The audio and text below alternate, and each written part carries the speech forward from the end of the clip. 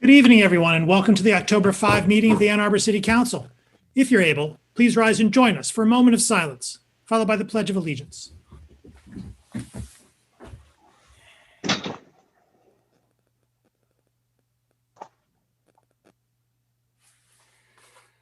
I pledge allegiance to the flag of the United States of America, and to the republic for and which to it the stands, republic for which it stands, one nation, one nation, under God, indivisible, indivisible, with justice liberty for all. and justice for all.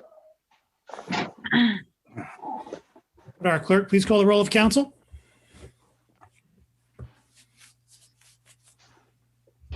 Councilmember Hayner, Here. Councilmember Bannister, Here. Councilmember Griswold, Here. Councilmember Lum, Here. Councilmember Grand, Here. Councilmember Ackerman, Here. Mayor Taylor, Here. Councilmember Eaton, Here. Councilmember Nelson, Here. Councilmember Smith, Present. Councilmember Rumlawi. Here. We have a quorum. May I have a motion, please, to approve the agenda? Moved by Councilmember Lum, second by Councilmember Smith. Discussion of the agenda. Councilmember Hayner. Sorry, my mute wasn't reacting there. Thanks, Mr. Mayor. I'm going to ask to use my right to reconsider the postponement vote on 20-1430, last meeting's resolution to end the Healthy Streets Initiative outside of downtown. I'm asking for reconsideration of that. So procedurally, I think you want to, so this is where do you want to put that in the agenda? Well, I'm not sure. I was hoping somebody else could tell me that. I don't care if whenever. It was I believe it was old business from council previously. Well, let me put it this way. Mr. Crawford, is there staff that would be useful to be around for that are going to be gone? I don't want to keep them around any longer than they have to. Yeah, thank you. Why don't we just roll with that, before DC 1? Is that okay? Makes sense. All right. Well, Councilmember Hander, motion to add that. Is there a second? Second by Councilmember Smith. Discussion. All in favor of that amendment? Aye. Opposed? That amendment's approved. So that's like a DC Zero. Will someone Thank remind me that's there? And that's before DC 1. That's correct. And Councilmember Hayner, can you tell me again what file that is that you're asking to reconsider? Yeah, I sent it. It's 20-1430. Thank you. Further discussion of the agenda? Councilmember Bannister? Yes. Thank you, Mayor Taylor. I would like to thank everyone who's written in about DC 5, the resolution to do due diligence on the DDA, and all the local business who wrote in. And based on the feedback that we've been given so far, Councilmember Griswold and I are co-sponsors of that resolution, would like to withdraw that resolution at this time.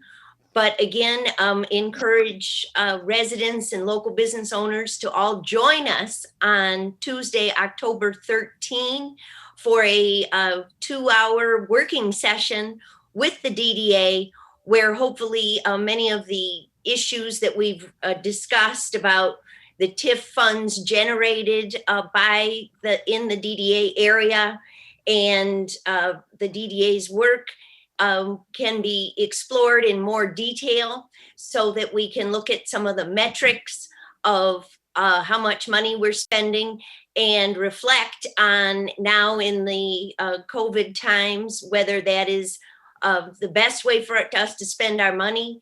And I suggest that we have that conversation at that time. okay, great. Thank you. Can I ask, is that DC5 or DC4? Not 5. DC4. DC4. Is there a second on that? Second by Councilmember Griswold. Is that deemed, I guess you're the sponsors. I'm going to deem, unless anybody objects, I'm going to deem that to have been withdrawn prior to the meeting. So are there further discussion of the agenda? Councilmember Grand? Oh, sorry. So they had mentioned DC4. There's also DC3. Is that being withdrawn as well? No. There's been no mention of DC3. Okay, sure about that? Mayor, Okay. Mr. Crawford? the just so you know, we do not have transportation staff at the meeting tonight teed up. I'll see if they're available, but they may not be available for tonight's DC0 discussion. Understood. If there's a time, if for some reason we need to move them up earlier, I'm sure to get them in and out, I'm sure we'd be commenting, but understood and thank you. Further discussion of the agenda as amended. All in favor? Aye. Aye. Opposed? The agenda as amended is approved. Do we have communications today from our city administrator? A couple things, Mayor. I wanted to let everyone know that last week the Police Officers Association union approved the contract with the city. So ratified it, I mean, that you guys approved recently. So that is a fully ratified contract and will be going for signatures. So that is good to hear and have in place. Also wanted to let you know that the city clerk has issued over 45,000 absentee ballots. You know, a lot of people, you can send those in by a number of ways or drop them off in the drop box at City Hall. We will be having some additional drop boxes installed. We hope to have that information out next week. But we do want to encourage, because we've only had about 5,000 of those returned so far, we would like to encourage all of our voting residents to drop those off as soon as earlier the better, so that we can be prepared. And lastly, I did want to remind council that we have a work session on Monday with the DDA on parking and the Affordable and Housing Commission on affordable housing. Thank you. Thank you. Isn't that on Tuesday? I'm sorry. Thank you. Tuesday. Thank you. Mr. Crawford, is there anything with respect to health matters? Oh, there has been a number of actions today from the county health department and the state Department of Health and Human Services. I wanted everyone to know that as we go forward, and we will look at the city's ordinance, but with the approval with the Supreme Court's decision last week that negates the governor's executive orders, the Department of Health and Human Services at the state level has issued new guidance, which keeps basically the same expectations in place. And the county actually has standards as well. So as we move forward, I wanted the council and the community to be aware that from a practical standpoint, all expectations for wearing masks for operating businesses and everything remains the same as the governor's executive orders were previously. And as we move forward, we will clarify any additional guidance, but the city will continue to work off those standards and expectations. Thank you. We now have a presentation from Dr. Jackson, Chair of the Independent, I assume, I don't see her identified, but I'm assuming it's Dr. Jackson. But in any event, we have a presentation from the Independent Community Police Oversight Commission.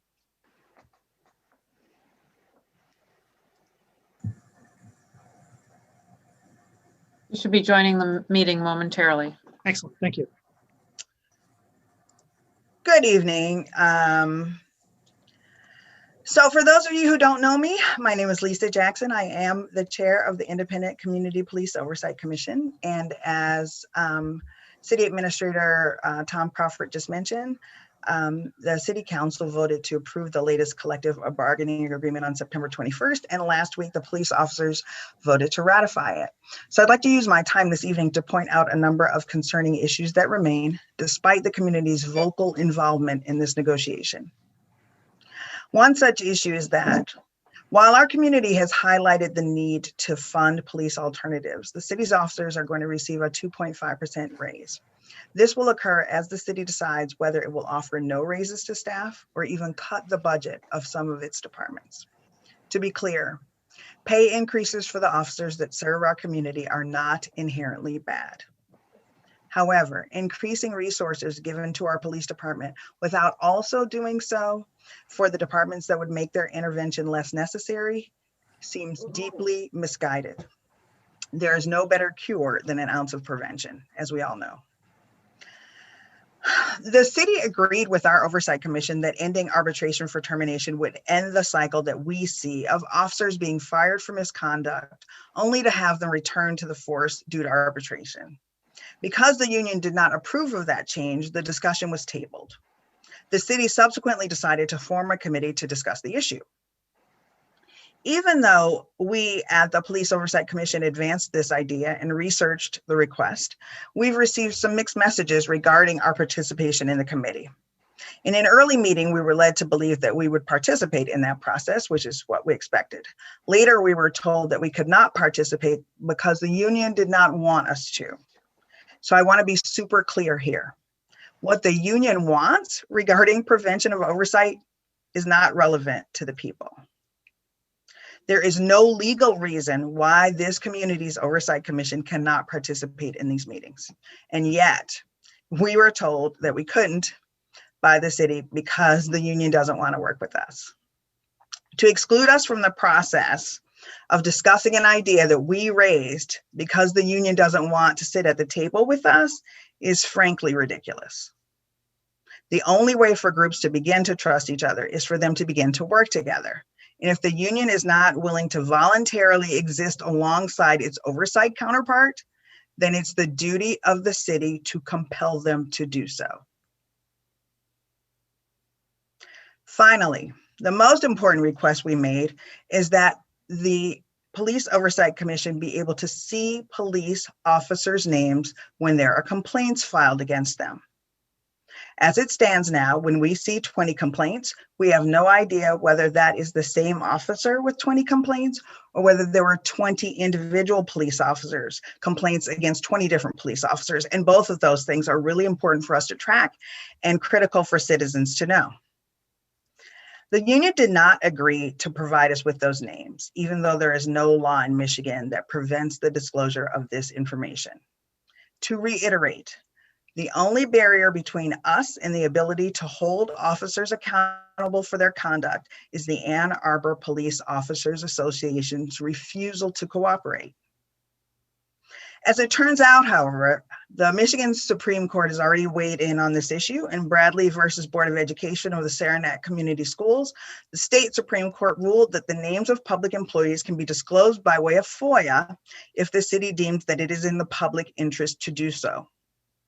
Further, it was indicated that collective bargaining agreements do not supersede this interest and that city employees cannot sue based on the information released by way of FOIA.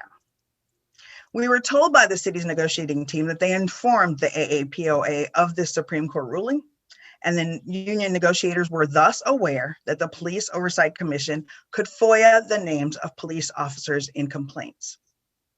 The union decided that rather than just show us the names as they appeared in complaints, they would rather redact the information and then have us FOIA them, as if that's going to serve as an adequate deterrent to our mission of serving the communities that we represent. But since the union insisted that the names be hidden from us, I'm here tonight to call that bluff and announce that we will be FOIAing the names of each and every officer who appears in a complaint. To the city, we understand that FOIA requests can be expensive, but our requests will actually cost less time than the current redaction process. So we expect them to be processed quickly and at no expense. We're looking forward to working with the city administrator's office, Tom Crawford's office, and the city attorney's office to establish an efficient FOIA process regarding police complaints.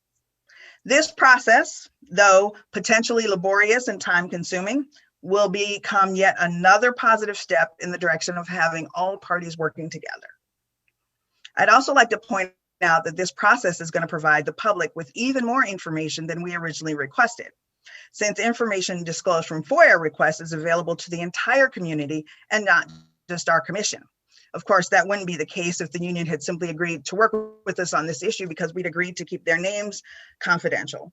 But since we're going to FOIA their names, then they'll be available to all of the public. Our next meeting will be held on October 27th. We expect that it will be held online because even though the requirements from the state have changed, the virus hasn't. Please follow us on Twitter at A2IPOC or on Facebook at Ann Arbor Oversight, or email us at a2policeoversight@gmail.com for more information. I hope to see you there. Thank you for your time. Thank you.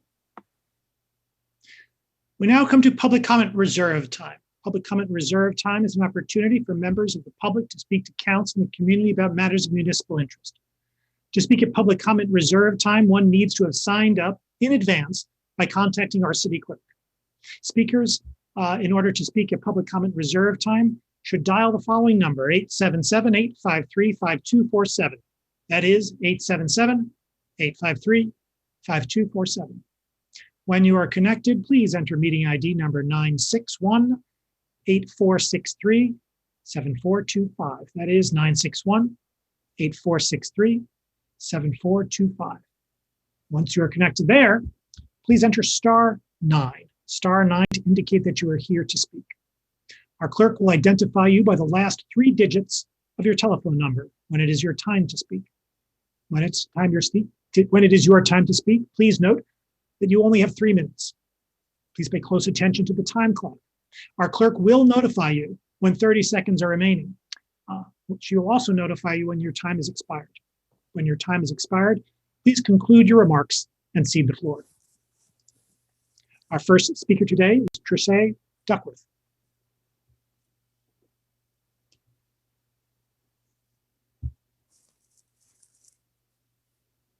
Mayor, I don't see our first speaker, but I do have the second speaker on the line. Ms. Duckworth, if you are on the line, please enter *9. We'll pick you up along the way. Our next speaker is Nancy Stone. Ms. Stone, you can unmute your phone and you can go ahead and speak.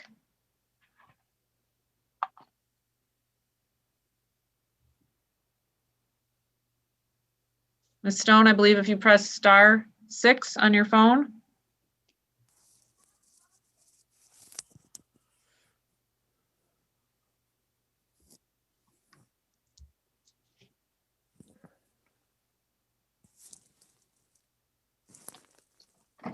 Ms. Stone, if you press *6, you can speak. *6 unmutes you, ma'am.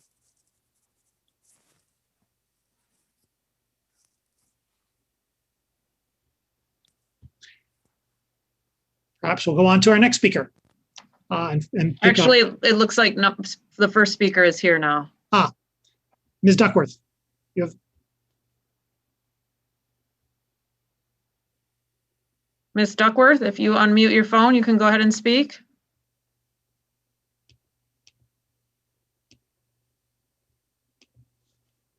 Hello.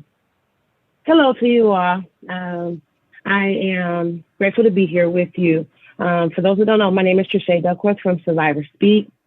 And also, we believe that reimbursing eligible operating expenses at the Ann Arbor Municipal Airport will be in order, especially since we all know how hard airports have been hit during this COVID crisis. In addition, I'd like the opportunity to speak with you all about the upcoming Washtenaw County-wide forum, Getting Real About Race. We are thankful that Mayor Chris Taylor has been so gracious to meet with us about this upcoming forum since our beginning planning sessions. We believe that it's very important to have these super hard conversations about racial inequities and how we can close the gap to the disparities that African Americans face right here within Washtenaw County.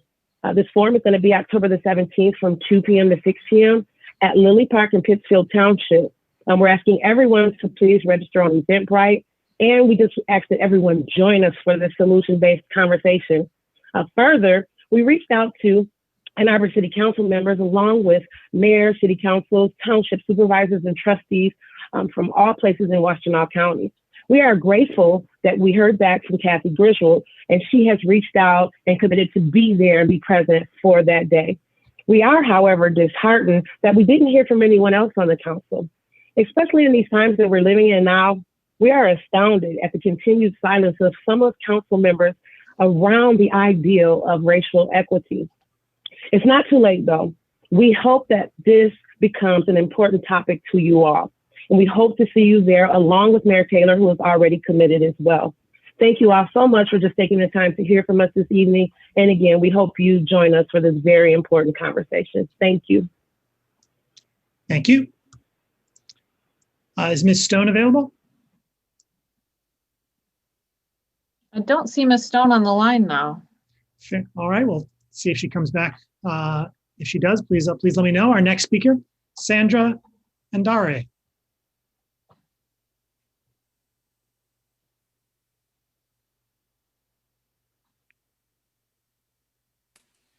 Ms. Andare, phone number 853, you can unmute yourself and speak.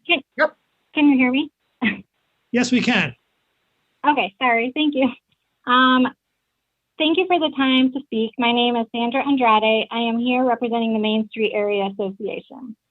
We are appalled that in the middle of a pandemic, we have two council members who feel it is pertinent to still put forth Resolution DC3, asking our city staff to put time into exploring the dissolution of a city entity that has provided by far the most tangible and significant support to our downtown during this health and economic crisis. We are grateful to the city for providing approval for the relief efforts, but let me be clear, it is the DDA getting the work done. Since March, the DDA's team of 6 people have been continuously looking for, researching, and executing various programs to support our downtown in helpful ways. In March, they bagged meters for curbside pickup and will be extending that program until restaurants are at 100% capacity. They paid for businesses' 2020 sidewalk occupancy permits to help alleviate their financial stress. They handed out free PPE kits to businesses, including gloves, hand sanitizers, and masks. They are financially supporting downtown flower beds through the pandemic to keep downtown beautiful. They took a full-page ad out in the Observer promoting to support our businesses. They facilitated research for and provided the financial funding for downtown social distancing, weekend block closures, and sidewalk extensions.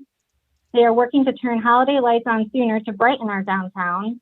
And they are financially supporting shopping and dining local campaigns the 4 districts are working on. And now I'd like to take a step back and say that even if we weren't in the middle of a health and economic crisis, we, the Main Street Area Association, would still feel that tasking city staff to look into the benefits of dissolving the DDA is a waste of our taxpayer resources. We need for our DDA to continue their good work and unmatched outreach that they have been providing to our downtown community. They attend every single one of our member meetings, consistently listening to our needs and ask for feedback on all their projects prior to and throughout their implementation. They fund the Get Downtown and Go Pass programs, benefiting those who work downtown. They act as a valuable resource for navigating issues related to public infrastructure and city services. They manage and maintain our parking system, and they enhance downtown with pedestrian-friendly improvements. Please stop going down this path and let our city staff focus on many of the things that need attention, such as the overflowing garbage in our alleys and the increase of our homeless population. If there are concerns for the need for more parking rides, can we not just discuss that and reevaluate it after we get through the pandemic? Thank you. Thank you. Our next speaker is Jihei Kim.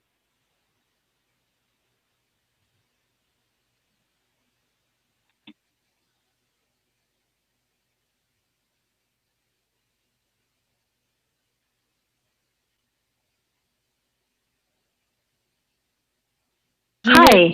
Yep, go ahead. Yes. Hi. Okay. Thank you so much for allowing me to speak. My name is Jihei Kim. I am a Carytown resident. I own a small business as well, Miss Kim Korean Restaurant in Carytown Market and Shops. Miss Kim is a part of Zingerman's community of businesses.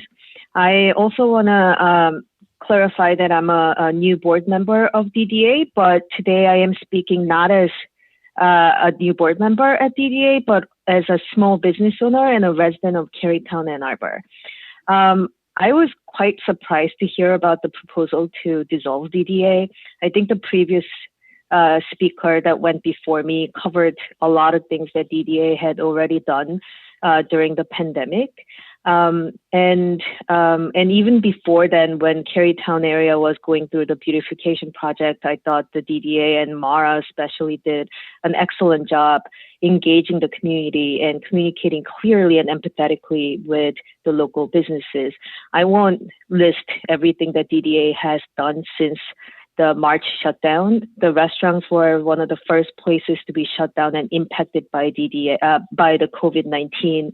And we are still going through the economic downturn. Every day is treacherous. It can feel pretty terrible with every business going out once a week that I am personally friends with. So I just don't understand why this proposal to dissolve DDA is being made in the first place. I am disheartened that this is even brought up, and I do not support it. Especially because I haven't heard from the council member for my area at all, where I own a house and I own a business. DDA has been the only entity that has extended any kind of support for local residents and businesses. So I implore you to not to support this resolution that's in front of you. Thank you for listening. Thank you. Thank you. Our next speaker, Adam Goodman.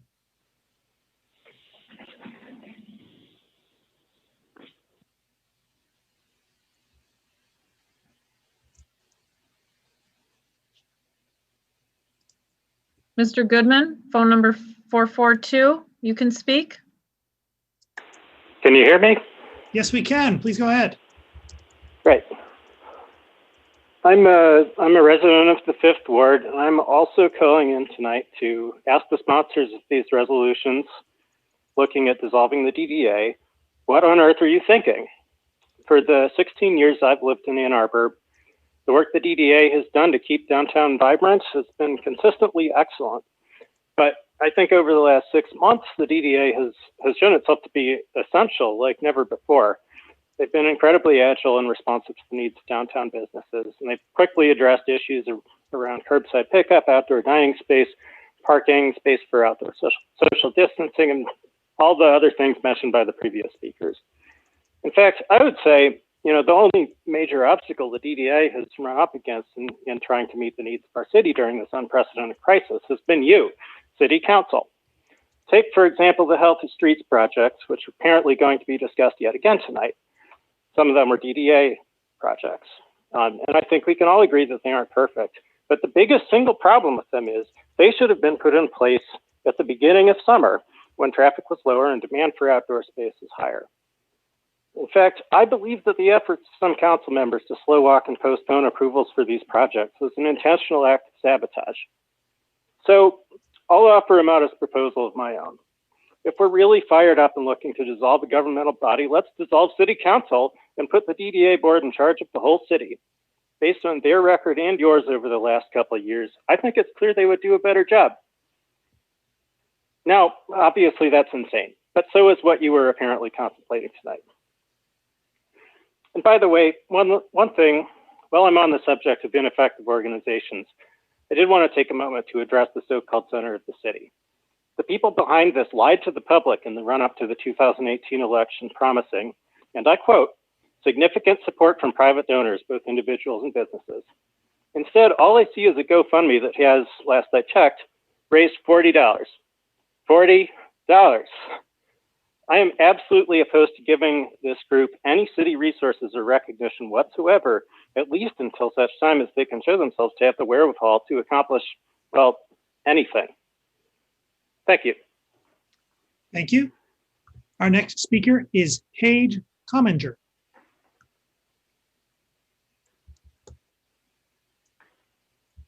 Mayor, I don't see caller 6 and 7 on the line just yet, but I do note that caller 2 is back. All right, our next speaker is Nancy Stone.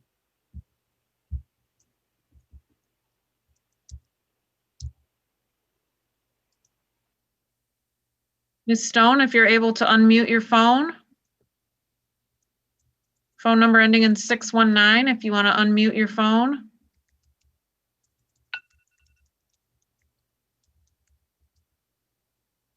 You can go ahead and speak.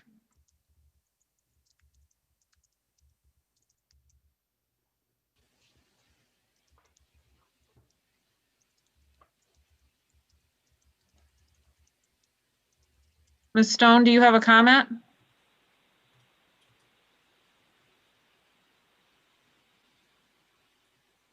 Am I unmuted? You are unmuted now. We can hear you. Oh, thank you. I'm sorry for the delay. Mayor and council members. I'm a Fifth Ward resident with 35 years experience in waste education, including 23 years at the City of Ann Arbor. I currently chair Washtenaw County's Solid Waste Education Advisory Committee. I urge you to support Staff Resolution DC-1 for recycling education contracts, and I will quickly list a half dozen reasons. First, waste education saves the city money. By contact, Ann Arbor receives a share of the sale of recyclables, which are measured by the quantity and quality of materials collected. Second, recycling websites are not enough. To boost quality recycling, the public needs to understand why and how to separate their materials. Otherwise, the public won't even bother to check online for basic information or to correct their recycling misconceptions. Third, classroom education programs have a multiplier effect. Children are recognized as influencers to their parents and siblings, who further share correct information with friends and relatives.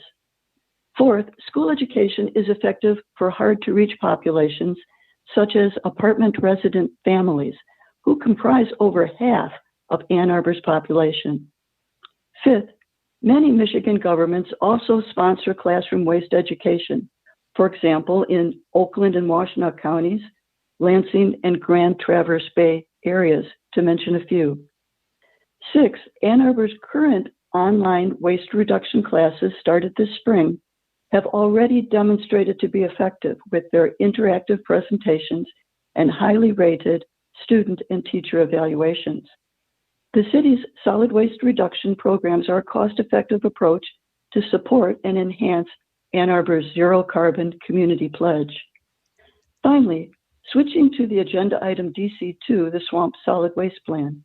I hope you once again reject it, accepting this entire plan, which has been discussed and dismissed during several long council sessions over the last year.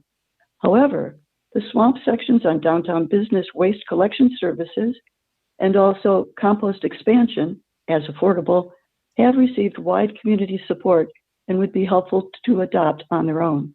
Thank you for considering these comments. Thank you. Ms. Boudry, do we have either Ms. Commager or Ms. Robbie on the line? I do not see speakers 6 or 7. I do have 8, 9, and 10 ready. Excellent. Our next speaker is Jeffrey Henry.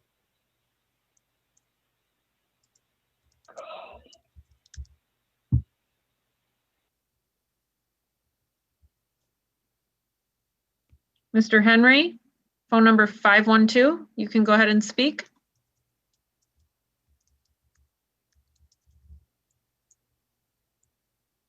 Hello? Can you hear me? Yes, we can. Hello, I'm Jeff Henney, and I'm speaking in support of the resolution DC-5, Accelerating Development of the Center of the City Community Commons.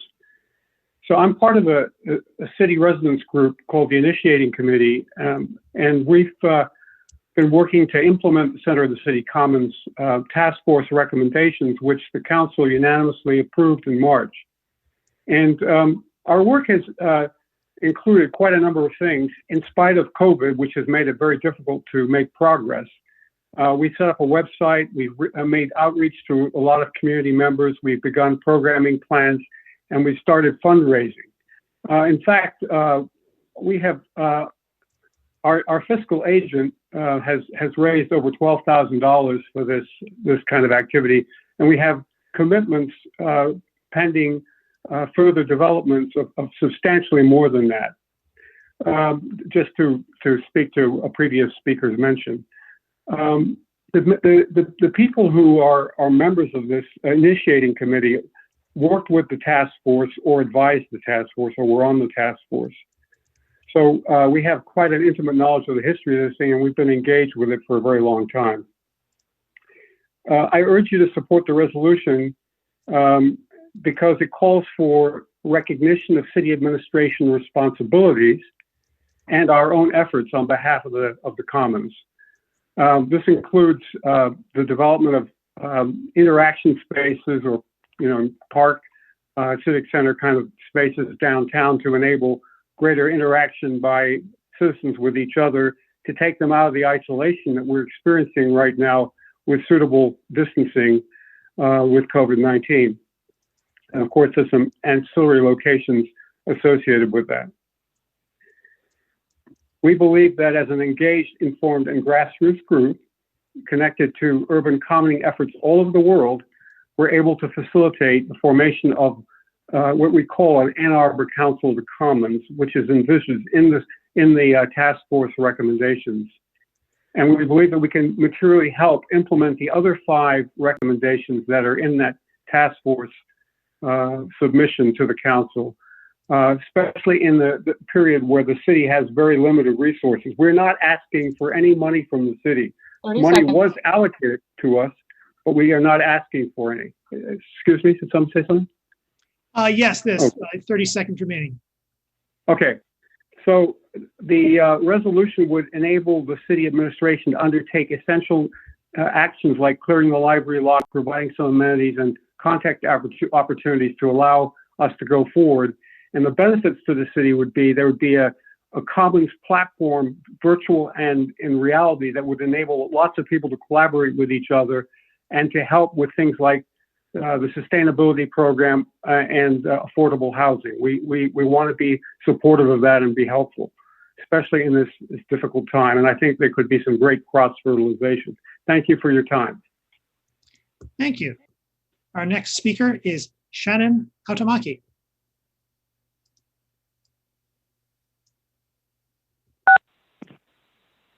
Ms. Santamaki, you can go ahead. Hi, thank you, Mayor and City Council members. I'm just trying to make sense of DC5, this resolution on the library lot. Despite being quite lengthy, this resolution actually doesn't say very much. It's mostly just a bunch of buzzwords. I've even visited the website associated with this proposal, and that wasn't particularly enlightening. Just vague references to community, commoning, and inclusivity. So it was also troublesome that there appears to be some sort of process where you have to sign up on the website to be approved in order to participate in any discussions there. So I have many questions for the so-called Community Commons Initiating Committee. Who are you? What have you done in the last 2 years since the proposal for the center of the city passed? Where's the money coming from for many of these many rather unfocused ideas for what you want the space to be, and why is this coming up now? This proposal seems to put the onus back on the city to provide resources from when the beginning of this was supposed to be such a great project with such great engagement and great amounts of fundraising. The only actions this proposal really calls for is the removing of the parking lot, the parking on the lot there. Okay, then what? Then what are we going to do? It's been 2 years, and the most fundraising I've yet to see is the GoFundMe with $40. That won't even buy lunch at a meeting about talking about what in the world we're going to do here. I'm also frankly tired of meetings and discussions and surveys and outreach on all of this. I would like to see the proponents of this put forward some real action and some real funding. This resolution doesn't have any of that. There are many other public spaces we could and should try to improve before we take on this new unwieldy and unfunded project. The proponents of this could try volunteering with the Parks Department on weeding and mulching our many city playgrounds, public spaces that have actually been useful for many families during this pandemic.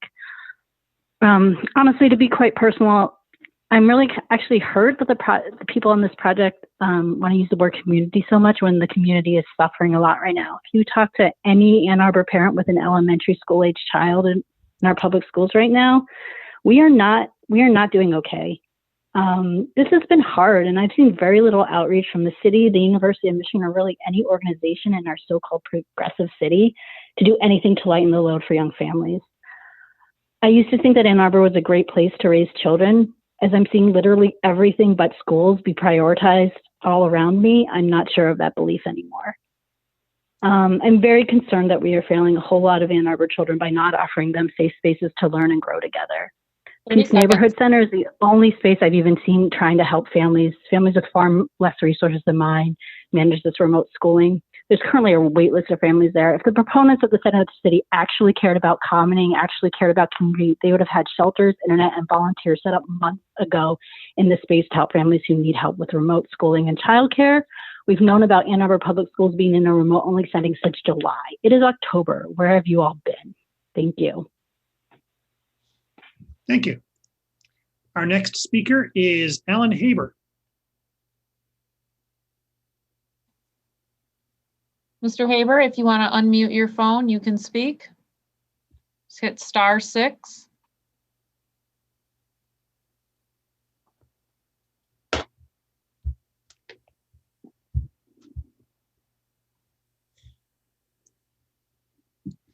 Mr. Haber, if you can hit *6, that will unmute your phone.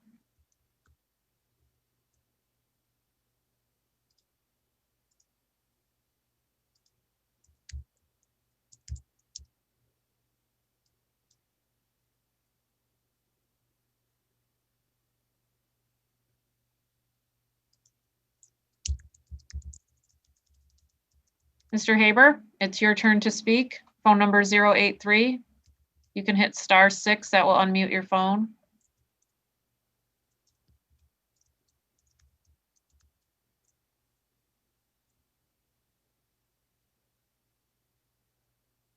Mr. Haber, we cannot hear you. If you can hear me, please enter *6 on your phone, *6 on your phone so that you can be unmuted.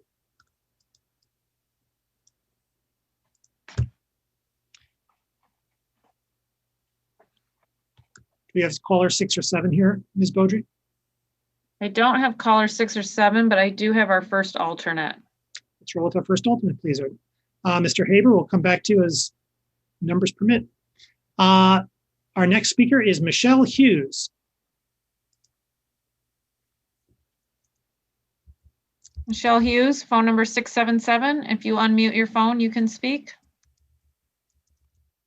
Hi, this is Michelle Hughes, and well, I was calling in to talk about the DDA. I wanted other people have talked about how great they've been for downtown businesses and how important their support is during the pandemic. So I'd like to talk about their support of affordable housing. That for the past several years they provide some like $400,000 for affordable housing, and then this year they've pledged an additional $700,000 for affordable housing for some of these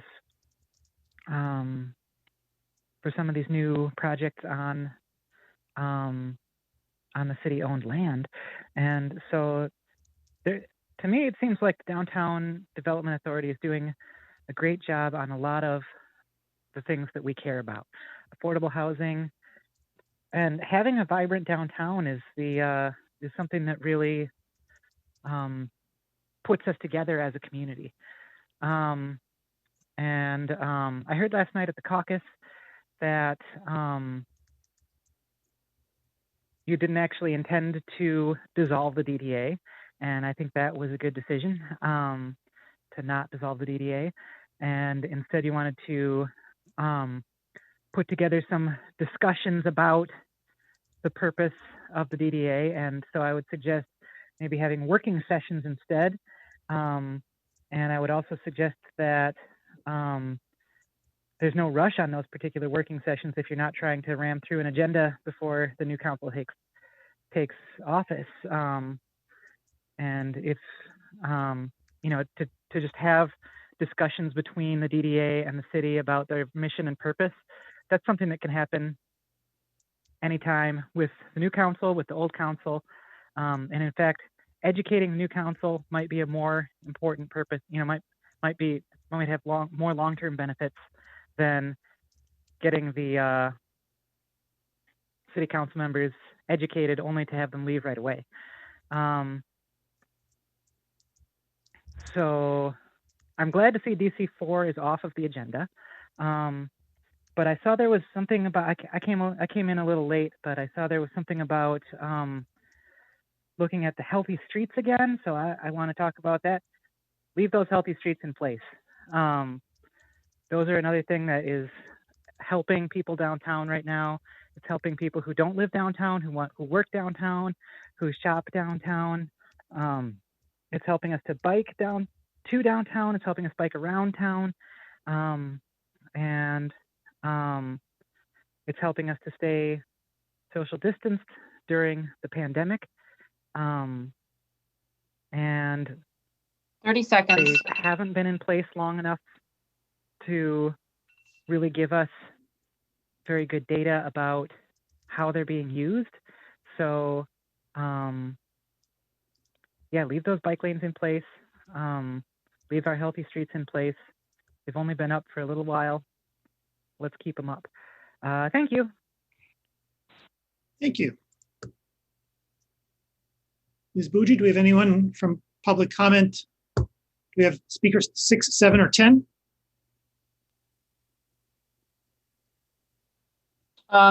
Speaker 10 is no longer on the line, and I never saw speakers 6 or 7. Do we have alternate number 2? I have one caller on the line who is not any of my speakers by phone number. Can you offline find out who that person is? Sure. We'll wait a moment.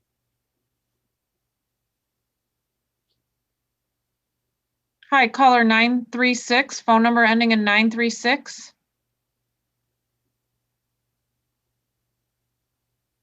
Caller 936, did you have a comment?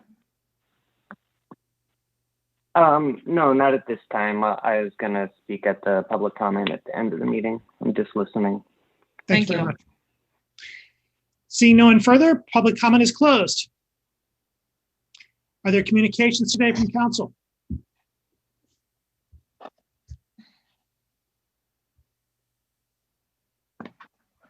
I'm sorry, on the wrong screen. Councilmember Nelson. Thank you. There are just a couple of things going on. In Ward 4, starting tomorrow, there are going to be some short 1 to 2 day road construction projects at Avondale, Coronada, Hanover Court and Hanover Road, Las Vegas, Sioux, Waverly, and Westfield. There's something else I was going to share. Fall leaf operation seasons at the compost facilities beginning October 12th, if we've not made a big deal of that. And there's a workshop Zoom meeting on October 8th for proposed ordinance changes for properties in the floodplain. So if anybody's interested in that, that's on October 8th. Thanks. Councilmember Hayner.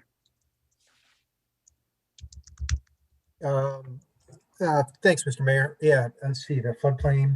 Thanks for saying that, Councilwoman Nelson. The monthly card meeting is tomorrow at 6 p.m. It's October 6th at 6 p.m.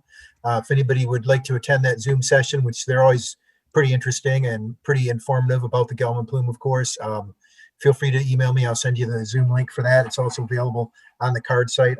That's linked to the Washtenaw County site, and SRSW, SI Residents for Safe Water, has a link to that too, and plenty of information about Gelman. So that's one thing. And then for DC5, I'm going to forward it to the clerk. I have a amendment to that when we get around to it that puts a little more, puts some of the action items that the task force for the center of the city came up with back into that resolution. So I think you guys will find that, hopefully my colleagues will find that satisfying, as will the public, that there are efforts to move forward. Of course, a commons calls for, being able to get together, which has been difficult this last, 5 or 6 months or so. And so I certainly understand some of the residents' frustration with this process, and yet it continues to move forward, and as it was the will of the voters. So look for that amendment to be circulated. I guess that's it for my news. I just, I feel sort of, I feel for residents who are experiencing frustrations with our distance learning systems here in school in Ann Arbor. And I am, with a student in high school and also a college student at the university. It's been really not a good time for these folks. They're really out of their element, and some of the best parts of the educational process are gone wanting because of this pandemic. And I'm just, my sympathies go out to all the working parents who've had to radically rearrange their schedules to help out with their kids at home. I'm one of them. And, it's unfortunate that the city council doesn't have a whole lot to do with the schools, just as we don't have a whole lot directly to do with, say, our bus system. So it's unfortunate, but I urge people who are concerned about the school system to take it up with the board of education and take it up with their teachers. And I know my wife has had some good luck corresponding with our teachers at Skyline. And so I just, stay strong out there. We're doing the best we can. Thanks. Councilmember Bannister. Yes, hello. The Environmental Commission met today at 6 o'clock and approved our resolution to council recommending that council not approve the consent judgment number 4 regarding the Gelman plume. So I believe the Office of Sustainability and Innovation will be sending that over to you all later today or tomorrow for sure. And then I just wanted to follow up on our caller, Michelle Hughes, and confirm that, yes, the intent of the DC4 about the DDA was to encourage discussion about the mission and purpose and finances of the DDA, and just do our due diligence and reflect and focus and evaluate on facts and metrics, and try to steer away from ideological issues and call for further dialogue with each other and in public engagement. For example, the DDA reported last week that they're estimating a $6 million shortfall in the year ending June 30th of next year. And so I think there's, rather than full steam ahead, there's time for robust discussion about cost trimming on that $6 million. So I hope that many of you will attend the October 13 working session with the DDA and come with your public comments and your questions. And there's also been a call for the DDA to help more with the center of the city. And so overall, we're just looking for more transparency and accountability and due diligence on these issues. Thank you. Councilmember Ramlawi. Thank you, Mayor Taylor, and good evening, everybody. I just wanted to talk about some of the things that are happening outside our body that affect this body's work, and that is the executive orders that have been found to be unconstitutional by the Michigan Supreme Court, and what that means for us here, even having these electronic meetings, as Councilmember Eaton had pointed out yesterday during caucus, and the other local ordinances that we put in place. And we just got some information, as you all are aware, from the attorney's office, giving us some advice as to what that means for actions this council takes. We obviously haven't had enough time to digest that and really fully understand all the ramifications, but just want to let the public know that that is something that many of us are thinking about, and hopefully respond to it in an appropriate way. And so things got even more interesting in this incredibly strange year. I appreciate the fact that DC4 was withdrawn from tonight's agenda. I apologize to all the members in the community that have been stressed out in the last 48 hours. The business community down here is extremely vulnerable to these kind of things right now. The fact is, it's very unstable down here in the downtown and elsewhere when you are a small business owner right now. And so I understand some of this intention was to spur a conversation, but I believe there's probably a way of spurring that conversation perhaps next Tuesday when we work together with DDA to find ways of addressing the new realities that we face, and by talking to the dissolvement of the agency, I think did a lot of mental harm to some folks. So I appreciate all the emails that we've gotten, and we do need to look forward and find new policies for the DDA to follow. future council. We'll need to decide that. We talked about it last year during that work session as to the purpose of the DDA. It's been brought up, in fact, by the DDA's leadership, Susan Pale, who's retiring soon, as to what is the purpose of the DDA now and going forward.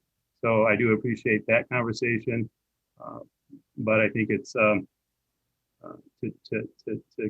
entertain dissolving that agency would be completely reckless and unwise.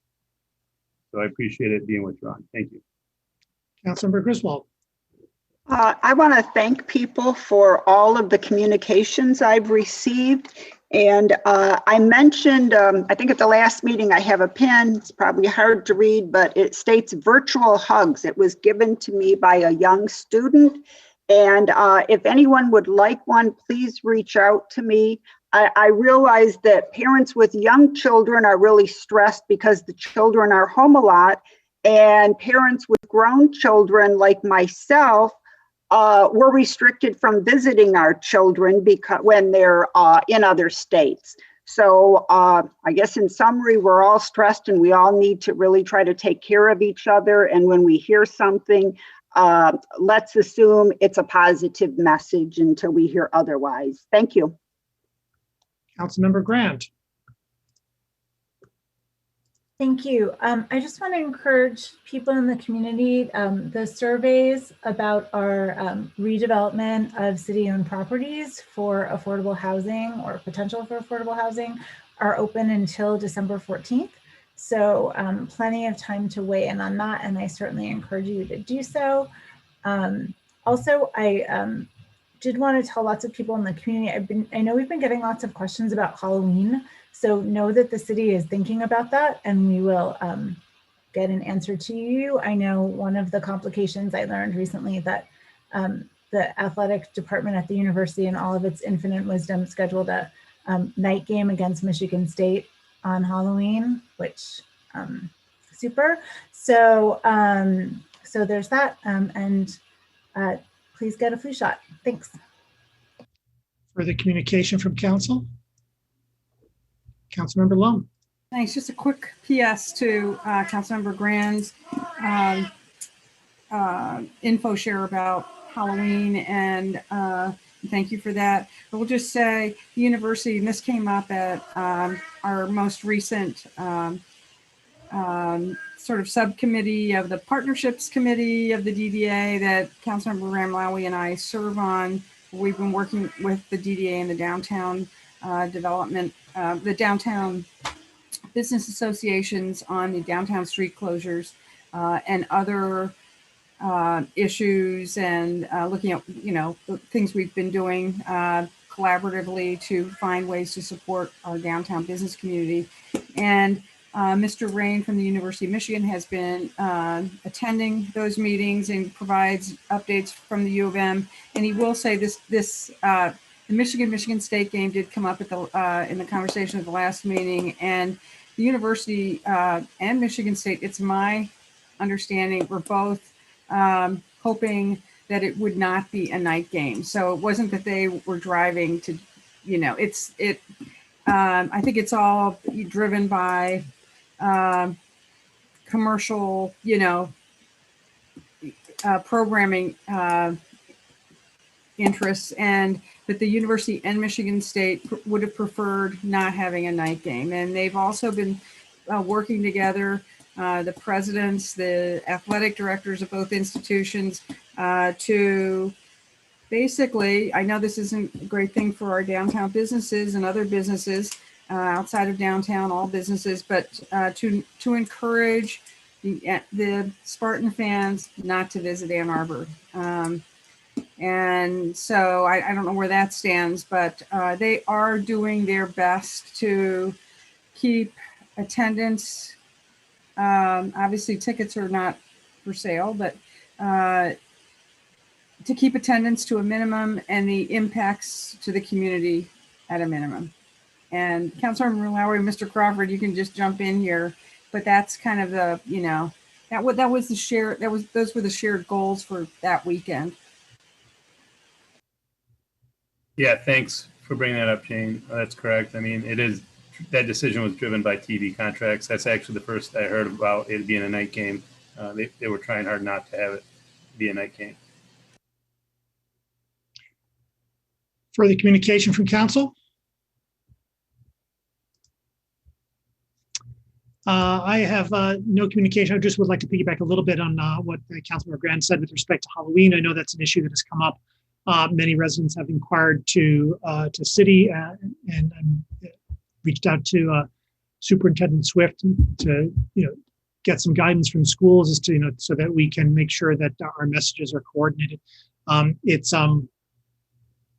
Well, the CDC has identified traditional trick-or-treating, traditional Halloween activities as, quote, high risk, end quote. And so certainly, although I suspect there will probably be some Halloween activity around town, it's certainly my hope and expectation that folks are going to understand the environment in which they're operating and that they're going to act in accordance with whatever guidance we in schools and most importantly, public health officials promulgate. Councilmember Bannister and Smith, I note that there is a resolution to appoint Lily Ferris to the Environmental Commission. Is that teed up for next week? Or is that for this week?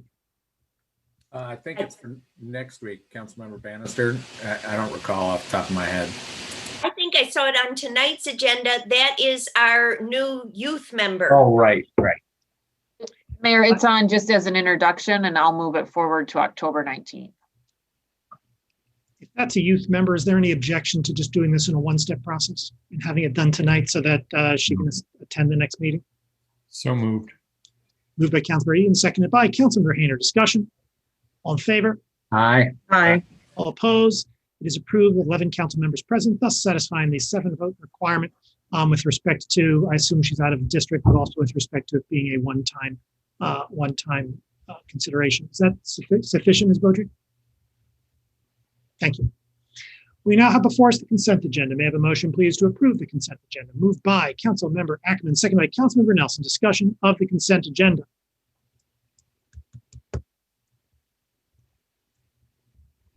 All in favor? Aye. Aye. All opposed? Consent agenda is approved with 11 council members present, all vote in the affirmative, thus satisfying the 8-vote requirement with respect to CA4, CA7, CA9. That is all. We now come to public hearings. Public hearings are opportunities for members of the public to speak to council and the community about a specific item on the agenda.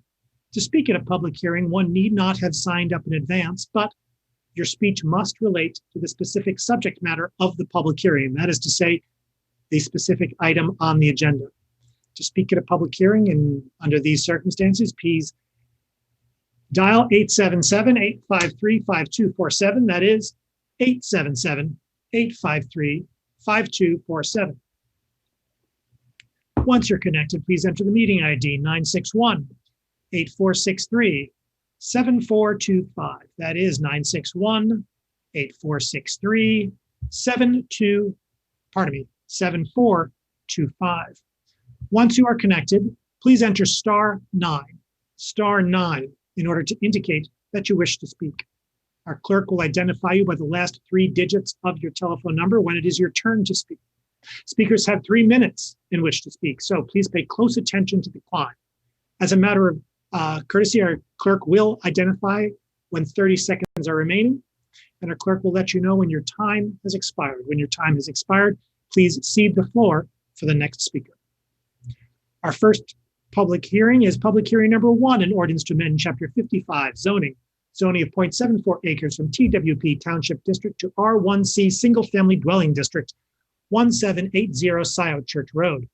Is there anyone who would like to speak at this public hearing?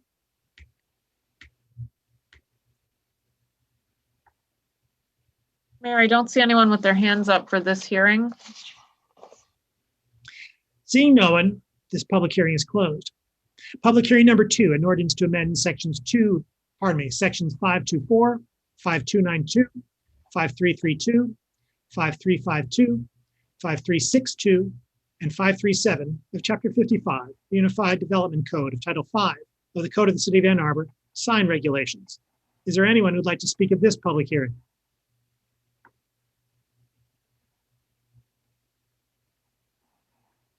Mayor, I don't see any callers on the line for this hearing. Thank you. Seeing no one, this public hearing is closed. A1, regular session meeting minutes of September 21, 2020. May I have a motion, please, to approve these minutes? Moved by Councilmember Smith, seconded by Councilmember Nelson. Discussion of the minutes. All in favor? Aye. Opposed? Minutes are approved. B1, an ordinance to amend Chapter 55 zoning of 0.74 acres from TWP Township District to R1C Single Family Dwelling District, 1780 Sire Church Road. Moved by Councilmember Eaton, seconded by Councilmember Nelson. Discussion, please, of B1. Councilmember Eaton. There's no controversy surrounding this, thus nobody spoke at the public hearing. This is a property that we recently annexed, and it's just being zoned consistent with the surrounding properties, so I fully support this. Thank you. Further discussion? All in favor? Aye. Aye. All opposed? It is approved. B2, an ordinance to amend sections 524, 529.2, 5332, 5352, 5362, and 537, Chapter 55, the Unified Development Code of Title V of the Code of the City of Ann Arbor, sign regulations. Is there anyone who'd like to speak at this public hearing? This isn't a public hearing. We already had This that. is not a public hearing. Goodness. May I have a motion, please? Moved by, thank you, Councilmember Smith, seconded by Councilmember Grant. And behind the times, discussion of B2. Councilmember Eaton. Based on the legal advice we got about 3 o'clock this afternoon, I suggest that we postpone this and ask the city attorney's office to remedy the weaknesses that they identified. And I'm not opposed to having a discussion before I make that motion formally. Is there anything that needs to be said before that motion postponement? I've got Councilmember Ramlawi, then Hayner in the queue. Councilmember Ramlawi? I second that motion. It's not formally a motion yet. Well, then I'll move. All right, where do you want to move it to, Councilmember Eaton? The first meeting in December. Oops. Mr. Frost, is that sufficient time to do what needs to be done?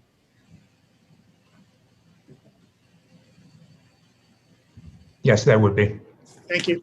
Seconded by Councilmember Ramlawi. Discussion of the postponement. Got Ramlawi, Hayner, and Ackerman on the floor. Councilmember Ramlawi? Thank you. Yeah, based on the advice we have received earlier today, I support this, and just wondering whether it's going to go back to Planning Commission. How will the text be cleaned up? Who's going to be doing that? Will it obviously then go back to first reading because of substantial changes that will be made to it? It seems to be that the changes that are going to be addressed to this will perhaps kick it back down to first reading. Mr. Frost? Yeah, we can take a look at some options, and then we'd probably have to provide you some further advice on that once we have those options in hand. And will it be going to Planning Commission as well for that before it comes back to council, or is that all going to be just done between council and the city's attorney's office? I would defer to planning on that question.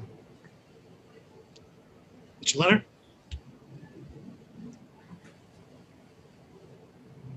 Good evening, Mayor and Council. I would not think it would have to return to Planning Commission at this point.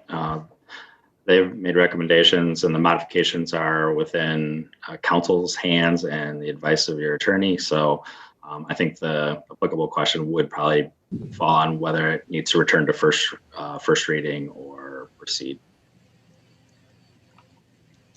Councilmember Ramlawi, you still have the floor. My apologies. Thank you. I'm looking to, try to condense the efforts that need to be made in making this true, and whether this is going to be done by amendments moved by council members, or will staff be incorporating all these, or how will these changes be made in this with this type of in this circumstance?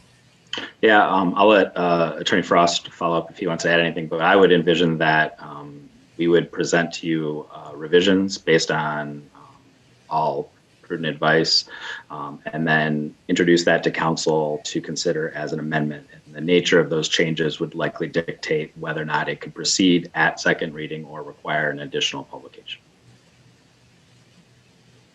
Thank you. Councilmember Hayner on the postponement.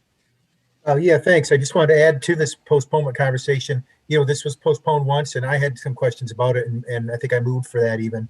And I kind of summed up all my questions by extracting the parts of the sign ordinance that I didn't understand or seemed incongruous to other parts, or I just had kind of generalized concerns with. And some of those actually fell underneath this consideration of the High Court. So I sent that out to everybody just now, including Mr. Leonard and Mr. Delacourt.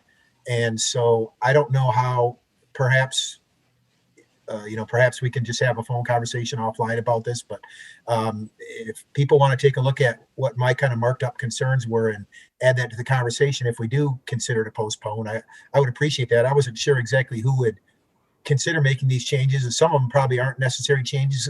You'll see that some of them are just questions I had about the way things are calculated and so on.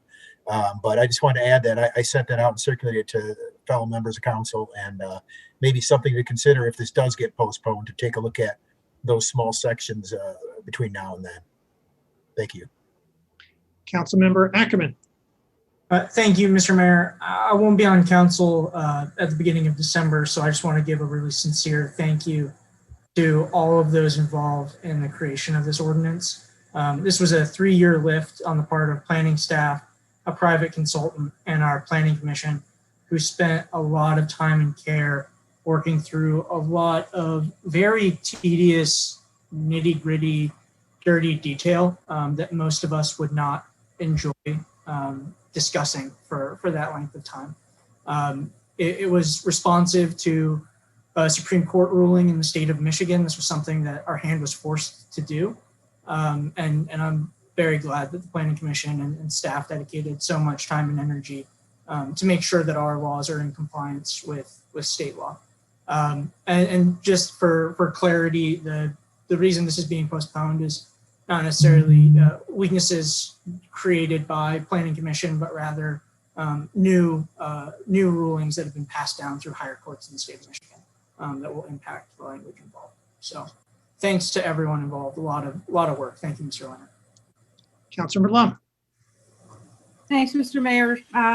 Exactly like Councilmember Ackerman, I won't be here when this comes back to council, and I too wanted to just take a minute to thank staff, the Planning Commission, and all the residents who participated in this. Updating the sign ordinance isn't particularly glitzy or exciting, but it is important, and it does impact the quality of life.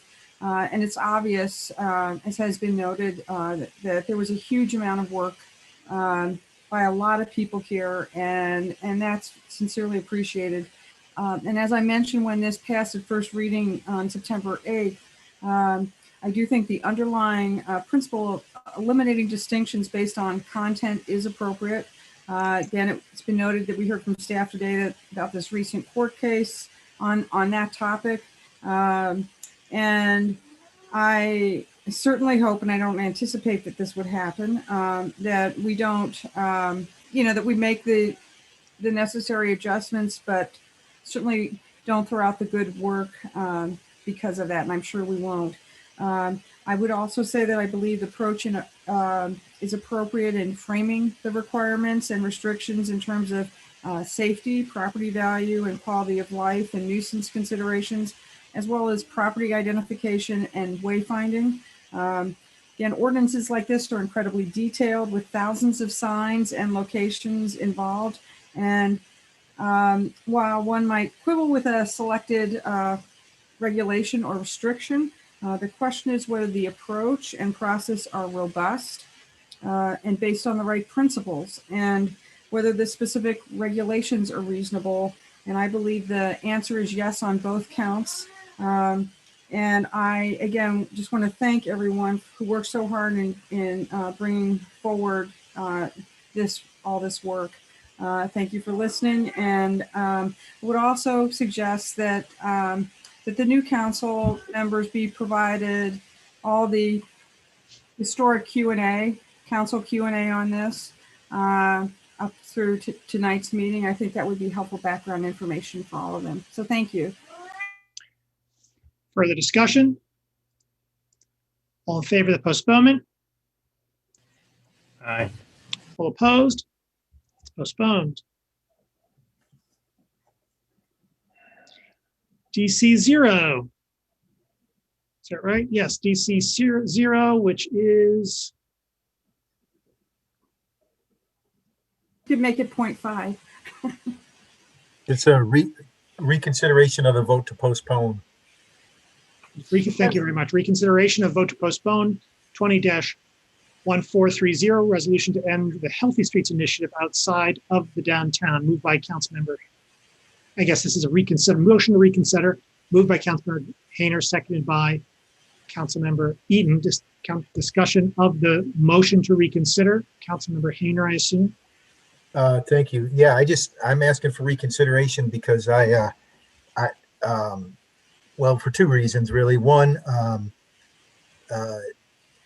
we had a lot of amending and going back and forth. It was quite a long conversation on that. I'm sorry it was like that, but sometimes it is. And just to be frank, I kind of lost track of where we were headed with that. I thought that my vote was to terminate the program on October 19th after the city staff had another 3 weeks of data to gather, not to postpone the vote on it until October 19th. So that's my mistake, and I'll admit my mistake on that. And secondly, frankly, in the couple of weeks we've had, I've had a couple jobs where I've had to do quite a bit of commuting about town, and I have observed some pretty terrible things. And so I think it's worthy of another small conversation tonight. So I would appreciate your support in this reconsideration. Councilmember Griswold. I would like to offer some amendments, and I can forward them to Jackie at this time. Is that on the motion to reconsider? You have to vote on the motion to reconsider, No, I'm right? sorry. Ms. Beaudry, what was that? We have to vote on it. Yes, we have to vote on it. Yes. Okay. Any other discussion, the motion to reconsider?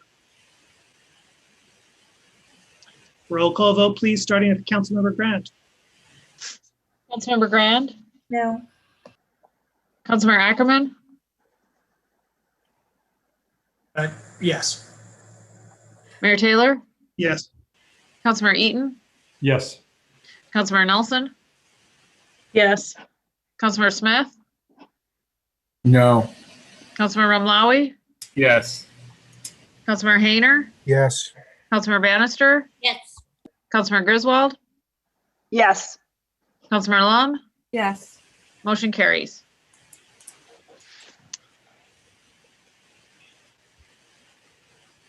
Do you have a copy? So now we have before us a resolution to end the Healthy Streets Initiative outside of the downtown, moved by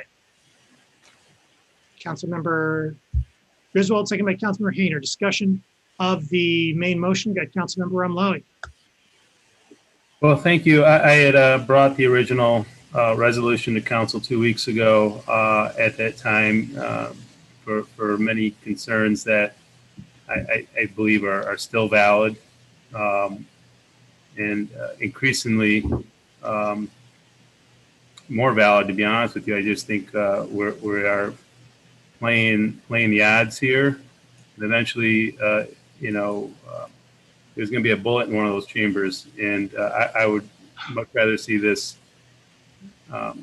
experiment end sooner rather than later, because I do believe it's extremely dangerous on the roads these days. We've received many emails from folks. I got one today that I forwarded to staff where somebody with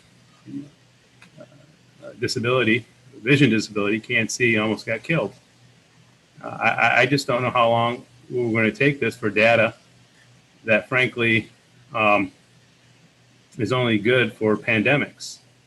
So I don't know the data that's being collected, whether we're just going to save it for the next pandemic or not, because we know that the current behavior on the roads and the streets are not normal. So I'm not sure what we're using this data that we're putting many people at great risk to get. And so I've asked for this to end soon. And I sent Ms. Beaudry an amendment to the original resolution to push the date back to October 15th to give staff enough time to get the contractors out there to collect the equipment and to do it in an orderly fashion. So I appreciate Councilmember Hayner bringing this back up. It has nothing to do with science or anything like that, or trying to be progressive or get into our carbon neutrality goals. It's frankly about safety and the welfare of our citizens. And I believe we've put them at great jeopardy. Mayor, Yes. just a procedural clarification. The motion was to reconsider the postponement. So the motion on the floor would be to postpone to October 19th. Thank you. I appreciate that. So we've got a motion on the floor to postpone.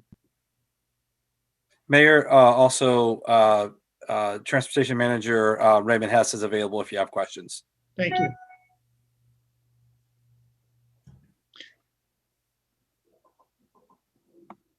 Mr. Postma, what happens if the does voting down the motion to postpone automatically bring back the resolution at this time? Then the resolution would be on the table if the postponement failed. That's my understanding. Right, the resolution would be there. Okay.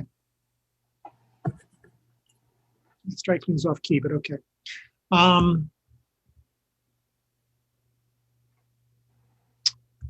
So it's discussion of the postponement. I've got Hayner, Griswold, Eaton, and Lum on the postponement. This thing's going to go on forever if we don't just move. So exhort people to keep their comments quick.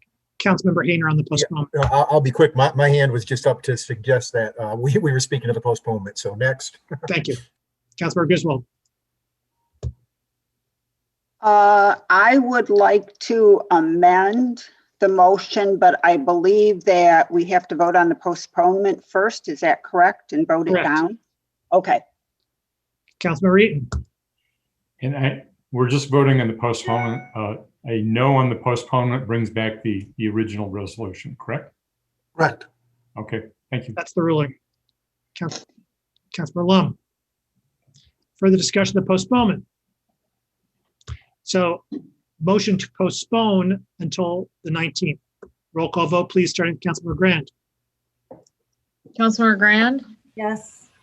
Councilmember Ackerman, Yes. Mayor Taylor, Yes. Councilmember Eaton, No. Councilmember Nelson, Yes. Councilmember Smith, Yes. Councilmember Rumlawi, No. Councilmember Hayner, No. Councilmember Bannister, No. Councilmember Griswold, No. Councilmember Lum, No. motion fails. Further discussion, the main motion, which is not on the agenda. Councilmember Griswold, we got Rumlawi, then Lum, Griswold, Griswold had her hand raised. Councilmember Rumlawi, but hit the button later with Lum and Griswold's permission. Lum and Rumlawi's permission, I'm going to go with Councilmember Griswold since he's been trying to get in on this. Mhm. Thank you, Councilmember Griswold. I'd like to offer an amendment, and I've sent the language to Jackie. Jackie, would you be willing to share it?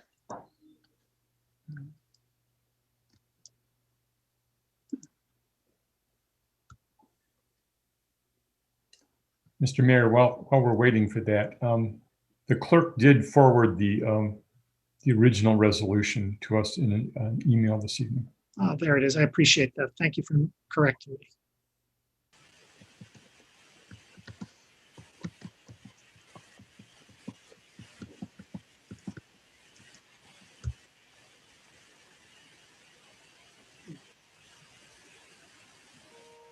Thanks, Jackie. I should have attached that to my reconsideration. Appreciate it.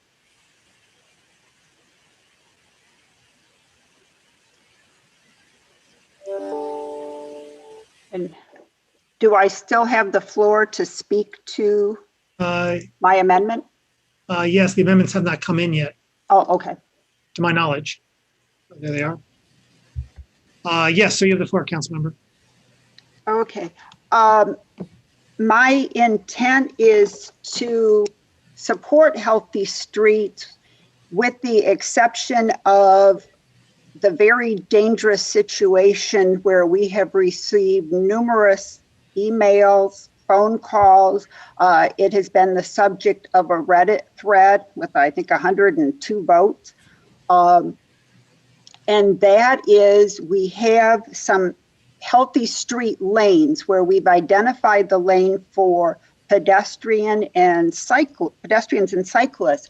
But because it's a whole vehicle lane wide, people are either confused and driving in that lane, meaning they're putting pedestrians and cyclists at risk, or they're intentionally using that lane to pass vehicles that are in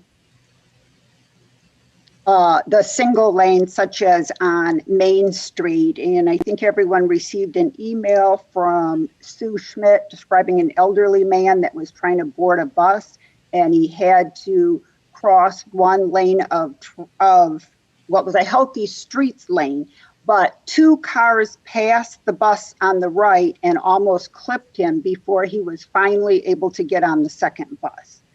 So what these amendments do is they ask city staff to look at this situation and try to rectify it if possible, and if not, to remove the Healthy Street designation from that specific street. So it's very targeted at what I consider to be a very dangerous situation.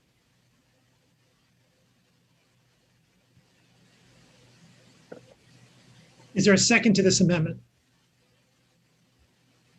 Second by Councilmember Bannister. Discussion? Got Councilmember Ramlawi, then Lum. I appreciate the intent and the purpose of trying to make these configurations safer, because as you described, my constituent in the Fifth Ward and many others that I've heard of, it's extremely dangerous. And I just don't see practical implementation of these resolve clauses. I don't think it's going to be possible to make that happen. So I won't be supporting this resolution because I'm highly doubtful it'll be possible to achieve what this is meant to address. Councilor Lum on the amendment. I also appreciate the intent, Councilmember Griswold, but the resolution that we were reconsidering was the resolution put forward by Councilmember Ramlawi, which, and your resolve clauses are to replace that resolution essentially, and resolve clause, which would end the pilot for the 3 specific locations on Packard, between Platt and Eisenhower Broadway, between Detroit and Maiden Lane, and South Main between Pauline and East Stadium. And so that is what I think, in the interest of safety and for so many other good reasons, I thought that was the right mid-course adjustment to make. And based largely on the public feedback we've received, which has been predominantly negative. And I noticed that just tonight there's a lot going on Nextdoor, where people are commenting on the survey and problems that they see with the survey. So, frankly, people think the survey is not, they think it has sort of an inherent bias, the way the questions are written. And that's concerning. And that's going to be part of the data that comes back. And if there are problems with the survey, that should also be addressed.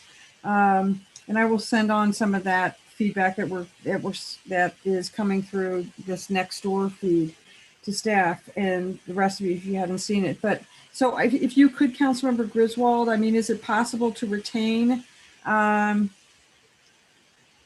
intent of Councilmember Ramlawi's resolution, previous resolution, and maybe do some of these other things that you are requesting in your 2 resolve clauses? This is a question for Councilmember Griswold. Oh, okay. And that may be a question for staff because basically I'm asking staff to look at these streets and determine, can they be made safe? And if not, then we need to end the healthy street on that particular street. And I wasn't limiting it to just those 3 streets that you mentioned. I believe that there's a serious problem on Catherine and Miller, which I had brought to my attention many times. So staff could speak to that. Mr. Hess is here because your resolve clauses don't note any specific streets, and Councilmember Remlowes did. And again, I thought that was the right mid-course adjustment to unwind these street pilots at these 3 locations where we've received a good bit of negative feedback. I thought that was a reasonable approach. So maybe if Mr. Hess could speak to this question. Mr. Hess? Yes, thank you, Mr. Mayor, council members, Raymond Hess, Transportation Manager. I can't speak exactly to the procedural question, I think, about which resolution pertains to what. My understanding is, and you all can correct me if I'm wrong, I believe Councilmember Remlowes' resolution from last city council meeting was specific to the healthy street deployments on major roads outside of the DDA.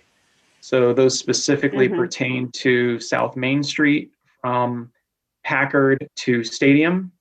They pertain to the Broadway Bridge, so from Cary over to Swift. They pertain to East Packard from Eisenhower to Platt. And then the Swift Pontiac right kind of triangle up there just off the Broadway Bridge. Those are the ones specific to the areas outside of the DDA. So I just want to clarify that Miller and Catherine, for example, is within the DDA portion. So that was a separate resolution. And then Councilmember Griswold's resolution, there's a relationship between Councilmember Remlowes and Councilmember Griswold's that I'm not sure which would take precedent. So. And Mr. Hess, I just want to clarify that the original resolution, Councilmember Remlowes did pull the plug on all the healthy street outside pilots outside downtown, but then it was amended to just end the pilot for those 3 specific locations, not the others. So it wasn't all of those streets outside downtown. It was Packard, Broadway, and South Main. Okay, thank you for that clarification. So yeah. So in other words, could you have both retain Councilmember Remlowes' resolution and add, not replace, but add Councilmember Griswold's resolve clauses?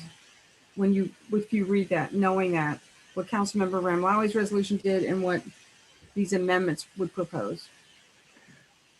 Well, again, not understanding the relationship exactly what council intends, but my understanding is Councilmember Remlowes' resolution would be to discontinue it with a date certain, whereas Councilmember Griswold's resolution is asking specific to Main Street to reevaluate and, improve. So one feels if we discontinue it, there doesn't seem to be an opportunity to improve it, unless I'm misunderstanding the dynamic there. Let's go to Councilmember Eaton.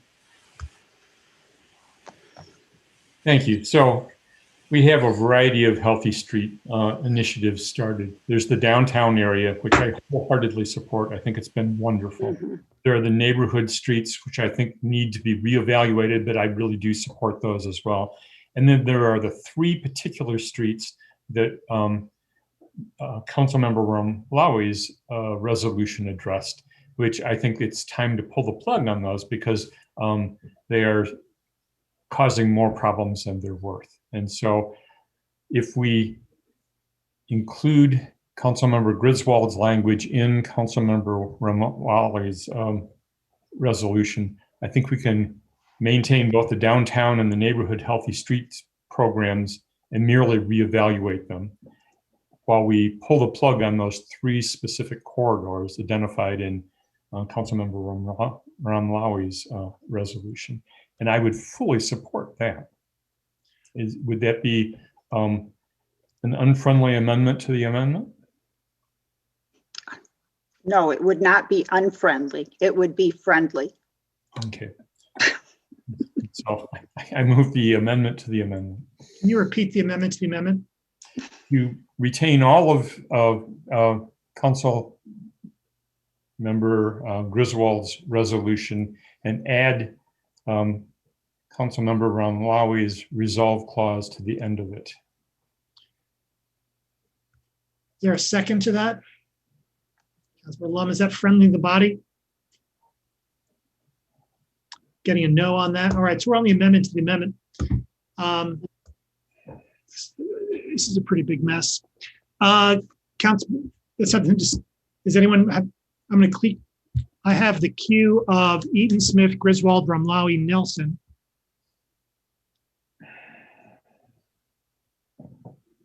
I'm going to clear it and then discussion of the amendment to the amendment. Councilmember Nelson, unless.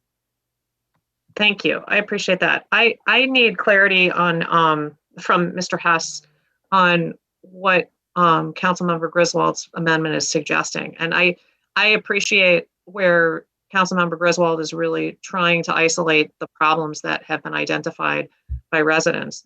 Mr. Hess, I guess I'm wondering, is there a particular reason why the configurations are occupying the whole of the lane? Because what the way I'm understanding part of this amendment is that because it is the full lane, that is part of what is confusing to people, and that is part of the way it's a car can still sneak into it. This is part of what the challenge is. And I guess I just want to hear, I know that it's been just sort of thrown at you all of a sudden, but I am interested in hearing your feedback about that as a tweak. I'm just, like I said, I'm just interested in hearing your assessment of that. Sure. So thank you, Councilmember. If I may just give kind of a little bit of background on how we landed on the design that's out there today. So we followed the Michigan Manual on Uniform Traffic Control Devices for lane closures for the deployments outside of downtown. And at each intersection, there is either a barricade and or a barrel that is meant to provide clear direction to motorists that they should not be traveling in that lane. Now, I know some have even criticized that barrel acts as an obstruction to people using the lane with the intent that was provided. So, a cyclist has to kind of maneuver around the barrel, but there is sufficient and adequate width to be able to maneuver. When they first went out, admittedly, the crews didn't place the barricades in a way appropriately, but those have all been shifted and been corrected. So in terms of, can the barrels be shifted closer to the curb line? Yeah, I think it is in the realm of possibility. We would want to maintain a minimum width that would provide for, adequate space for cyclists to get through while at the same time discouraging vehicles. I will warn you, though, that one of the things that might happen, though, is now we will create a overly wide vehicular travel lane, right? So, if you look at South Main Street, I don't know off the top of my head what those lane widths are. They're probably about 11 feet. Let's say, for example, we split the difference and give, 5 feet back to the motorist. Well, now you have a 16-foot lane, and that may pose challenges in and of itself, where cars may try to sneak by between the cones and the painted lane and what have you. That's an awfully wide lane. That's way wider than we would typically do on any street, even the shared lane configuration. So I think that would be, one of the reasons why it was deployed the way it was deployed was just for kind of, trying to put the barrels out in a way that made it clear and made it as kind of simple as possible, as it were. Now, Are there bad behaviors that are happening where cars are dodging in and out of those areas? Are cars parking in those areas? They are. I'm not going to lie to you and say that I haven't observed that myself. I go regularly up and down the Main Street one in particular, since I live on the south side of town, and I've observed it. My observation has been that those actions have been intentional. It wasn't that a motorist was driving accidentally in that space. It was that a motorist was, trying to bypass something, which, is an unfortunate series of events, and one that we are concerned about, and one that we're trying to, properly place the cones and barrels and barricades in such a way to prevent that from happening as much as possible. So there are options. We can shift things over, but it might make for an overly wide lane, which then, oftentimes leads to speeding, especially when there isn't cars, out on the roadway. So what I'm hearing you say then, and it may be that I misunderstood Councilmember Griswold's suggestion, but what I'm hearing you say is that this is a matter of shifting cones around and barrels around because people are not respecting the designation of the space.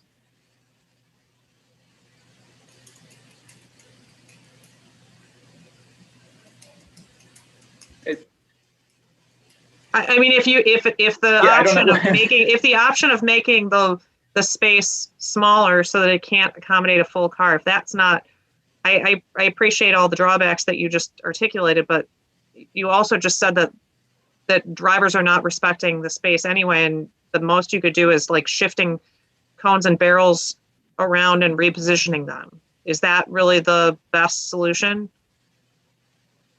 Well, I think that's what the suggestion, if I understood Council Member Griswold's suggestion was to, and maybe I misunderstood that. So again, I'm trying to understand the direction that I'm hearing from Council is to narrow that outside lane, the healthy street lane, as it were, to make it virtually impossible to drive in it.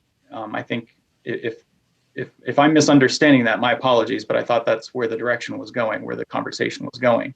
So then that way it would, it would be almost impossible to drive down it. So again, that is within the realm of possibilities. That is something that we could shift things over further to the curb line to make it that much more, apparent that space is not for vehicles. I'm gonna let others offer questions on this issue. I have to confess to not knowing as much as others, probably just simply because I walk to work and it's like in my backyard, and so I have not been traveling these thoroughfares a lot at all, really. Thank you. Councilmember Ramlawi.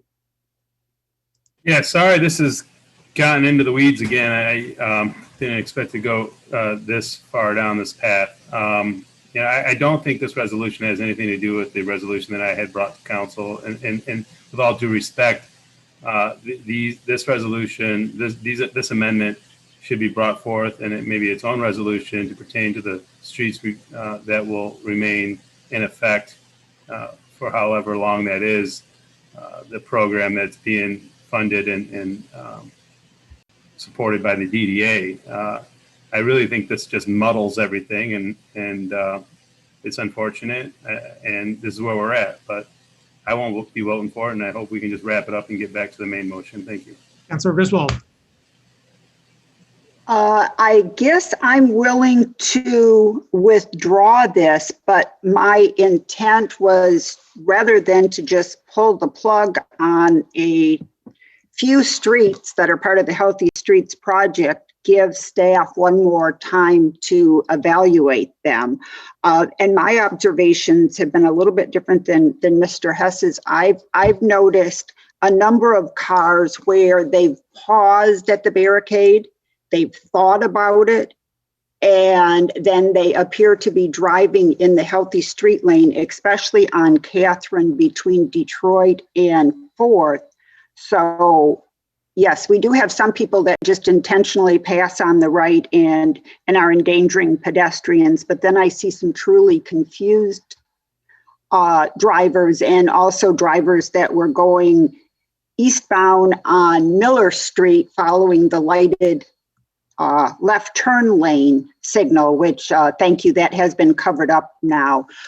And what I'm reading on Reddit is people who are truly confused. So I think there's two categories: the confused and then the ones that just exhibit bad behavior because they think they can get away with it. So You've actually got, we're on the Councilmember Eaton's amendment to the amendment right now. If you, Councilmember Griswold, are interested in withdrawing your sub-amendment, my guess is that Councilmember Eaton would be interested in withdrawing his amendment as well. Am I correct in that? You are correct.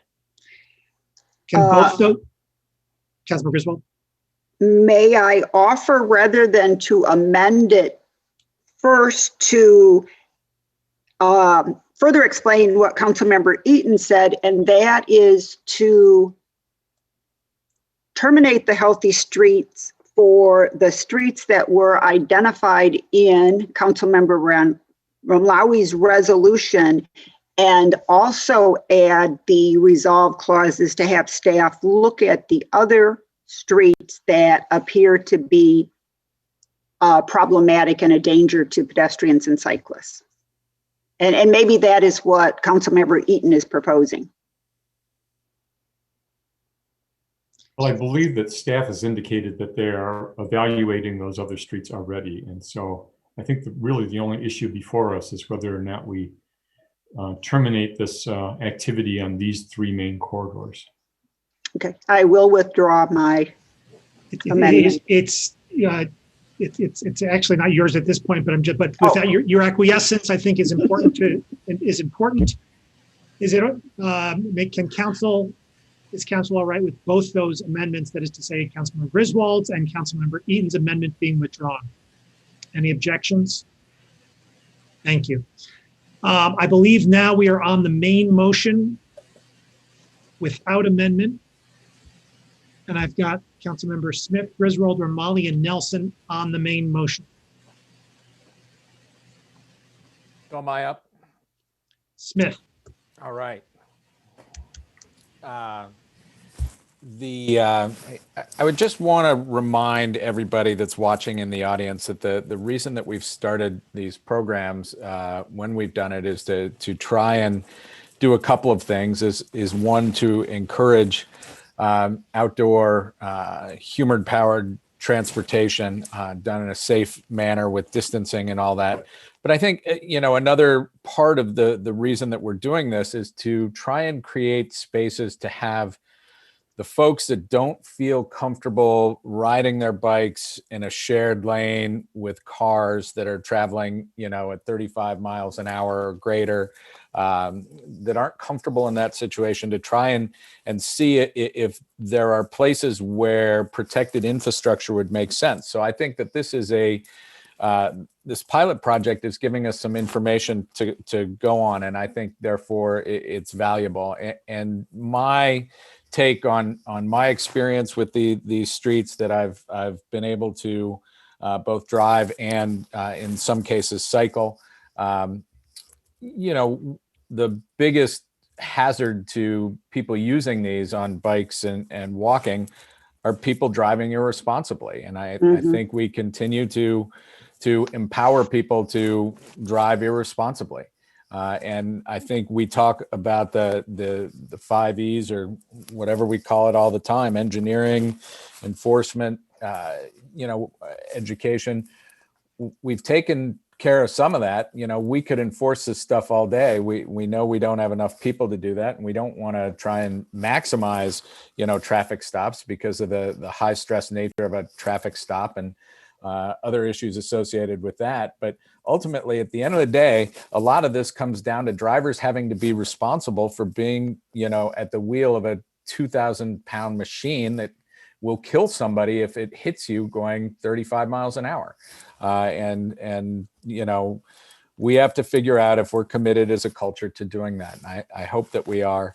I really appreciate this effort that Mr. Hess and his staff have taken on this. I think that it's been a very useful pilot project. I would like it to continue. I'm probably not going to come out on the winning side of this vote, but I appreciate the effort that has gone into it. I appreciate Councilmember Griswold's effort to find some common ground. I do think it's been a really beneficial program for the neighborhoods, for downtown and my own neighborhood on West Washington Street. This has been a godsend. You know, I think that that there's been a lot of great stuff that we're able to take out of this and move forward on. So that's, I'm not going to vote for this, but I wanted to remind everybody why we were doing this again. I got my queue's all messed up. I mean, everyone's gonna have to get in on this, but well, you know, I'm gonna clear the queue from back when and just roll with the hands that are here. If that's okay, everybody's gonna get in on this. Councilmember Hayner. Oh, thanks, Mr. Mayor. Yeah, I certainly get what you're saying, Councilmember Smith. The onus really is on the driver, of course. And I also recognize that it takes time for traffic patterns to kind of stick, you know, for people to learn that this is the right thing to do, this is the wrong thing to do, and so on. And we're certainly witnessing that. I guess my observation is that, I mean, I don't have the privilege of working from home, and so I don't live near an office or anything like that. So I don't walk and bike on a daily basis for work like a lot of people do. And so I've had an opportunity to observe this, and what I've observed are a lot of negative externalities from this program. And, you know, the delays in traffic I can live with, even when they're aggregated. I guess I don't have a choice but to live with them. But I mean, I've added about 70 minutes to my 2 weeks of where my jobs were around the city, you know, each week for the last 2 weeks. And of course I could say, hey, I'd like that hour and a half back, you know, but I won't get it.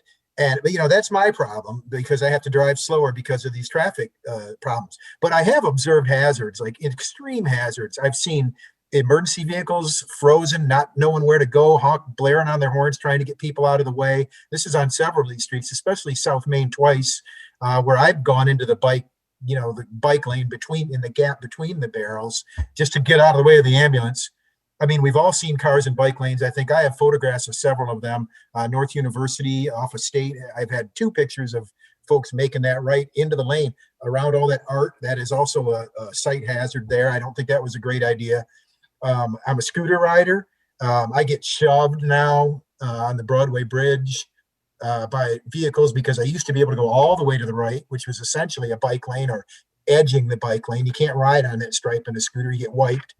So I'm getting shoved and honked at by traffic because I can't get out of the way. You know, and I've seen people deliberately knocking barrels. And so deliberately dangerous actions where trucks don't swerving and hitting these barrels out of the way. I can only assume it's because they're angry at the barrels or something.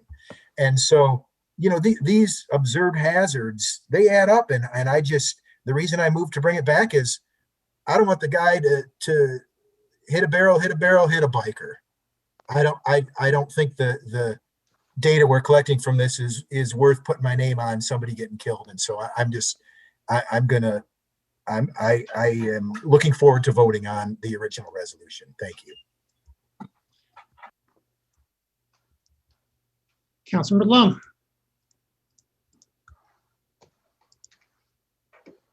Thanks, Mr. Mayor. I'd again first like to thank Councilmember Ramlawi for bringing this forward. And as I stated previously at the last meeting, it does take courage to propose reversing course on an action, and particularly, you know, one that is, you know, goes against the dogma and the conventional wisdom in Ann Arbor like this. I really, really admire that kind of courage.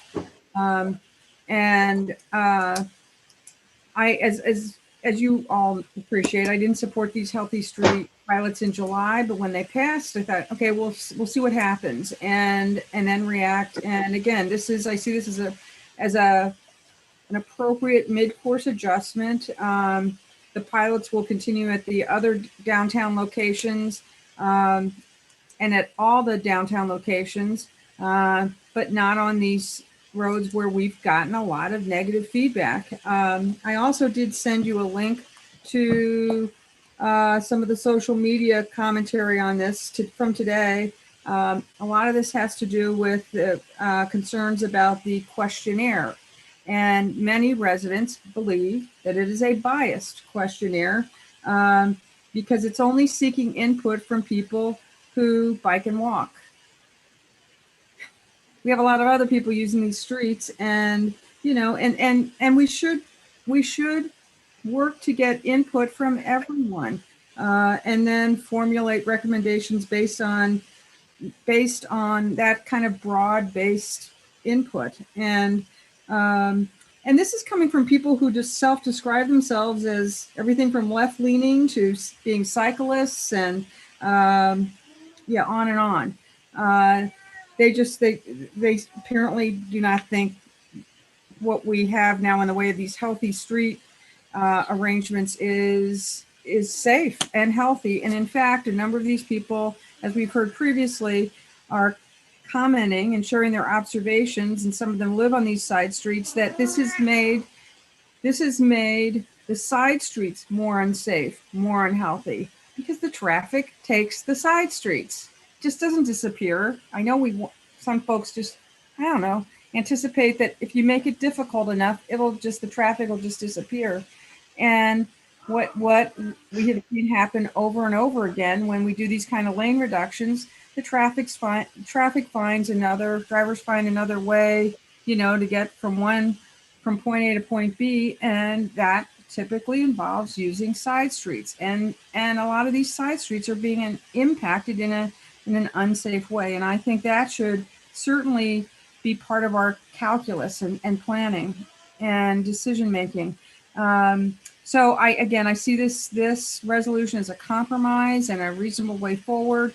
It continues the large majority of the healthy street pilots, but eliminates the 3 that have proven to be very problematic. And again, thank you, Councilmember Ramlawi, for bringing this forward and for revising it the way you did prior to the last time we saw this. Thank you.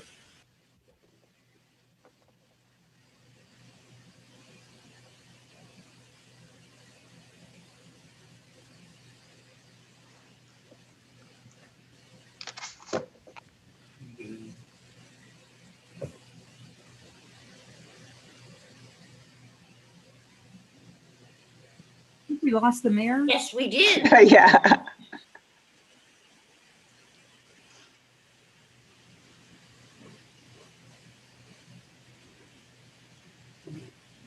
Be rejoining us momentarily. Okay, I was gonna say, I just looked for My him. apologies. There you go. I was clicking through the clock and I clicked the leave button instead. So who do I have on queue? Councilmember Ramlawi. You can allow the others to speak first. I was just going to offer an amendment, but if others, I've spoken a lot on this already. Councilmember Grand, and Ms. Beaudry, if you can also give me hand lowering powers. Councilmember Grand. Thank you. Councilmember Smith said a lot of what I would have said about this project. I do find it honestly pretty amazing that we're having this long of a discussion about a 2-week time period where staff could actually be collecting data. And as someone who will be here to benefit potentially from that data, it's important to me to have it. What one person's dogma is another person's best practice, and alignment with our A20 goals and goals for the kind of healthy community that I want us to be.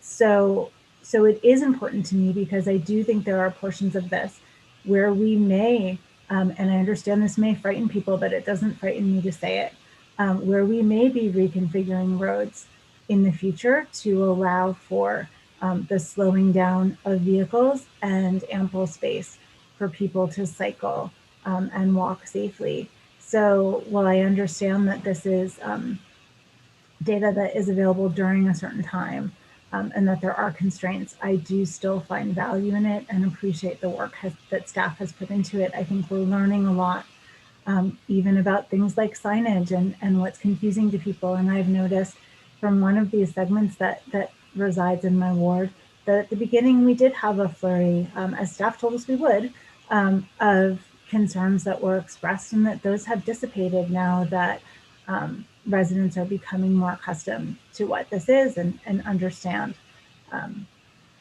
what we're seeing. So, and do appreciate the opportunity, whether they're for or against. And I receive messages pretty equally on both sides of that fence for the opportunity to participate in feedback. And I think it would be unfortunate not to get it from those who are using them, because there are residents using them. And I understand there may be some consequences for traffic, but one of them seems to be that it's slowing people down. And in some cases, I think that's terrific. Councilmember Griswold. Yes, I agree that there are consequences. My issue is that we don't want the consequence to be a human life, and what we're having reported to us are many, many close calls. I have talked to our city administrator about working to get a change in the state law, or at least permission to pilot enforcement cameras in Ann Arbor. I think that would address some of the, quote, bad behavior of our drivers. And I think that's definitely needed. Also, one of the things that we learned from this pilot so far is that if we're going to have bike lanes and we're going to do a road reconfiguration, we really need to do a standard road diet, such as a 4 to 3 lane conversion. And I would like to discuss doing that if we're still in the pandemic in the spring, once things thaw out, to actually do standard road diets on some of these streets if the volume allows, and address the turning movement at intersections. And I don't think it would cost any more money than the current configurations do. And in fact, we wouldn't be using barrels because we would just be using striping on the road. And so I'm definitely looking forward to that next spring.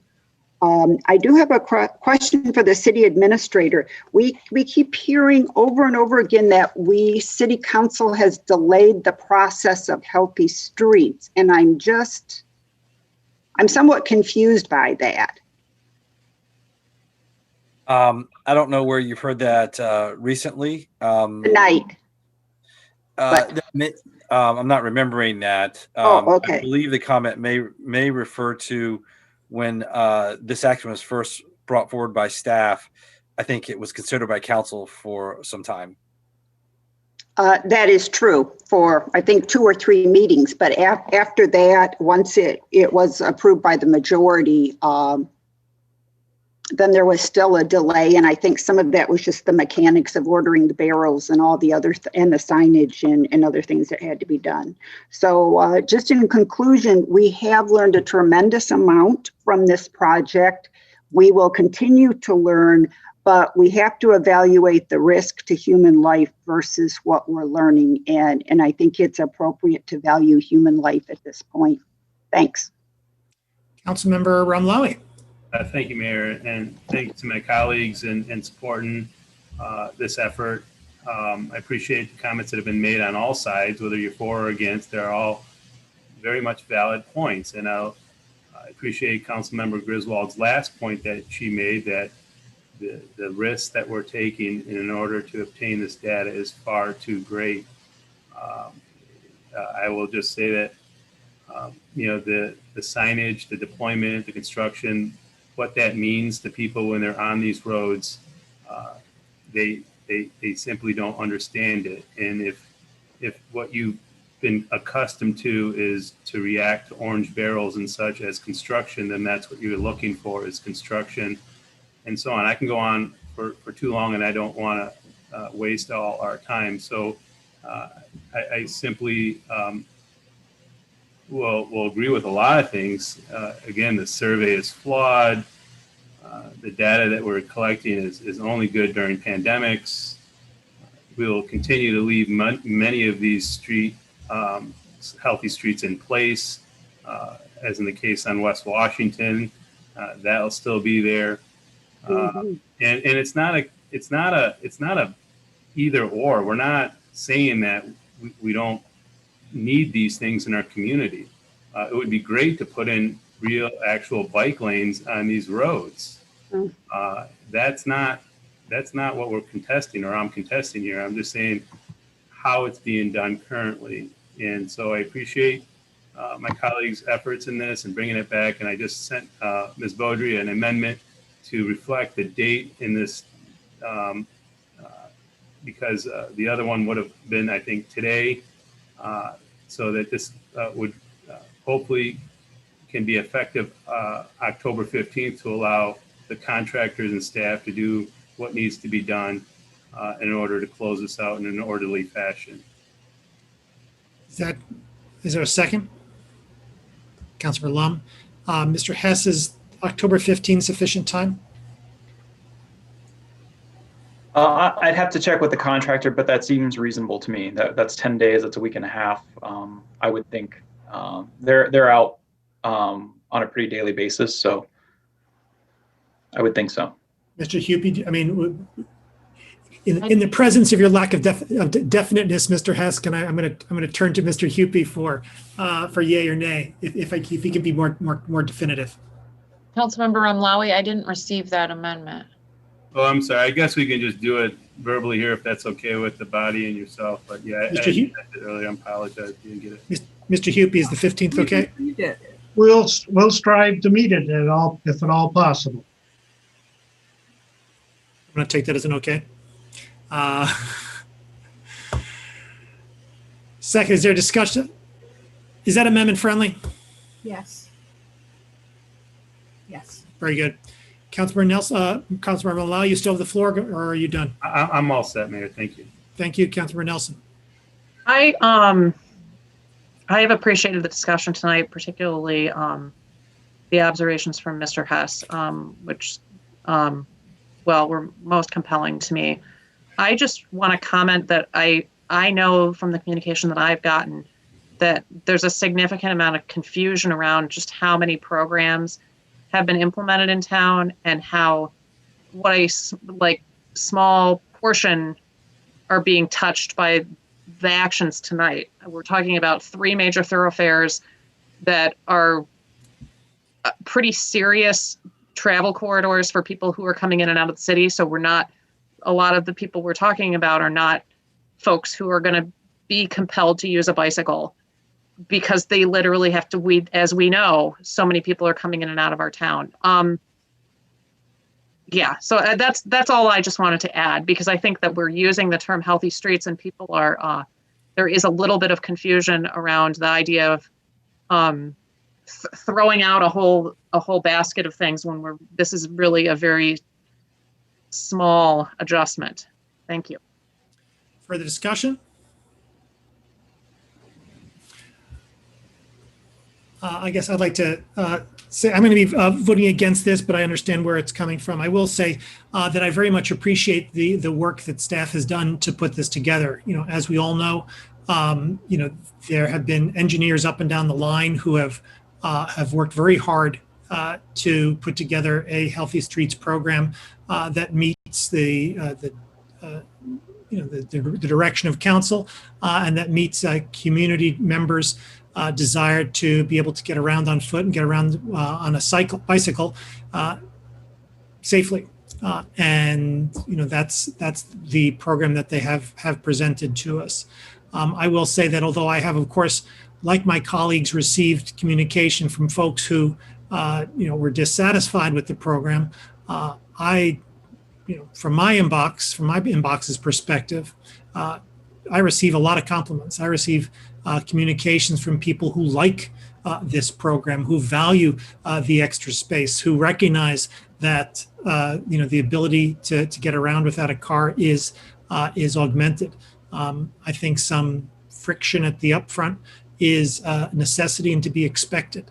And I think that I'd prefer that we stick it out, but I understand that that's not the direction that this is going to go. I'd hope in the future, as we look to next spring, that we take this program, the one that we're sort of ratcheting back for the elements tonight, and the ones where we're continuing, that we take that as, as direction as how we can, better use our roadway for everyone.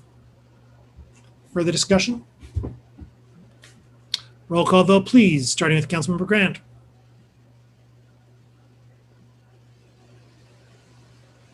Councilmember Grand, No. Councilmember Ackerman, No. Mayor Taylor, No. Councilmember Eaton, Yes. Councilmember Nelson, Yes. Councilmember Smith, No. Councilmember Rumlawi, Yes. Councilmember Hayner, Yes. Councilmember Bannister, Yes. Councilmember Griswold, Yes. Councilmember Lum, Yes. motion carries. Let's keep going a little bit. DC1, resolution to approve amendment number 2 to the recycling plant tours and school recycling education projects with the Ecology Center, the amount of $8,022.25 and $106,859. Moved by Councilmember Smith, seconded by Councilmember Rumlawi. Discussion of DC1.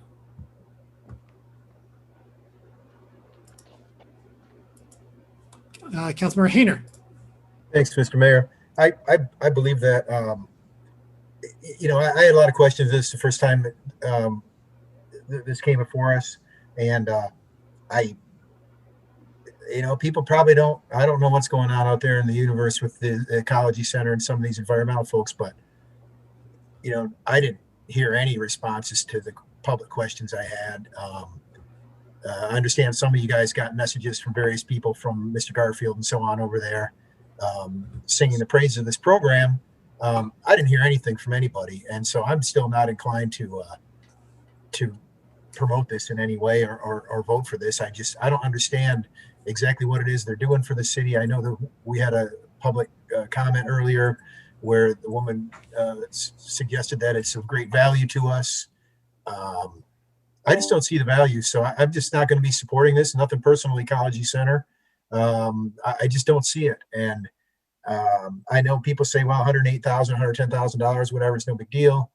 But 10 of those and you got $1 million. And so it's not in my budget, and I don't think it should be in the cities right now. I think the schools, may consider doing this kind of education themselves or partnering with us. And I doubt that'll happen. I wish it would happen. And so, to that end, I'm not going to support this. Councilmember Lum. Thank you, Mr. Mayor. I am glad that we took the extra time to take a closer look at these contract renewals. And I appreciate the additional information that was provided to us by the Ecology Center. As has been noted, this school education contract is over $100,000. And it's certainly appropriate to make sure that the benefits justify the cost. My concern with this renewal was that the cover memo had indicated the contract had a 6.3% annual price escalator. And to be honest, a 6.3% escalator just isn't close to being reasonable in an environment where inflation is a very small fraction of that. I did ask about that 6.3% at the last meeting, and it was confirmed. So I wasn't going to support the renewal, but it was postponed. Again, I'm glad it was. I did ask a follow-up for this meeting tonight on why such a big number, and as it turns out, the 6.3% was not correct. The annual escalator is 3%, and while that's still in excess of inflation, it's much more reasonable. At the last meeting, as has just been noted by Councilmember Hayner, other council members also raised questions about the overall value and cost benefit of the renewal. I think those are very fair questions too. At over $100,000 a year in an environment where there's no in-person classes or MRF tours, it's very reasonable to ask if the benefits justify the $100,000 expenditure. The Ecology Center did provide a detailed memo outlining their costs and explaining how the online educational materials are delivered and are being received. That was helpful and informative. And it does seem that the program is being implemented as well as could be expected given the circumstances. I obviously educating youth about the benefits of recycling and composting is important. Given that, though, you would think that the Ann Arbor Public Schools would share some of the costs, but they don't, and that is very disappointing. The program I do think does have value. I am inclined to support the extension with some reservations, but I'm also interested in hearing what my colleagues' thoughts are on this matter as well. So thank you for listening. Councilmember Ackerman. Thank you, Mr. Mayor. I've personally experienced this as a student, as a fourth grader when I was in the Ann Arbor Public Schools. And I vividly remember the experience and its lasting impacts. I remember going in Mr. Barber's class and returning home. And this is before single stream recycling, and talking to my parents about all that I learned about how to sort recycling and which kinds of plastics could go in and which kinds of papers.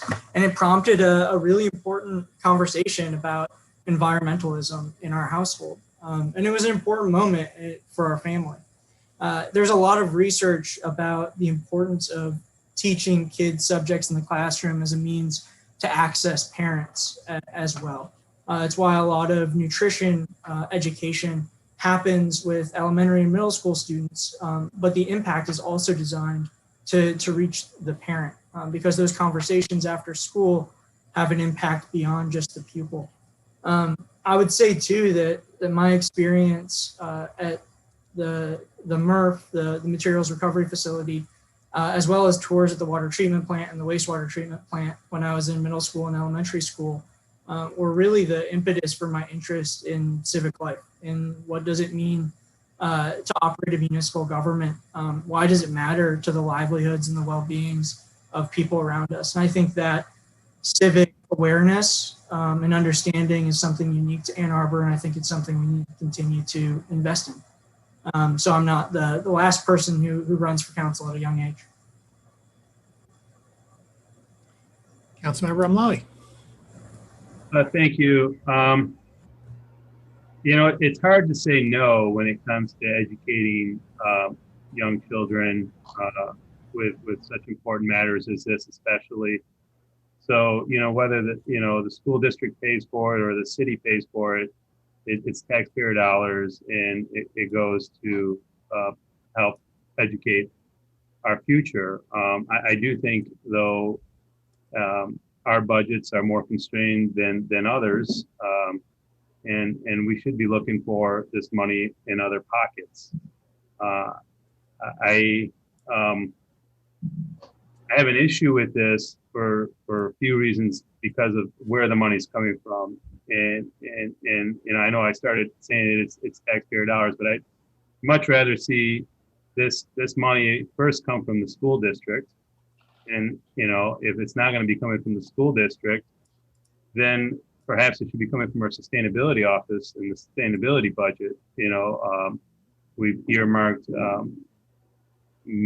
close to $1 million right now for the Office of Sustainability, and this is a program that I feel that, you know, it should be coming from that, at least being shouldered by that office as well as the solid waste. And it's not just little kids that need to be educated with recycling. To be honest with you, it's adults, it's business owners. You know, if you talk to folks who work with restaurants and businesses, and in fact, not just restaurants and businesses, but adults who recycle, and you sit down with staff and you go through all the different items that people think are recyclable, you'll fail the test. There are a lot of things that people think are recyclable and they're frankly not. And I think we need to expand this program, not to just address K through 12, but the adults. The adults do a very poor job of recycling. We are confused, and I think as we go forward, that's where we need to look as well. I think we'd have a much bigger impact on reaching our carbon neutrality goals and our sustainability goals and the things that we need to do. And we should be targeting a different audience, to be honest with you. I will say that in the spirit of everything I just said, I would strike one of the resolve clauses, and that would be this. And so I make a motion to strike the second resolve clause so that there is not an automatic 1-year renewal, that this comes back to council for further discussion next year. Is that seconded? Seconded by Councilmember Eaton. That's not friendly to the body. Discussion of that, perhaps we can just roll that into a vote. Does anyone have anything they need to say about that? Councilmember Grand? I'd just like to remind Councilwoman Lowry that there are going to be a lot of moms on council next year when it comes up for a vote. So we can do it, but I'm pretty sure I know how it's going to end up. Further discussion? Councilmember, all right, I've got a just responding to it. That's fine. I'm just asking for a bigger discussion. I'm not opposed to this program, so I'm not sure where that comment was meant. What it was meant for? I'm not sure. Threat. All right, further discussion of the. All right, I'm going to just roll with what I've got on the queue, and then people will pop back in on the main motion. Councilmember Nelson, do you have anything on the amendment? Well, the amendment about it not automatically renewing, I think that some of the comment I wanted to make earlier actually is some of the skepticism I've heard about this is that we're not actually doing these tours, that because of the pandemic, the circumstances have changed drastically, and this is perhaps not even the same kind of education program that we were paying for before. And I guess the comment that I wanted to make, because I'm perhaps the only person at this table who's taught these age groups, converting this kind of an education program, the way it would have to be adapted, and I presume that they are adapting it for current circumstances. This is like, teachers are working like twice as hard now to try to do things remotely. And I believe in this education program. I think it's important, and I don't have a problem with us continuing to invest in it. And it seems to me relative to the value, it's not the number attached to it is not very large. So I plan to support this, and I don't support having it come up for another discussion a year from now, because I think it will be just as important a year from now. And I think I can say that without anticipating and predicting how other people are going to vote in the future. Thanks.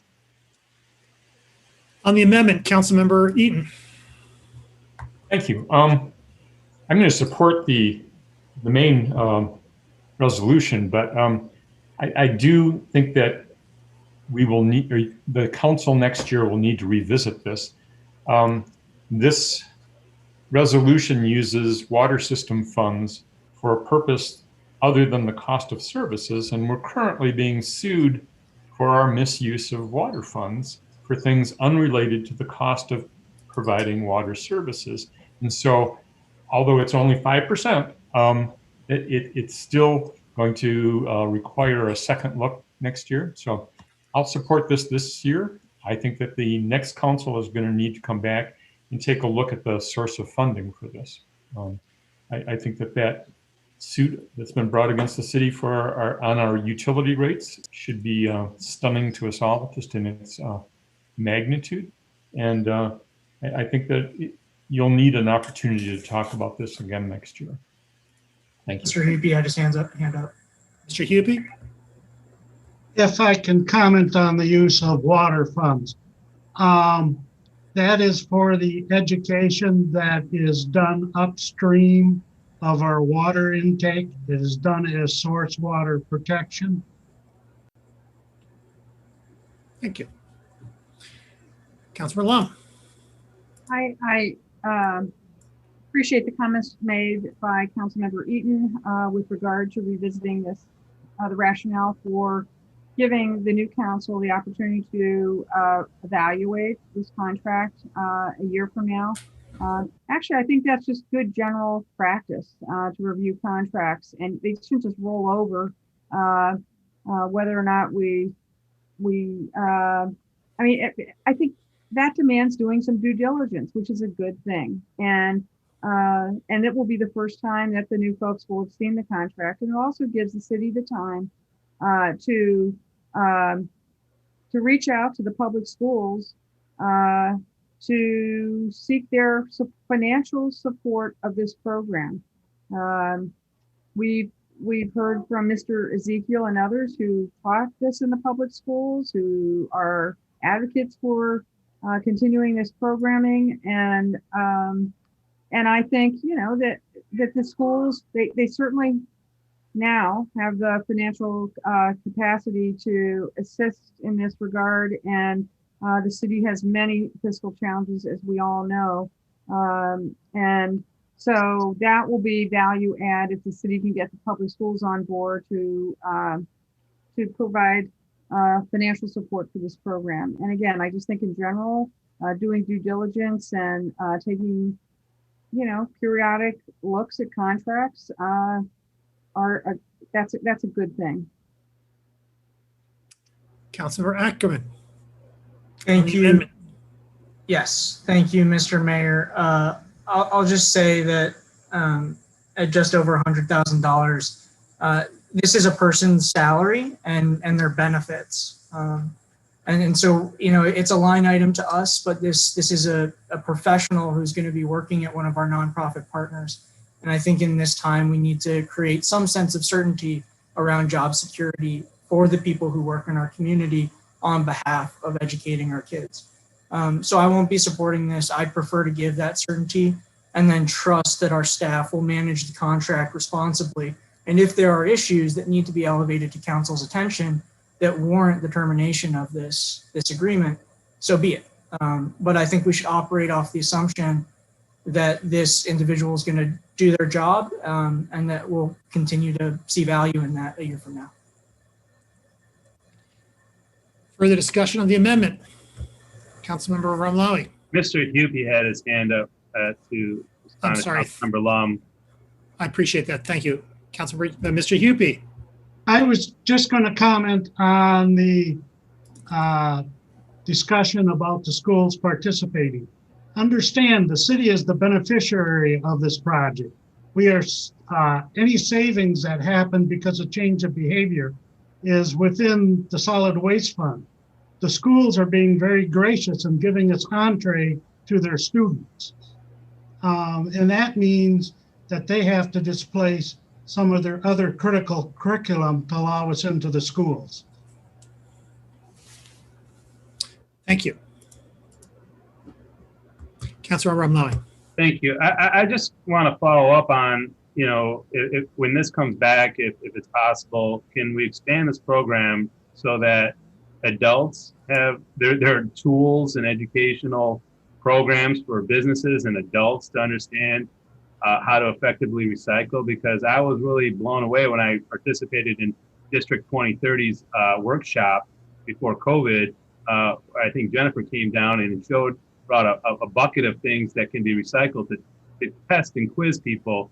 And I think by and large, the whole audience failed the test in terms of what's recyclable and what's not. So just to add the fact that it's not just the kids that need education, it's up and down the line. And I can say that we've actually already started conversations to expand this. So it's already in the works. Thank you, Molly. Yeah. Thank you. Roll call vote on the amendment. This is the amendment to delete the resolve clause with respect to the renewal. Councilmember Grant. Oh, no, I'm sorry, starting with Councilmember Grant. My apologies. Councilmember Grand? No. Councilmember Ackerman? No. Mayor Taylor? No. Councilmember Eaton? Yes. Councilmember Nelson? No. Councilmember Smith? No. Councilmember Ramlawi? Yes. Councilmember Hayner? Yes. Councilmember Bannister? Yes. Councilmember Griswold? Yes. Councilmember Lum? Yes. Motion carries. Further discussion, the main motion as amended. Councilmember Hayner. Thanks. I appreciate that. limiting it slightly, I think it's worth observing that the Ecology Center has held this contract since Councilman Ackerman was in the 4th grade.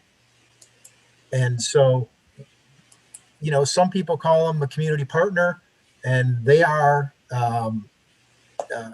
Some people call them a sole source supplier, and they are that too. It's a curious relationship. I'll just observe that we have with the Ecology Center. They seem to have over the years not hesitated to intercede in city politics. And, you know, they have been the beneficiaries of those actions. And I don't think it's negative to point this out, that they have had the wherewithal to, you know, chum up to the majority of council members that seem, you know, and they've been a beneficiary of this. And I think it's just curious and worth pointing out how long they've held these contracts and how, you know, cozy the relationship is with City Hall and the Ecology Center. It's as if they're part of our you know, the fabric of our city governance here. And I just find it curious and noteworthy. I don't think a lot of people know that. And I know earlier I got some grief from the community for suggesting that the Ecology Center was out of line for acting as a fiduciary body to order signs that say climate voter and place them in, you know, in favor of certain candidates. I thought that was crossing the line with separating one's political actions from one's commerce or commercial actions. But they do it anyway. And so, and I imagine they will continue to do it. And, you know, Ms. Grand was kind enough to, you know, level that threat that they'll continue to get their way in the future. And so I just wanted to point that out, that I just find that a little disturbing as someone who appreciates the separation between commerce and politics. Thank you. Councilmember Smith.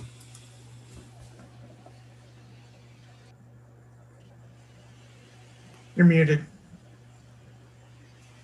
That was an entirely unprovoked attack on a valuable nonprofit that works in the city, both as a contractor, but as an advocate for the environment. I think it's better than that, Councilmember Hayner. Councilmember Grant. Thank you. I would just hope that every time we disagree with something, that we don't make accusations of cozying up to certain organizations and believing that just because someone disagrees with you that somehow they're corrupt. That's totally uncalled for. I didn't say corrupt. Potato. Yeah. Point of order. I did not say corrupt. Councilmember Hayner, if you wish to speak later, you can speak. Yeah, sure. So, and I'll look forward to having this conversation later about the center of the city and how they spent their money working against certain political candidates. So, excellent. Thanks. Further discussion? I will say for my part, I believe any suggestion as to, you know, improper behavior on the part of the Ecology Center or any staff members associated with the Ecology Center is entirely baseless. 100%. Further discussion? Roll call vote, please, starting with Councilmember Grant. Councilmember Grand? Yes. Councilmember Ackerman? Yes. Mayor Taylor? Yes. Councilmember Eaton? Yes. Councilmember Nelson? Yes. Councilmember Smith? Yes. Councilmember Ramlawi? Yes. Councilmember Hayner? No. Councilmember Bannister? Yes. Councilmember Griswold? Yes. Councilmember Lum? Yes. Motion carries. Before we take our break, with council members' acquiescence, I'd be grateful, and I think probably some of staff would be grateful if we could open up the agenda, amend it, move DS1 to this point, take up DS1 and postpone it to December 1st, or do the first meeting in December. Does that make sense with everyone? Yeah, I make that motion. Moved by Councilmember Second. Ackerman, seconded by Councilmember Malawi to open up the agenda. All in favor? Aye. Aye. Opposed? The agenda is open. Can I have a motion, please, to move DS1 to right now? Moved by Councilmember Ackerman, seconded by Councilmember Eaton. Discussion? All in favor? Aye. Aye. Opposed? It's approved. DS1, resolution authorizing summary publication of ordinance 2027 and ordinance to amend sections 524, 5292, 5332, 5352, 5362, and 537 of Chapter 55 Unified Development Code of Title 5 of the Code of the City of Ann Arbor, sign regulation. Moved by Councilmember Ackerman, seconded by Councilmember Nelson. Discussion, please, of DS1. Councilmember Ackerman. I'd make a motion to postpone this to the first meeting in December. Seconded by Councilmember Nelson. Discussion. All in favor? Aye. All opposed? It is postponed. Mr. Delacourt, you may send your flowers to us all. All right. Let's take a short break. It's 9:35. Let's reconvene at 9:45. Thank you.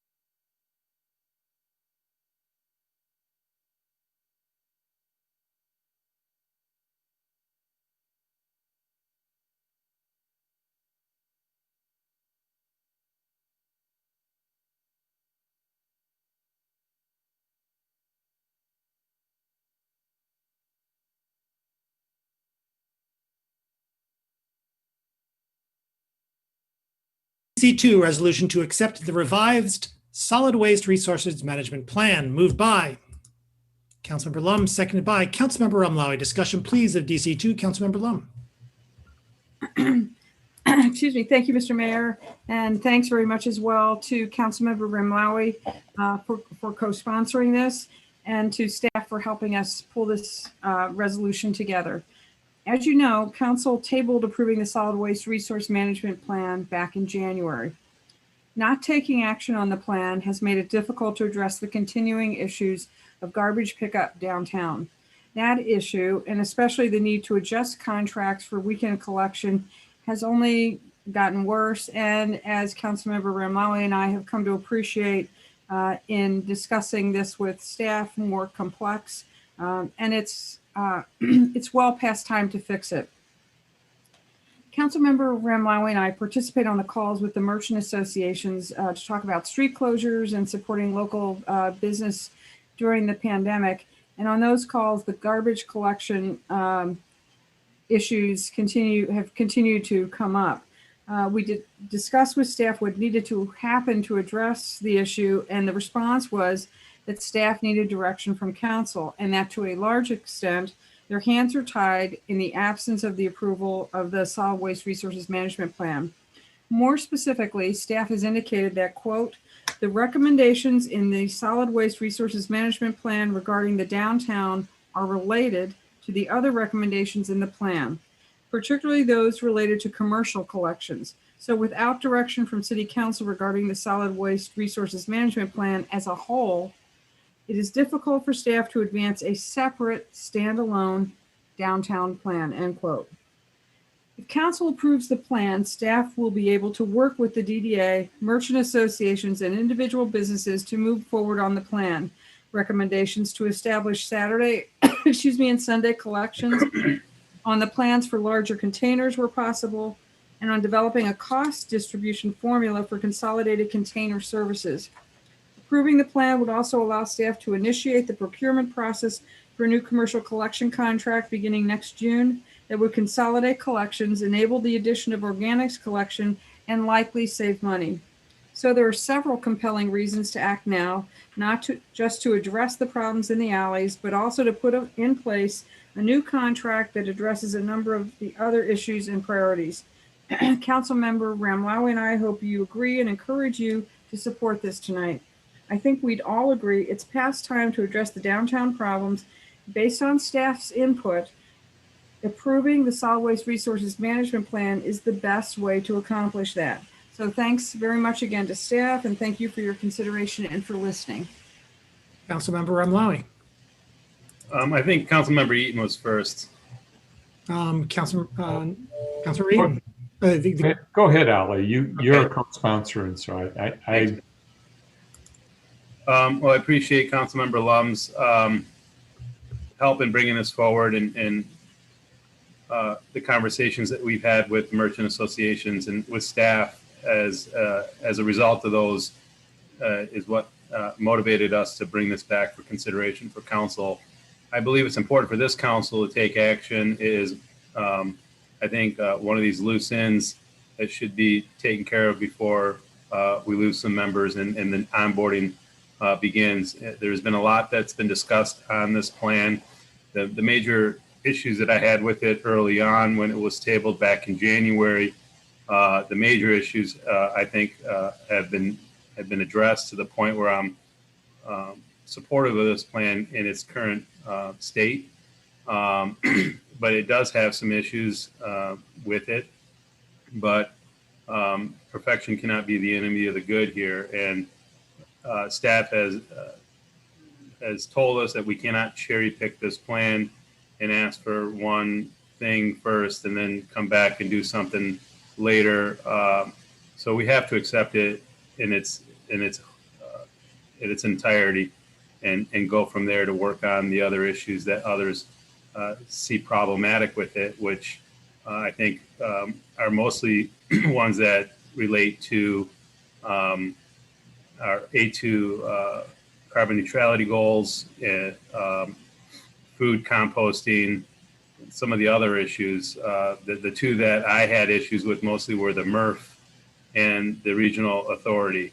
And since both of those issues have been taken care of, I think in a way that is wise, what's left will allow us to address the outstanding issues, which are more manageable and need to be addressed before our contracts come for renewal, so we don't make hasteful decisions at the end, as we unfortunately had to this year.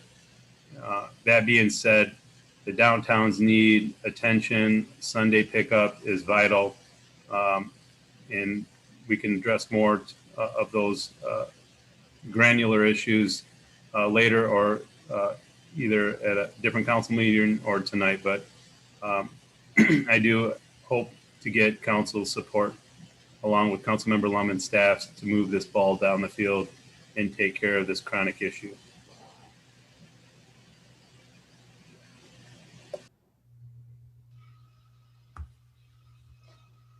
Councilmember Eaton. Thank you. I previously opposed this plan because of the potential disadvantage that it would cause to current workers and to our relationship with Recycle Ann Arbor. I would remind everyone that council has passed a resolution opposing subcontracting. Council has approved a plan to renovate the material recovery facility, and staff has let out bids for a contract for residential recycling collection, which I'd like to note, Recycle Ann Arbor was the low bid on. So these things kind of resolve some of my concerns about the disadvantage the plan causes workers and our relationship with Recycle Ann Arbor. I must express my disappointment that staff did not pursue a downtown plan independent of this plan. They did pursue these other items, the renovation of the MRF and the recycle contract. So I don't understand why those things couldn't be pursued independent of this plan, but staff is maintaining that we won't get a downtown plan unless we pass this plan, and so I'll be supporting this. I'll note that I expect that the 5 new progressive council members will continue to protect the interests of solid waste workers and our relationship with the RAA. And so I'm confident that even though we haven't modified this plan to expressly state those protections, that the next council won't approve anything that disadvantages our workers or the relationships that we have in the solid waste industry. So I'll be supporting this evening, and I look forward to seeing a downtown plan developed. Thank you. Councilmember Smith. You know, I think as we look back at this, this is, I think the plan is ultimately a disappointing plan for me, largely because, you know, we had historically a focus on zero waste, and certainly the new A20 plan has a focus on getting to carbon neutrality.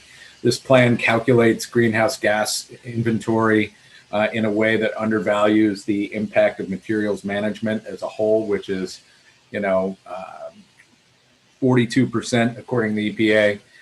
The country's climate emissions are associated with materials management. That's the energy it costs to produce, process, transport, and dispose of goods. I'm really, you know, I cannot, looking back on when we got the first draft of this at the Environmental Commission, how disappointed the entire commission was in the lack of a focus at getting to zero waste. You know, I feel that I'm a little bit between a rock and a hard place, as if we can't move the downtown stuff forward without this. I guess I'm just not sure of it. The other issue that I have is, could I get in, I saw something come across my email the other day. Would one of the staff members on the call be able to give me an update on the drop-off center and improvement opportunities there, and what the plan is to fix that?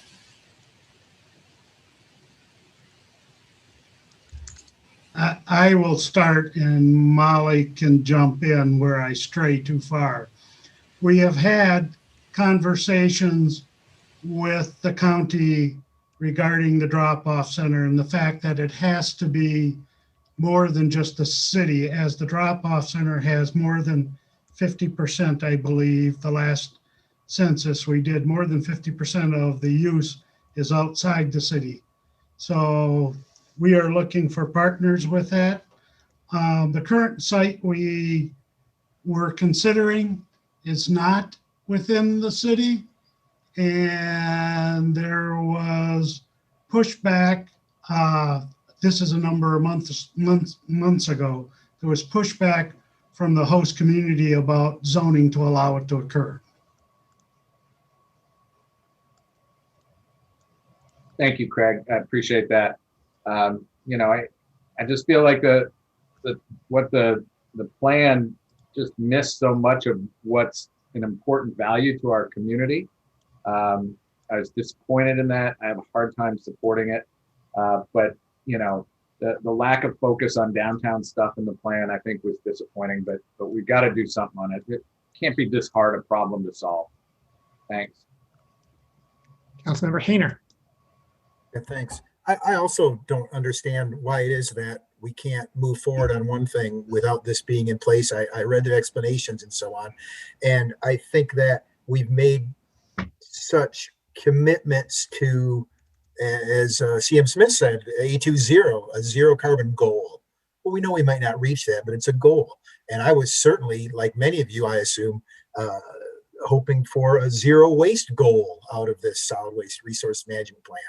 And that doesn't exist in here. And so it makes it difficult to support.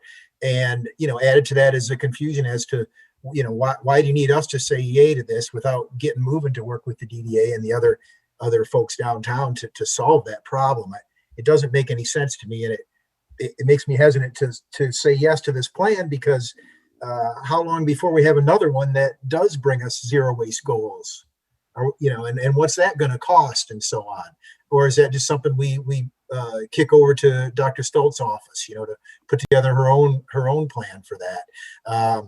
I am most excited about the potential of the commercial, of course, not right now because the restaurants aren't full bore, but we all know when they are that a huge amount by tonnage is, you know, organics. And so I'm just looking forward to that kicking into place, even at our low organics collection rate that's going to be moving forward here. So I'm torn on this. I don't like it. I hate to put my name to something that isn't, you know, what I'd like it to be, which is a vision for a zero waste goal in the future in you know, in keeping with our other goals. So I share CM Smith and others' disappointment and possibly confusion as to why it's necessary that we approve a somewhat flawed plan to move forward with other plans in the city. It just doesn't make any sense to me. Councilmember Grant. Thank you. I would like actually staff to explain to the public this reasoning, because I do think this is, it's kind of fascinating, if I could like remove myself physically from this situation, that that this is one of those situations with, I think, real council alignment, in that we don't want to support the plan, but we want to move forward on downtown businesses. And I think there's actually a lot of consensus there, both within this body and also within the community, that we want to see this downtown plan, you know, brought forward. And we want to also have a solid waste plan that is more in line with our carbon neutrality goals that we set unanimously as a body. So, you know, I came prepared, honestly, before seeing that with alternative language to move forward with the downtown plan only, and also to send this back to the Environmental Commission to work on the remainder of the recommendations so that they can better align with our carbon neutrality goals. So I'm just hoping to hear from staff, at least for the public, because I'm feeling similarly stuck here. It's a major plan to endorse just to get a piece of it, even though it's a really critical piece. I'll start off and then Molly can follow in detail. First of all, rest assured that staff supports the 820 plan and carbon neutrality. And that's a direction we want to go in. Understand the various pieces of the solid waste resource management plan are interlocked on staffing and financial. As we go to compost collection and downtown collection, year-round compost collection in the downtown area, we require changes in other programs to either free up cash resources and or free up staff resources to provide those without changing large amounts of financing or staffing levels. And at that, I'm going to let Molly talk about details. Sure, and I've actually, we've got Crescent Slaughton with us tonight. We've pulled him out of retirement. He was the project manager for this. So I thought you might appreciate hearing from him one last time. But, you know, everything that Craig says is accurate. I think the staff definitely supports, you know, and is fully behind the sustainability goals, the zero waste plan. And with every recommendation in the SHWRMP, we would be looking at that as we roll out the implementation of that recommendation. So, Chris, do you want to speak a little bit about the interrelatedness and why we prefer not to separate out just the business right now? Sure, thank you, Molly. And actually, if I may, just another piece being raised in terms of this, not, these weren't the words used, but not a zero waste plan. So just lend some context for folks here on the council and that may be watching. When this plan was procured, actually way back in 2017, we were dealing with issues with service delivery. We had these issues we're talking about in the downtown were already present. There were articles in the paper, staff time being used to try to resolve the issues with how services were being delivered. And another component and concern that was always being raised was the fiscal stability and health of the solid waste fund, because the fund was running in the red and we were needing to move money over from the fund balance each year. So how do we improve the programs, but do it in a fiscal manner? So that was the drive and the goal behind the plan, rather than a zero waste plan back in 2017. So I lend that for context, and it's a bit of a backward look, but that's how we developed and the approach for this plan. So I offer that in terms of context. And I will add to that just by saying that this, while we look at this as an operational plan, that's not to say that the next iteration, because this is a 5-year plan, couldn't have a different focus. Once we start implementing a lot of these recommendations, we hope that we're moving then towards, you know, a major revision to the plan in what really is now 3.5 years. Yeah. And so to Molly's point, she asked me in terms of the interrelatedness and, you know, why can't we just take out the piece on the downtown? There are, the organic collection was one that was mentioned that is in the plan recommendations citywide. And so that would be factored into the downtown. But in addition, there's other broad citywide based recommendations that will also affect the downtown and help shape things through the implementation of the plan. For example, fog management or fats, oils, and grease. Another huge issue in the downtown that's been cited is the cleanliness, the grease containers. Well, we're not going to approach that just in the downtown. That's a citywide issue with all the restaurants and food businesses. Construction and demolition waste diversion. We have issues with a lot of the construction downtown renovations of the lofts, construction materials ending up in the trash dumpsters where they can't be in, and again, causing service delivery issues.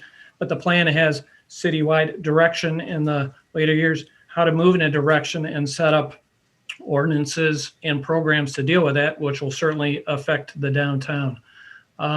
bulky items. How do we handle bulky items so we don't end up with couches in the dumpsters, both in the downtown or out in the student areas, which also ties to recommendations related to further support for the student move in, move out, which is another issue that we hear a lot about in the solid waste delivery. And so that's included in the plan.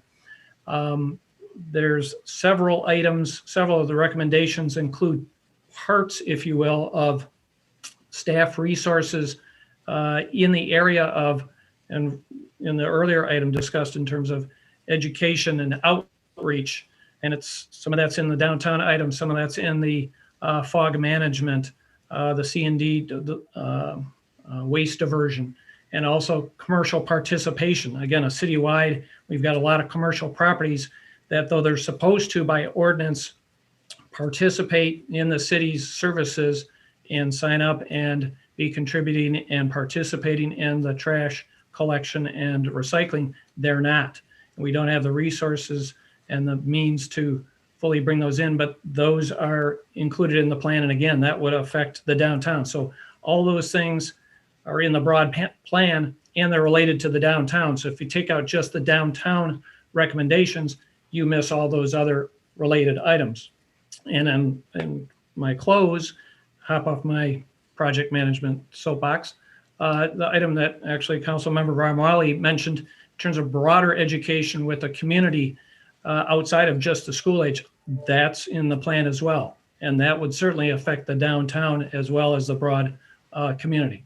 And so that's how the plan works through its interrelated recommendations.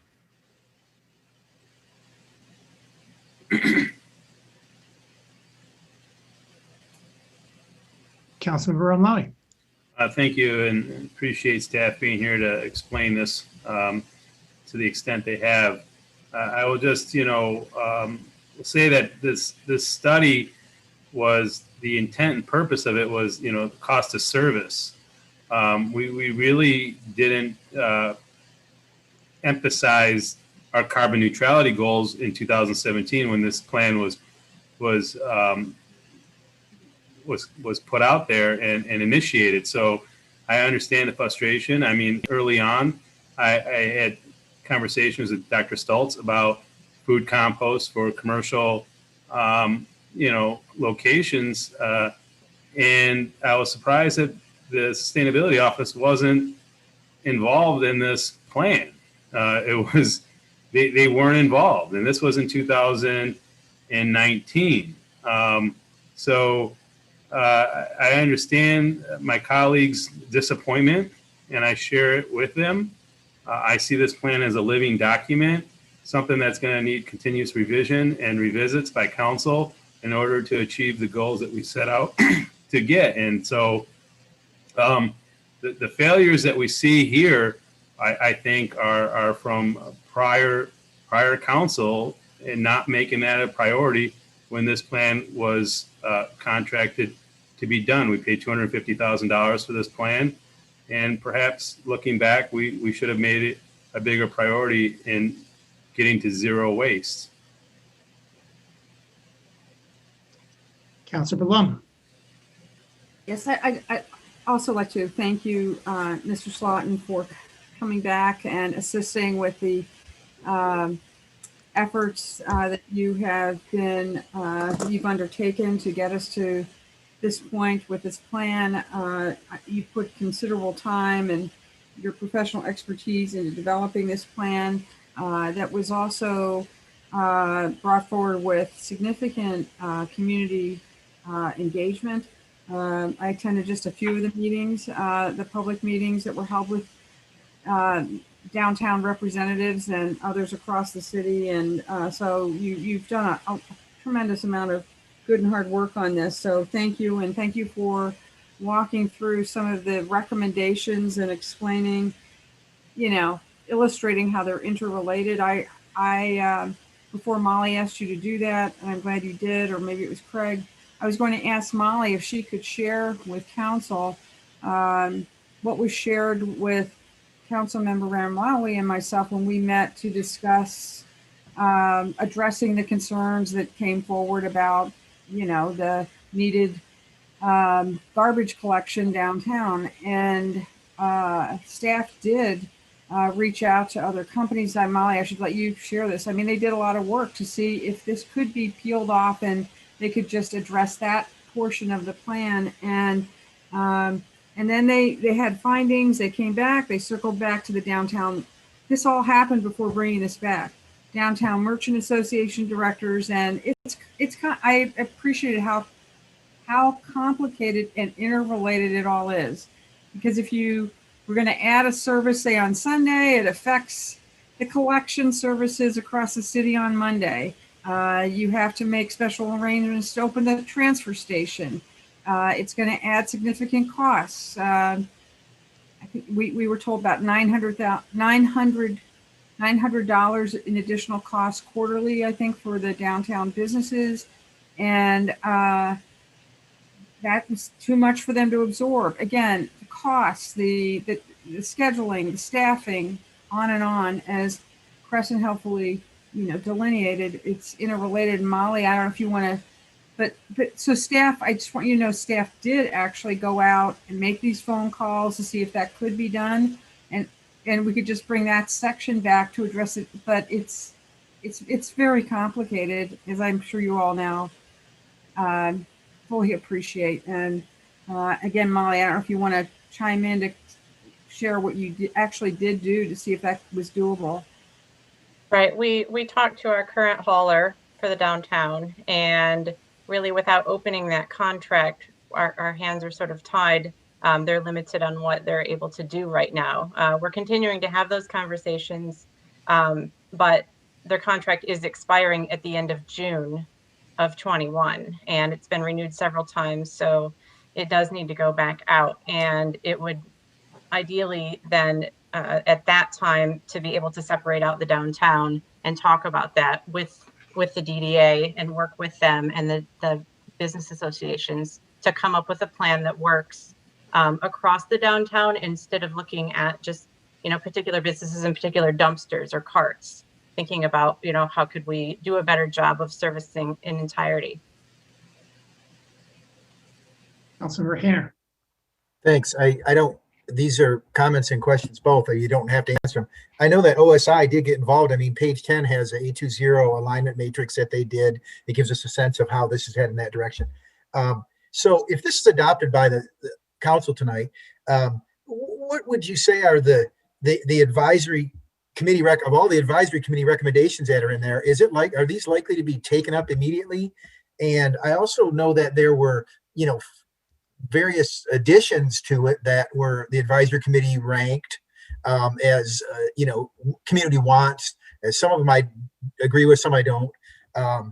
But are we going to move forward? Is this going to guide us moving forward with, say, funding options? On page 43, it talks about solid waste millage rate increase through a Headley override, service fees, pay as you throw, pay by the pound, things like that. Is that going to move forward if we accept this management report? Are we going to start looking at raising the rates, overriding the millage amount, and so on? Is that anticipated as that's not the direction that we would be going in. We would be first looking at making changes to the program that give us the financial wherewithal to expand other programs as we contract out, as we define who's providing what service. The first step is to rationalize service and use those savings to expand other services that we can provide. There is no immediate initiative to look at changing the funding model. Oh, I appreciate that answer. And so this increasing the services, is that something that has to come back to council, or it's just, hey, we've accepted this plan and they've prioritized this service increase, and it'll just kind of happen? I'm just curious. I know there was a call for year-round. Each of the contracts will have to come back. Each contract come back to you. And then we'd know, hey, this contract is going to include year-round recycling or not, that sort of thing. Yes. Right. Oh, okay, thank you. We do meet with the Environmental Commission as well and provide them with updates and every quarter. and more often if they want it, or ask us to come. So they're involved as well. And we work closely again with OSI as we're rolling out any of the recommendations. Thank you. Further discussion?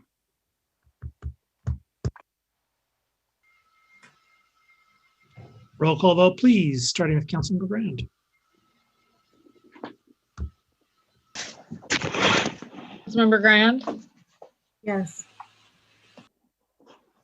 Councilmember Grand, Yes. Councilmember Ackerman, No. Mayor Taylor, No. Councilmember Eaton, Yes. Councilmember Nelson, Yes. Councilmember Smith, No. Councilmember Rumlawi, Yes. Councilmember Hayner, No. Councilmember Bannister, Yes. Councilmember Griswold, Yes. Councilmember Lum, Yes. motion carries. DC3, resolution to direct the city attorney to file a written public opinion on the dissolution of the DDA, moved by Councilmember Bannister, seconded by Councilmember Griswold. Discussion, please, of DC3. Councilmember Bannister. Okay.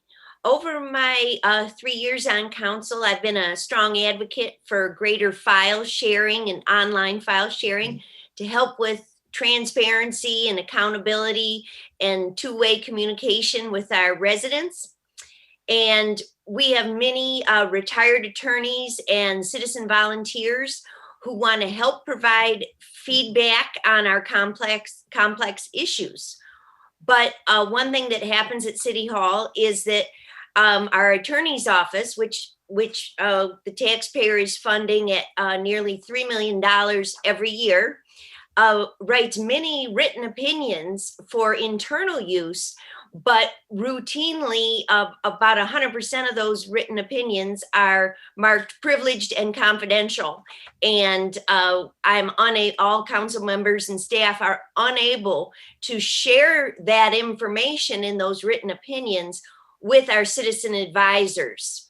And so citizen advisors are always in a low information state because they don't have access to these memos. I'd like to thank Councilmember Eaton because through our work on the Rules Committee, he pointed out that the city charter, sections 5.2 and 5.3, speak to the issue that attorney's office written opinions should be filed with the city clerk and published and posted as required by law.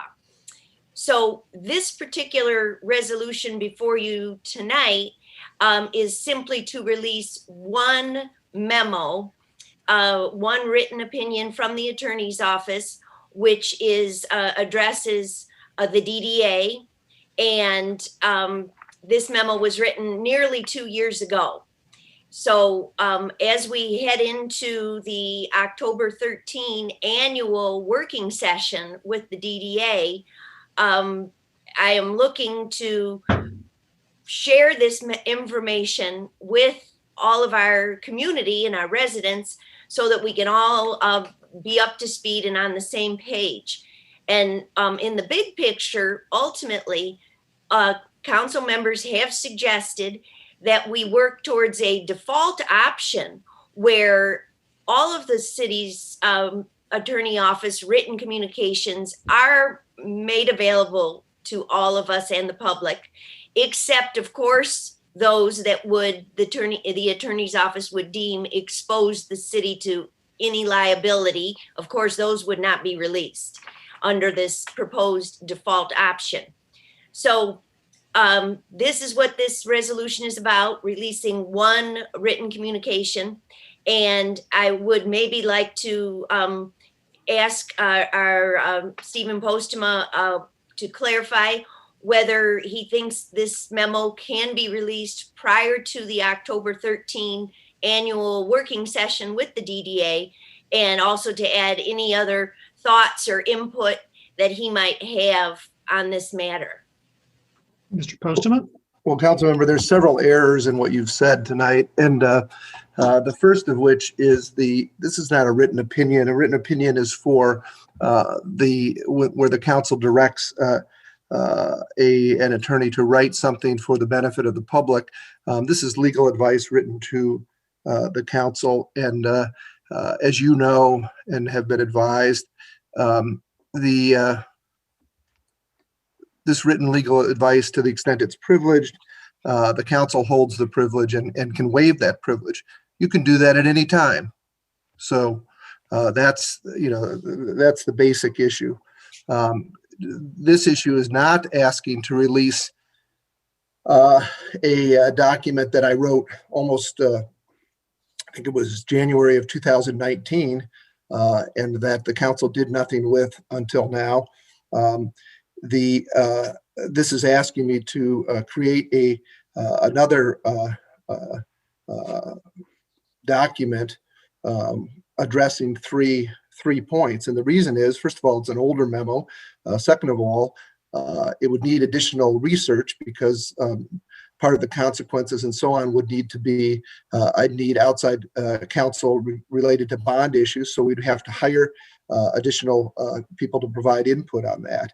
And so it was a preliminary memo.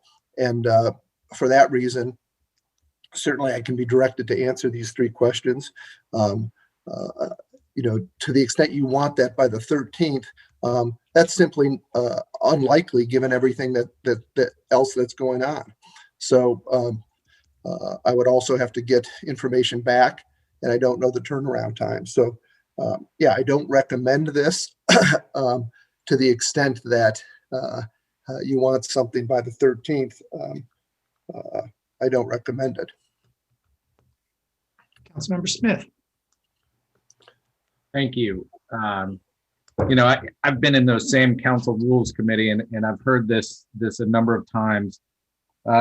Mr. Postma, I just want to reiterate for the people watching it at home is we have the ability to waive our privilege if we vote as a body to release the memo that you wrote 2 years ago, correct? You do have that right, although I usually recommend also that to the extent that it's so distant in time that was written, that it actually be done in another way so it could be current and so on. So there's two mechanisms. One is just to release something that's already been written in the past, or second, to write an additional memo for the public addressing those same topics. That's what the council has done in the past. Seems to me that any point in time over the last 2 years, this could have been brought up for council to vote on waiving our privilege, and it hasn't been. And I think this whole situation has been handled clumsily and has caused a huge amount of distress to our downtown business community when we could have just gone this other avenue. I'm disappointed we're here. I don't think this is a productive use of your office's time. I don't think it's a productive use to hire outside bond counsel to do this. I think it's better to just have a discussion about this next Monday. Thanks. Councilmember Ackerman. Thank you, Mr. Mayor. Similarly, I would feel very different if this was actually a resolution to release a memo that was already written. I don't think that this is a good use of staff time or tax dollars to prepare an opinion for a direction I can't imagine this council or any future council in the coming years to take. I would say also that this is being done in the name of transparency, and there are few government entities in Washtenaw County that operate with the level of transparency that the DDA does. Now that took time, but the DDA is an exceptionally transparent organization. And if you don't believe that, then you haven't been to their homepage of their website. Simply visiting their website would give you access to all of their annual reports, all of their audits, all of their annual budgets, every single expense report for every single month going back years, and every contract that they've ever entered into. All of that is a Google search away. Their board meets in public, as do we. And every single time I have called their front desk or instructed a community member to call their front desk, they have answered. So I think this illusion of an untransparent, undemocratic body that is the DDA is something that may have worked in election cycles in 2015, but I think it's noise and I think it's a waste of time, and I think it disrespects people who work really hard to keep tax dollars here in Ann Arbor and invest those back into the community through infrastructure, streets, lights, sewers, and now affordable housing as they repivot their mission to address our most pressing need. Councilmember Rumlowy. Thank you. If I could ask Mr. Postman, this came to us late, and I was not sure of what document was being referenced to, and my understanding was that it was something that existed currently and that would address these three questions, and simply would be waiving our right to allow that to be disseminated. Is any of this information available currently? How much of this information can be released without having to take on additional work or hire outside counsel? Because as was stated already, it's highly unlikely that we're going to be taking action in this direction. So I would not be interested in spending energy and resources for nothing.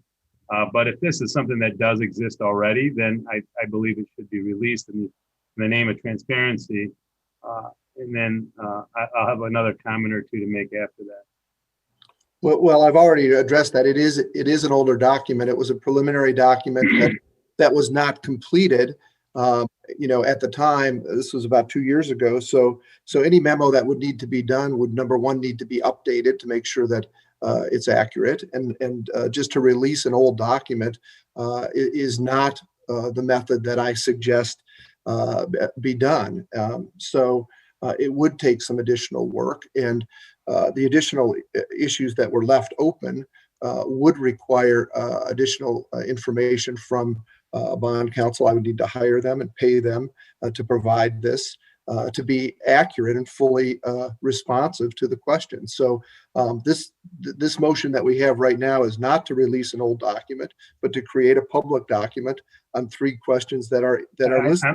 I'm sorry to interrupt you, sir, but really my question is the documents that do exist, and I appreciate the concerns that it may be dated, but the 1, 2, 3s here on this resolution do not seem to be questions that months would affect.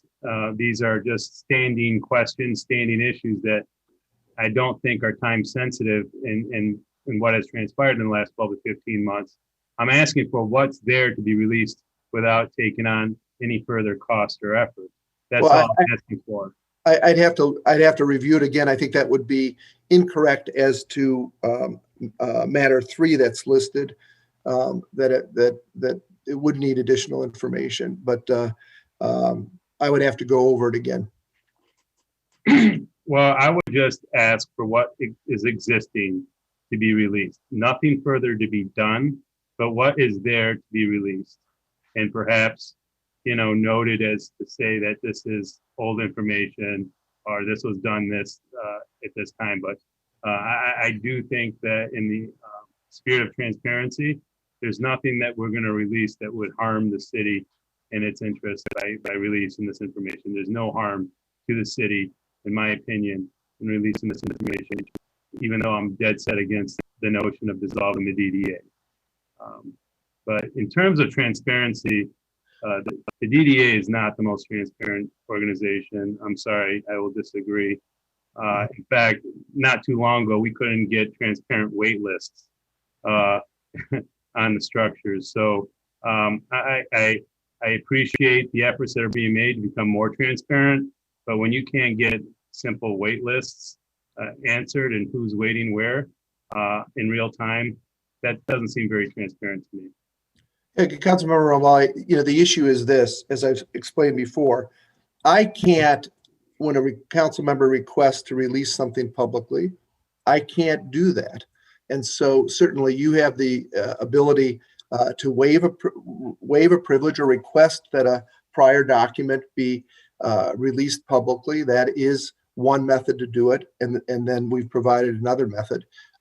Currently, the resolution as it exists doesn't ask to release a past document. So that would need to be amended to do that.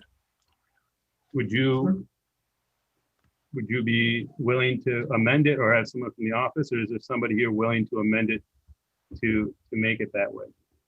Well, I'm always willing to suggest the amendment. The amendment should just reference the prior document and ask that be released publicly by a certain date. Well, I would move a motion to amend this resolution to effectively do just that. Is there a second? I second. Second by Councilmember Nelson. I'm going to clear the queue. Discussion of the amendment.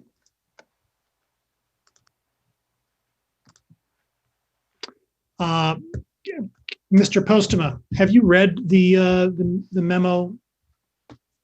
Have you read the advice memo that is now referred to in the amendment recently?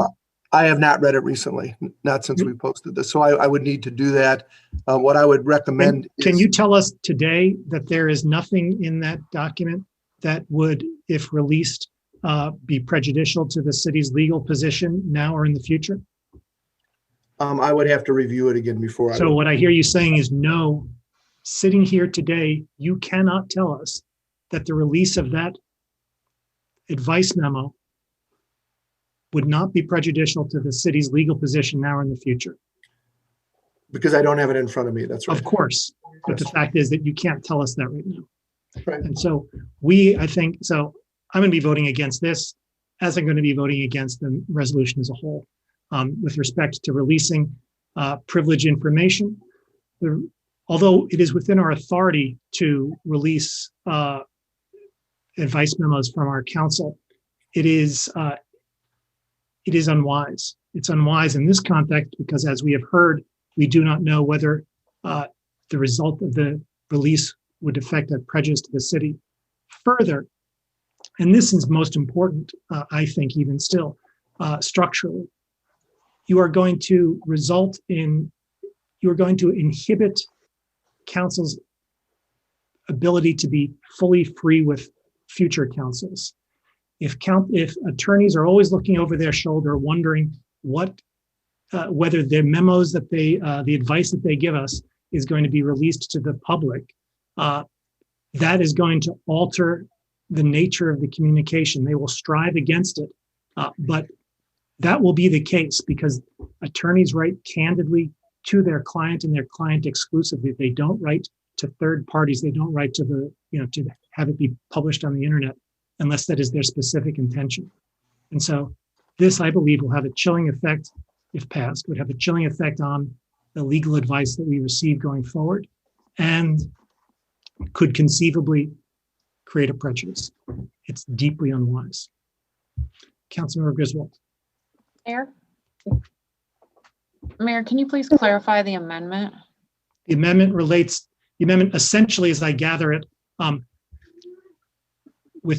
functionally withdraw, I don't know the mechanics of it, but it functionally withdraws the resolution reference to a legal opinion and inserts a reference to release the previously written advice memo dated December whatever 2000 whatever. Is that correct? I think it was January 2008. January. Thank you. My 2nd, apologies. 2019. Thank you. So that replaces drafting a legal opinion? Correct. Yes. Councilmember Nelson. I'm sorry, I had Councilmember Griswold on the queue, then Nelson. I was just trying to get control of myself because this is the most absurd conversation I have heard on council. Let me just say two things. One is the optics are very bad because we I've made some missteps and so have some others. There's a lot of confusion right now about what our intent was, what we're planning to do. People are very stressed. Number two, I was concerned as a new council member about funding for streetlights in school walk zones. And it appeared to me that the DDA had funding to provide pedestrian infrastructure in the downtown area at a much higher level than in the neighborhoods. So I naively simply asked the question, why is that true? And what would it take to dissolve the DDA? Not that I necessarily wanted to, but I wanted to have that information to then try to negotiate greater funding for pedestrian safety in the neighborhoods. That was the initial intent of this. We are now going down some kind of rabbit hole about all kinds of legal documents. So I asked the question, and I was given a document that I couldn't share with anyone. And I was told it was preliminary and we couldn't get the real answers unless we had a council resolution. So we prepared a council resolution for this evening. That was definitely a misstep. I totally agree. But now we have a case where the public doesn't trust us. They're totally confused. And we're now saying we can't show you that preliminary document that simply answered a very basic question because it's top secret and it could damage somebody. So we're basically playing to the fears of our community. And I'm really upset about that. This is nothing secret at all. I've read the document and I'm not a lawyer, but there was very little in the document because most of the answers would only come if we passed a resolution. So we'll continue to have this circular argument and in the middle of the pandemic, stress out people even more. Thank you. Councilmember Heener. Thanks. I wasn't really going to speak on this because my understanding, well, when I first heard from some residents that, hey, you're asking for this, I had assumed that it was going to be an ask to release this preliminary memo, which I can't seem to find in my email. I don't know if they purged mails prior to 2020 or what, but I've actually asked for that, Mr. Postman, to be resent to me once you locate it. Sure. But now and we're back to that, which I appreciate. So I don't understand how this release of advice to a client, the city council being the client, can prejudice the city against the DDA, which is also part of the city. Like, how do we, what is the anticipation that someone might move to dissolve or change the structure of the DDA somehow and they'll sue us and they'll have some kind of advantage because they've read this memo? I don't understand that. And because it is my further understanding that we've always had the right in the charter granted to us to release this. So if our legal team has been extraordinarily candid and yet they've forgotten that we can at any moment waive privilege on any of these documents they've given us, I just don't see the argument, but that's being put forward by the lawyers on the screen here that somehow it's gonna prejudice or have a chilling effect on confidentiality between the attorney and our client, us, the client, and our attorney's department. I don't get it. We've always had this ability to waive privilege on these things. And so either you're speaking to us with full confidence that your opinions are right and necessary, or you're not. And I'd like to think that you were, and that you weren't afraid to have that released to the public. And I think that's what this is really about. Are you speaking to me? Excuse me, Councilman. Are you talking to me? Well, I'm speaking generally to this notion that somehow this would have a chilling effect if we finally, after having it be in the charter for however many years, exercise this ability to make an opinion or a memo public. That's not a new issue. It's every council member probably on the first day that they come in is advised of this same thing. It's not a new concept. It's not newly discovered. It's the issue of privilege. I've advised you of that, and I've advised you of the mechanism to waive privilege and to do that. So I'm not sure what your point is. Well, my point is that if you recognize that this option exists for us to waive privilege, then you are constantly operating under this supposed chilling effect, so it's nothing new. And you agree it's nothing new. So I don't understand why there's so much scrutiny and concern over this. I mean, is that not in the back of your head as our city attorney, that whatever I write could be waived? So you're pre-chilled, I guess is what I'm saying. I don't think this is new, and you agree. Well, it's not a new issue. The methodology to release privilege, I've already given you two methods to do that, and the resolution states one method. You are suggesting another method, and I think there are aspects to that don't make as much sense to release things. If you're going to have a public memo, it could be written separately. That's how we've done it in the past. But it's really your call. And so I can't do it. I don't do it. I write it for you, and it's up to you on these things. Councilor Lum. Thanks. First, I will say I'm glad that DC4 was withdrawn. On this item, DC3, directing, and now we're talking about asking the city attorney to produce a public opinion that responds to the questions answered in the privileged advice memo. I went back and read that memo, and from January 2nd, 2019, and it's my sense that the opinion seems largely written, and because the questions that were posited previously are identical to the questions in this resolution, the very same three questions. I am concerned, though, that that this is a complex set of questions, again, but they're the same questions that advice was provided on previously. And I am concerned about the extent of the additional legal analysis that might be required, and with bond counsel. I do appreciate that that we would need to engage bond counsel to fully understand any implications of our bond obligations. I get that, but I don't, I'm torn. But in the interest of transparency, I think I'm struggling with the difficulty in releasing this as a public opinion, given what we know was addressed previously and what is being requested now. Councilor Ramlawi. Thank you. I'm torn as well, because I am dead set against DC4.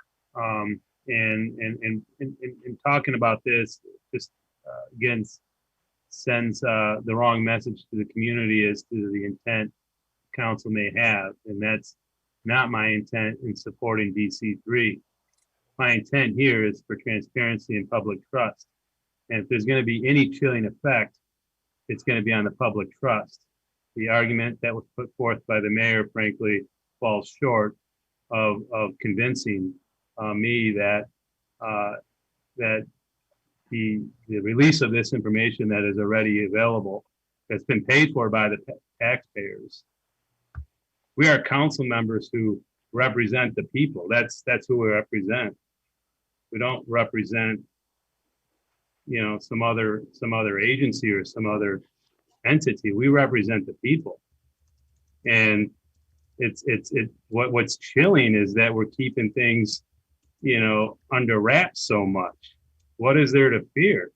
If we're not putting the corporation in jeopardy, and we should be completely transparent. And the chilling effect is public trust by putting up a fight like this with this resolution. I mean, it's what are we hiding? I'm sorry, looking over the shoulder. As a community member, doesn't matter where I fall on this issue of the DDA being dissolved or not. These are public documents. This is what taxpayers pay for, and if council wishes to waive privilege on a particular document, they have the right. And it was just stated, and it shouldn't be this hard to get a document released. It really, that's the chilling effect. And I agree with Councilmember Hayner, and I think that is probably something the attorney's offices do think about in the back of their mind, that this could be released with council's, approval. So, maybe that's where the chilling effect needs to be, and then the information they give us needs to be filtered through that lens as well. So perhaps the information that we get would be better served looking through those lenses to know that this will be released and will be looked at by the greater community. So I just don't find the arguments to keep this classified very convincing. In fact, detrimental to democracy. Councilmember Ackerman. Thank you, Mr. Mayor. I think I'll say first that I don't think I have any philosophical issue with releasing this document. I will say that I think it would be wise and prudent for us to postpone this 2 weeks to allow Mr. Postema time to review it, because as it was stated, he at this time doesn't recollect the contents of a memo written by his office 2 years ago. And if it does contain any content that would put us at legal risk, I think it would be wise to allow his office to review that before it's released. So I would just put that out there as a practical matter. But second, I would just raise as a question, where is this demand for transparency with respect to dissolving the DDA coming from, right? Because today and over the weekend, I got by my count 72 very angry emails expressing the dismay and distress over the potential disillusionment of the DDA. I got 3 emails that expressed any interest whatsoever in the dissolution of the DDA. So I would just say, for the sake of transparency, where is this coming from? Because I don't think the people who are upset and who are reacting this way are upset and reacting this way because we're not releasing a document that was written 2 years ago. They're upset and they're anxious because we're threatening to take away an agency that provides them vital services in a time of crisis. And then my final point was, I don't think we would be better served if the city attorney assumed that every document that they author would be released to the public, because what we would end up getting is a document that would be safe for other parties in litigation to read. I mean, if we're being sued for various issues and it's the city attorney's job to defend us and the taxpayer, then they're not going to write opinions to us, the client, that contain complex legal analyses and risk assessments that would then be turned over to the other party's attorney. That would be judicial suicide. That would be litigation suicide. So I don't think we would be better served by an expectation that all documents would be released. So again, I don't have a philosophical issue with this, but I would suggest that we give Mr. Postema time to review the memo before it being released to the public, just as a means to ensure that we're not putting ourselves in any undue risk. So I'll make that motion right now to postpone this for 2 weeks. Is there a second? Second by Councilmember Smith. Discussion of the postponement. Councilmember Smith. I would simply point out that, I have not, as much as I've looked, I might just be a moron when it comes to trying to search my inbox, but I think that's probably true of a lot of people. I can't find this memo anywhere, and I'm hesitant to vote this evening on waiving privilege on something that I don't remember at all getting. So I'd like to at least be able to review it myself before we vote on it. Councilmember Nelson. Thank you. I was somehow removed from the queue. You were next on the queue after Councilmember Ecker. After I raised my hand a second time. Thank you. I've been taking notes on some of the comments being made, and I'm sort of astonished. We are applying arguments to this particular topic that simply don't apply. I guess I'll start backwards or move forward and moving backwards.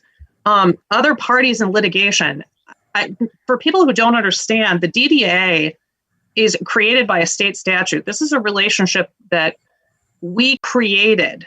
There's not a third party involved. When we talk about compromising the city's legal position, we're in a legal position with the DDA. There's not a third party mixed up in this.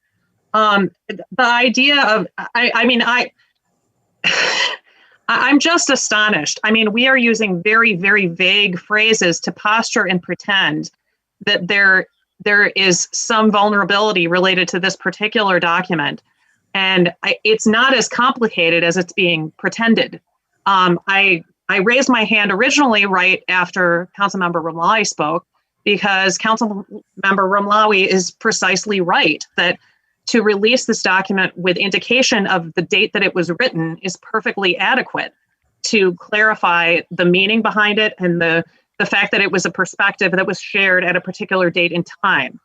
I guess I would have one question, which might be to Mr. Postma.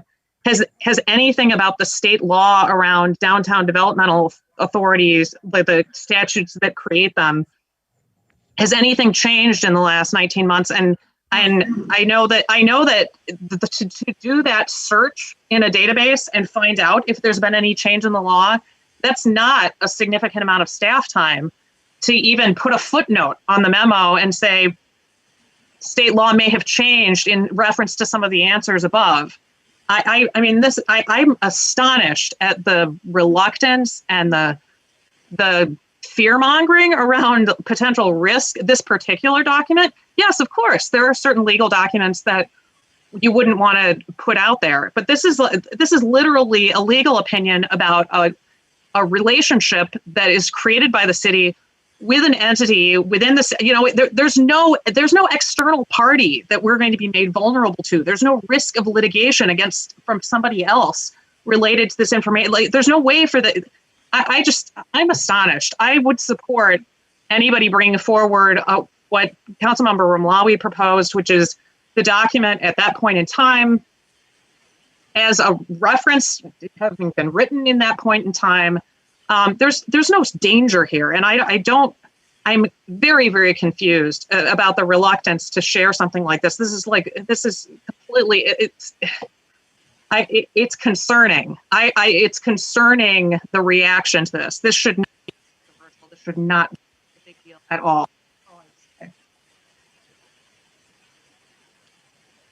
Councilmember Smith, I have you on the queue. Is that from before? It is from before. Councilmember Eaton. Thank you. I share many of the feelings that my colleague, Councilmember Nelson, just to try to express. I'm going to oppose the postponement. I have sent an amendment for the main resolution to the city clerk, which would affect the release of that memo and give the city attorney the discretion to redact any information that he thinks would harm the interests of the city. And I think that covers everybody's real concerns. And so I hope that we can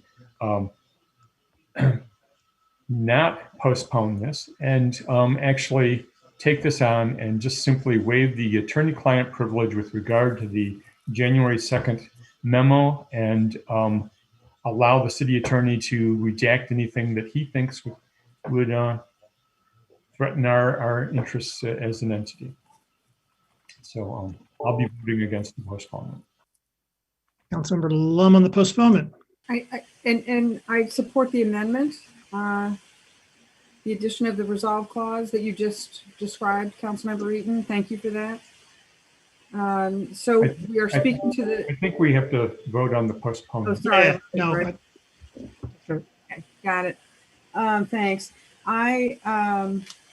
Thank you. I would just note that the memo we're talking about, the attorney-client memo, was dated January 2nd, 2019, but then it was resent to council on January 4th, 2020, the same memo. And there were no changes in law or updates noted. So my takeaway from that is that the legal analysis that was provided us a year ago, and then again in recently, this past January, is unchanged, with the caveat that it is noted that, you know, probably further analysis would be required if council wishes to pursue that. But we're talking about, as I understand it, allowing the release of this and giving, as Councilmember Eaton has proposed, the city attorney the authority to redact any information that would potentially harm the interests of the city. And I appreciate your sending along that amendment, Councilmember, and the intent of that, Councilmember Eaton. Councilmember Grant. I just want to give Councilmember Ackerman, since it's his amendment, he looked like he wanted to react to what Councilmember Eaton said, so I'll let him jump in. I think that's Councilmember Eaton's proposal is generally gets it the same intent that I had. So I appreciate the thinking on the spot. Councilmember Grant. Okay, thank you. You know, in spite of that comfort, if it is friendly, I circle back to, you know, even with Mr. Postman, not that I don't trust him to redact it, but I would still rather, you know, vote on something that I actually have the opportunity to see and think about before I want to release it to the public. I still haven't heard from the original sponsors' intent about what even the purpose of getting this information out to the public is, if we know that a future council would not want to dissolve the DDA, at least not in the immediate future. So, like, part of what I'm really struggling with here is that this isn't about, to me, from my lens, transparency. It isn't about releasing advice or not releasing advice. It's about this question of causing people in our community stress. It's about about relitigating and redebating this issue of if we should have a DDA in the first place. I think that question has been answered. Mayor, point of order. Are we discussing the postponement? Yeah, I'm discussing the postponement, but thanks for your comment. I'll keep talking, thanks. So you know, the idea of, you know, whether we should even postpone this, I'm going to vote no, because I think this whole thing is frankly just ridiculous. And what it's about is pandering to a certain group in the community that has been after the DDA for years. And I think we heard loud and clear from our community that this whole conversation is frankly silly, unnecessary, not what the public wants, and not where many of us in our community see ourselves going in the future, including a council that doesn't have any interest in revisiting this issue about whether we're going to resolve the DDA. And I think we also heard loud and clear from Councilman Lally that he doesn't want to dissolve the DDA. So I'm really struggling to see the point of this in general, which is why I'm going to vote no on the postponement. And I think all this does is just light fires. And I'm ready to vote out. Councilmember Ramlawi. Again, I, will not support the postponement because we're going to be meeting with the DDA next Tuesday, and I'd rather have this information released to the public, released to City Council again, so they can take another look at it, And so we're up to speed before we go to meet with the DDA next week. And it's not our intent to dissolve the DDA. I think it's about, again, principled transparency. And I think it's scholarship is what it is. And we pay how much money in salaries and such to get this information, but yet we're not disseminating it. What happened?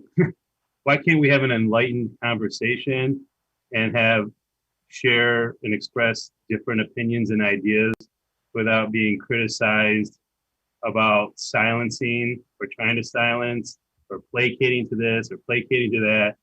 This is all just high level thinking and having some information and education with us when we go to make decisions. I really have a hard time understanding where some of the most progressive people on this table, self-proclaimed that is, argue against releasing scholarship and information that's being paid for by taxpayers. Further discussion of the postponement?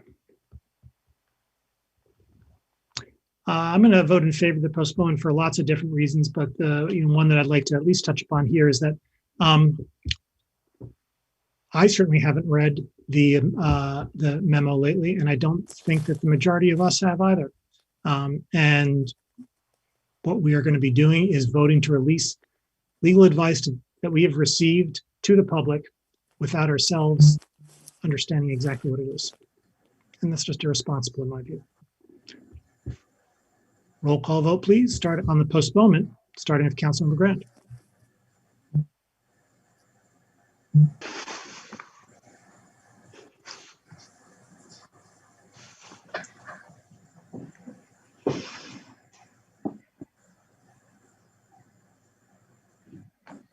Councilmember Grand? Yes.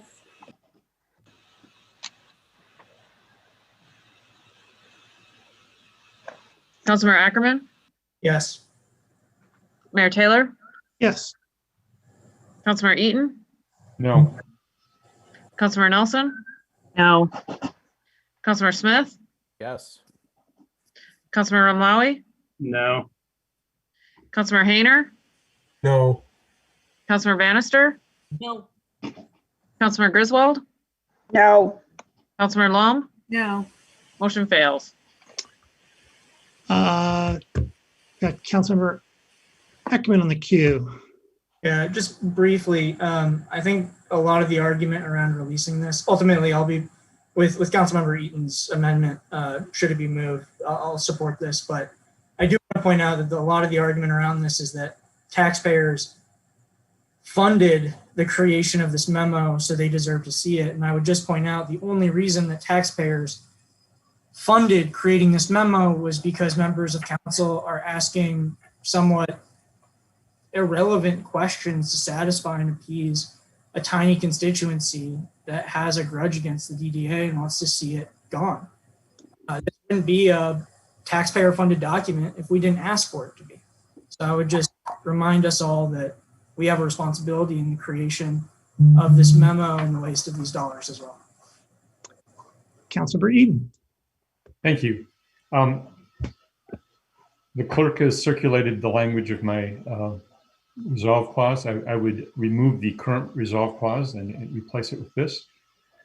Resolve that the city council waives the attorney-client privilege regarding the January 2nd, 2019 memo from the city attorney regarding the dissolution of the Ann Arbor Downtown Development Authority, with any prejudicial information redacted to protect the interests of the city. Let me just note, I note with that, although I haven't reviewed it, that to the extent that a redacted copy is needed for the next Tuesday, I believe I could get that done by Friday, if that's, and it could be put on the agenda if that's what you would like. Thank you so much. Is there a second? Seconded by Councilmember Hayner. Is that friendly to the body? Friendly to the body. I've got Councilmember Ramlawi on the queue. Well, I won't speak much, but I just will respond to Councilmember Ackerman's conjecture on the intent of myself and others who are principally based and would like to see transparency. And it's not just taxpayer dollars. There's many different issues that go into this decision. Where do we draw the line? What gets released? What doesn't get released? Again, this is up to council to waive the privilege. And I think this argument right here is probably very unsettling to many in our community. To say that this is being brought to cater to a fringe, a small group in our community, I think is missing the mark. And I don't think encompasses the spirit of democracy and transparency. Who's the benevolent decider and the benevolent leader to make that judgment call as to who's being catered to? I find it very off-putting, to be honest with you. I think to say that someone like me is not arguing based on principle is off the mark. Councilmember Griswold. Just want to state it one more time because people are not listening and they keep restating my motives and how this all started. I take full responsibility for it, is that I was concerned about the amount of money that the DDA had, an unelected group with what I perceived as a new council member as a lot of money, when neighborhoods were going without streetlights for their students at crosswalks. The issue came up again when we talked about the need for park and ride lots. And I was told we can't have park and ride lots because we don't have any money. And the DDA has parking revenue, but it can only be used in the DDA area.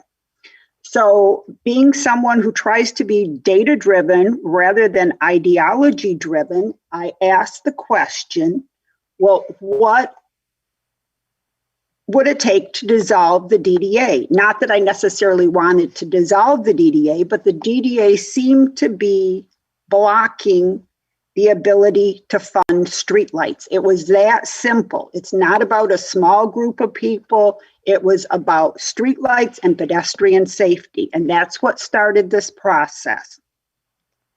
And so I did ask for that question, and I still, moving forward, would like to have a way that funding could be available in the neighborhoods where it's needed.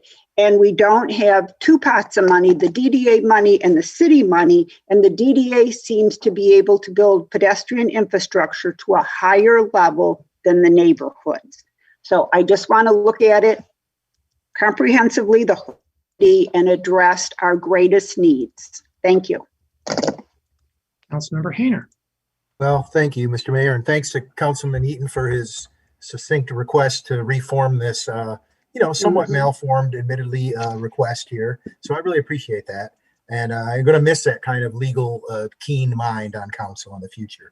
I recall the content of the memo, and, not having the crystal ball of intent that some people on this body seem to want to yield. I think that when the public sees that, they're going to see that there's a lot to our relationship with the DDA, that it's very involved, and that it will be very difficult to, if the notion was to disband or somehow change our relationship with the DDA, that it'll be very difficult to tease that apart. I don't see any ill intent as Councilwoman Griswold just stated, to know what we're dealing with here. I mean, the fact of the matter is that the DDA has tens of millions of dollars in bond issuance that are backed by the full faith and credit of the people of Ann Arbor. And they also have tens of millions of dollars in bond issuance that are backed by parking revenue, which is tanking right now.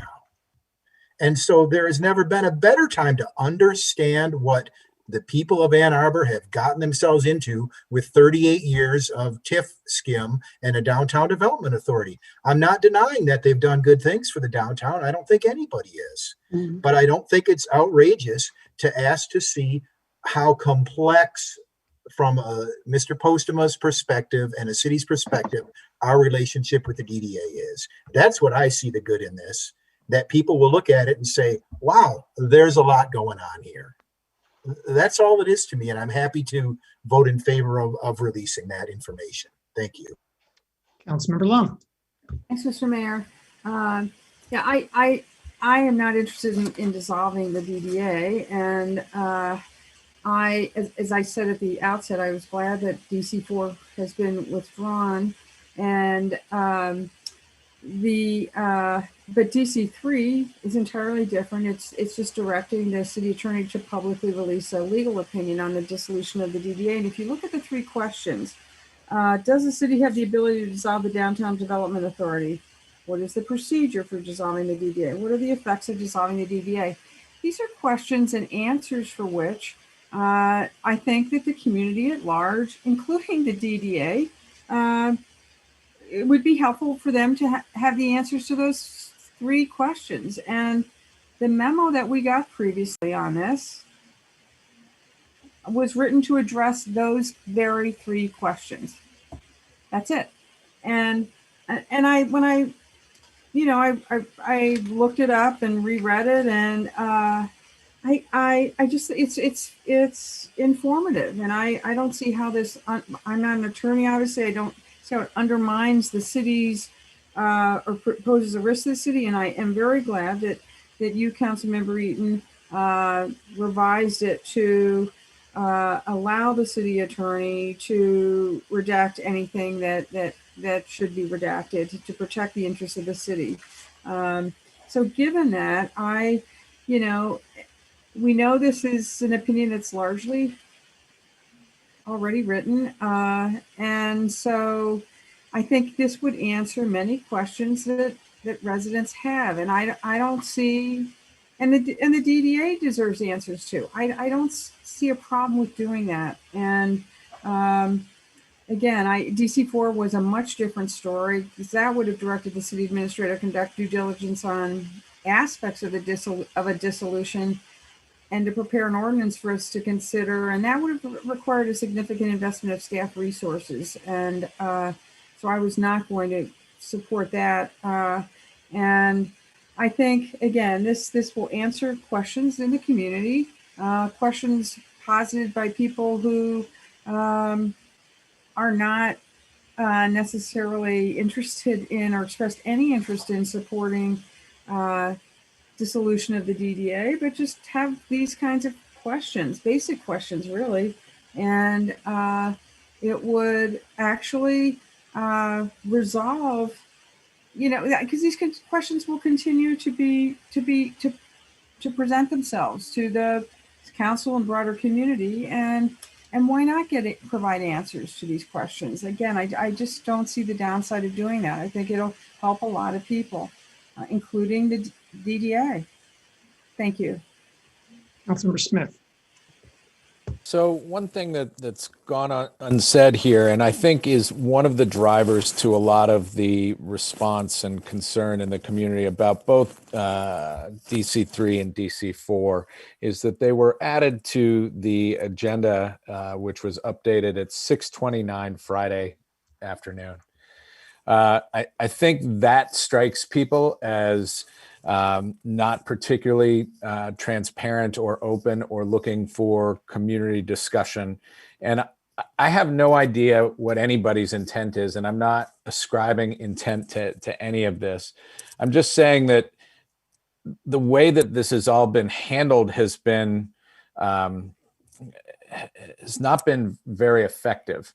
Mm-hmm. And as I look at this, I have no objection to releasing this memo.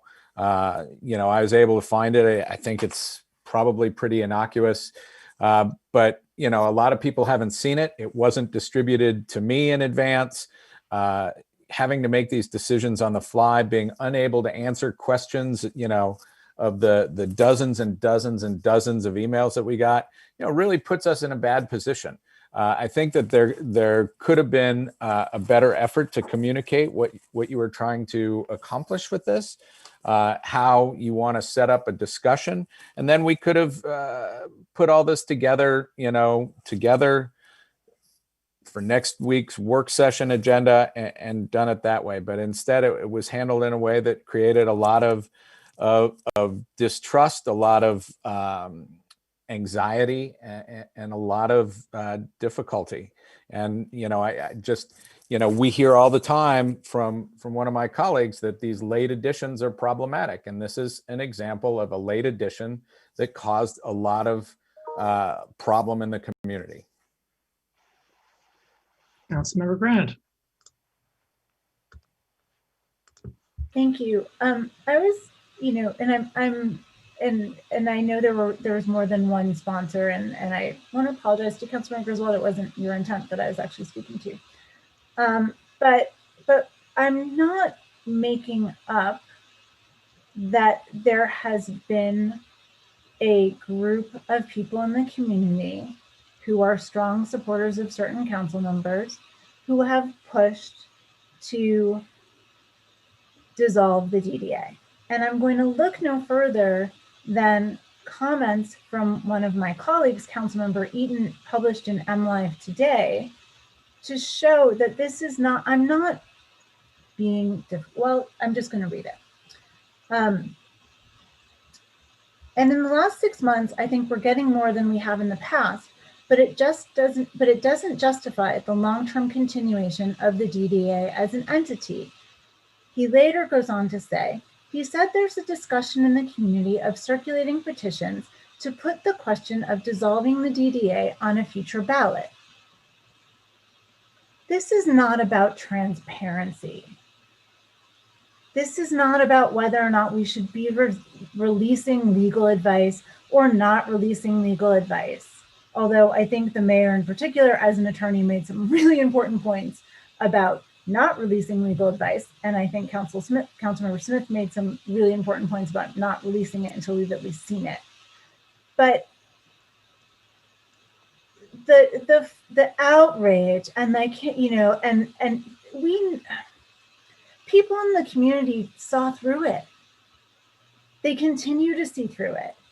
But yet you insist on pushing and pushing and pushing it forward and pretend like there wasn't real feedback that you got a few months ago. And I have tried to not do this, but it's so incredibly hard when in 2018, when I saw a lot of my colleagues who lost very close elections and members of this body treated them like their opinion was totally irrelevant.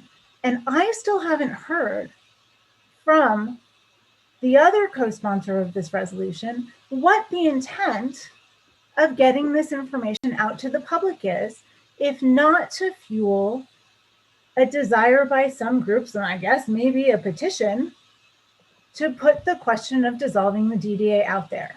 So to pretend that this is about transparency, this whole thing coming in late on a Friday, it's just all so silly. And bringing this up at the last minute and completely, getting rid of one resolution, bringing in another one, and then completely replacing it with something else that's totally on the fly. We should be better than this. And I think the public said we want better than this. And I hope that they will, and I'm looking forward to them getting better than this. But this is to pretend that this is about like transparency, it's just a buzzword. It's nonsense. Councilmember Bannister. Yeah, I'm proud to be a trailblazer for transparency. I'm concerned, I'm having a chilling effect about the city charter, section 5.2 and 5.3 states that the written opinions should be filed with the city clerk and published and posted as required by law.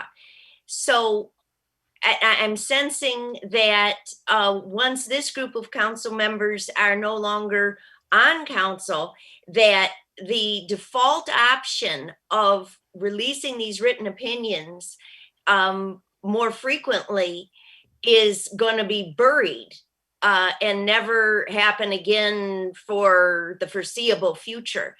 And that bothers me. And so I would maybe like to ask Mr. Postma to explain again that how this city charter that has stood since 1957, stating written opinions filed with the city clerk and published and posted, why, you're saying, well, it has to be released on a one-off basis.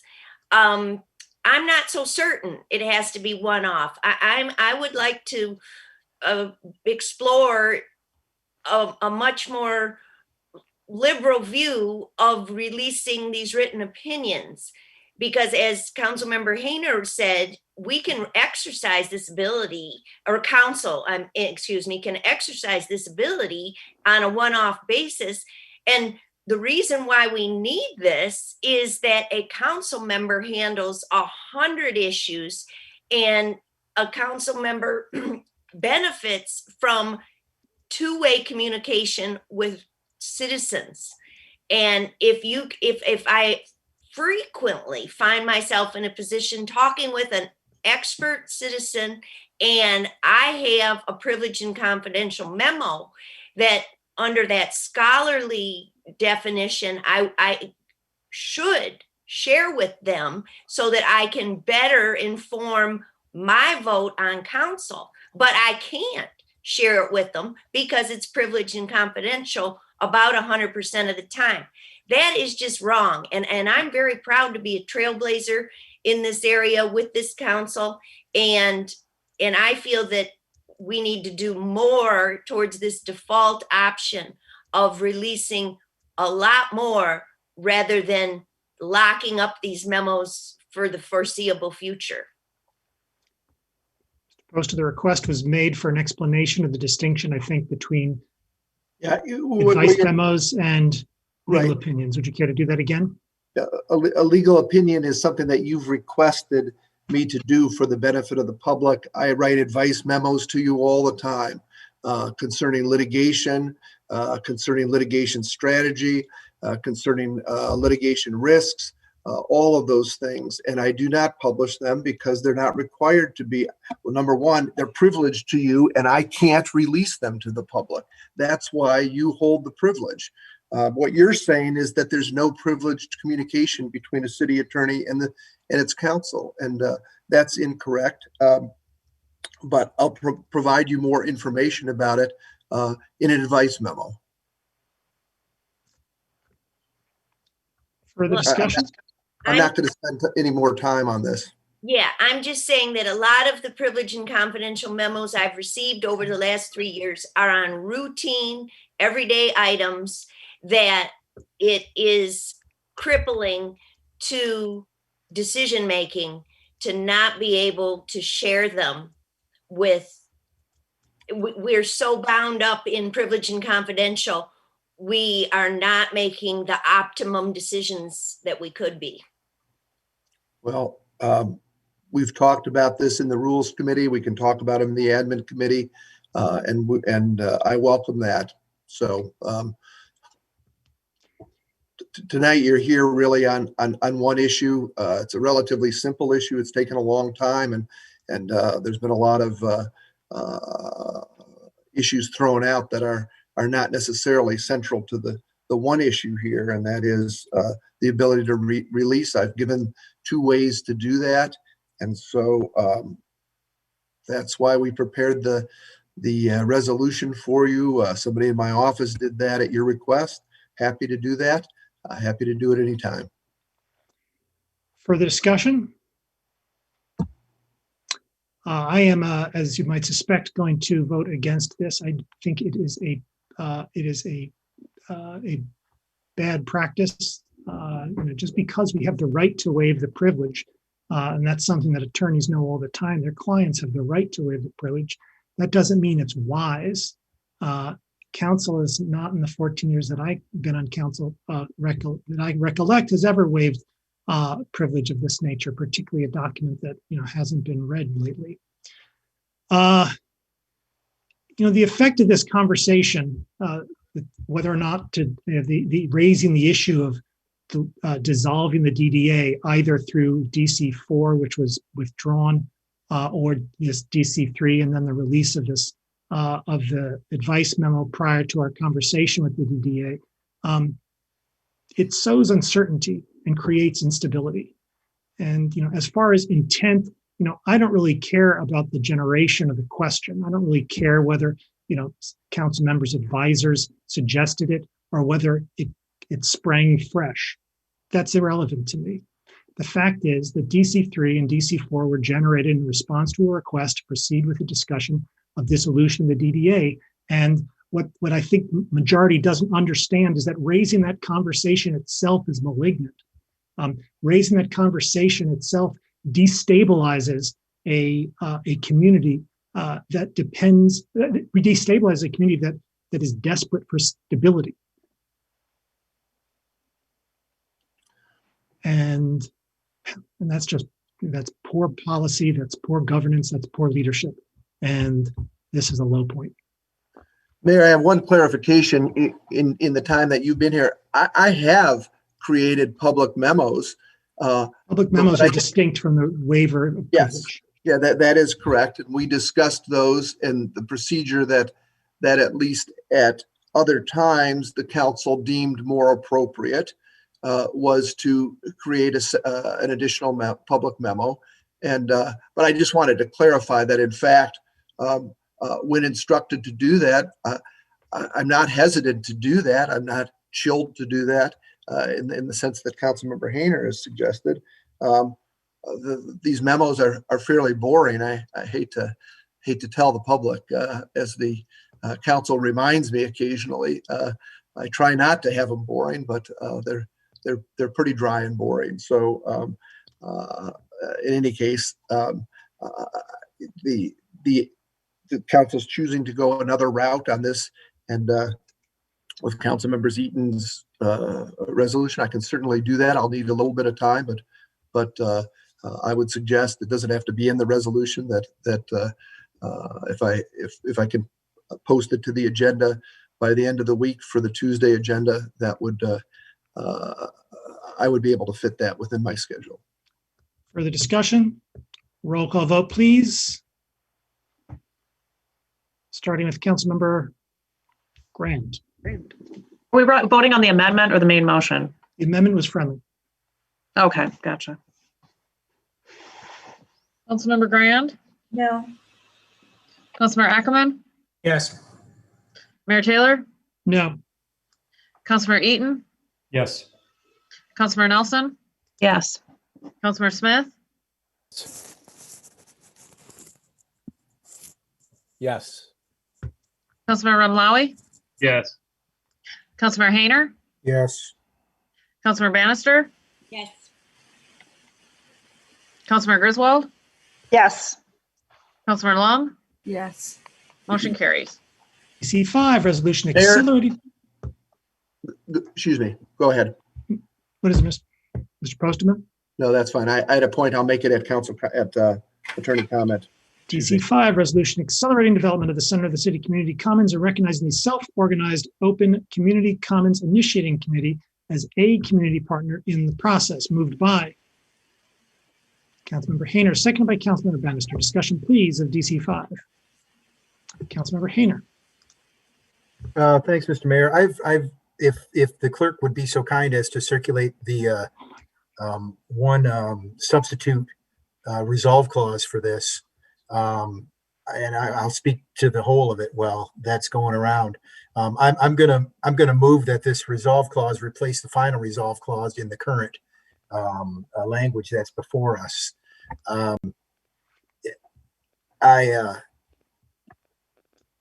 The notion behind this is to keep moving forward, however slowly, on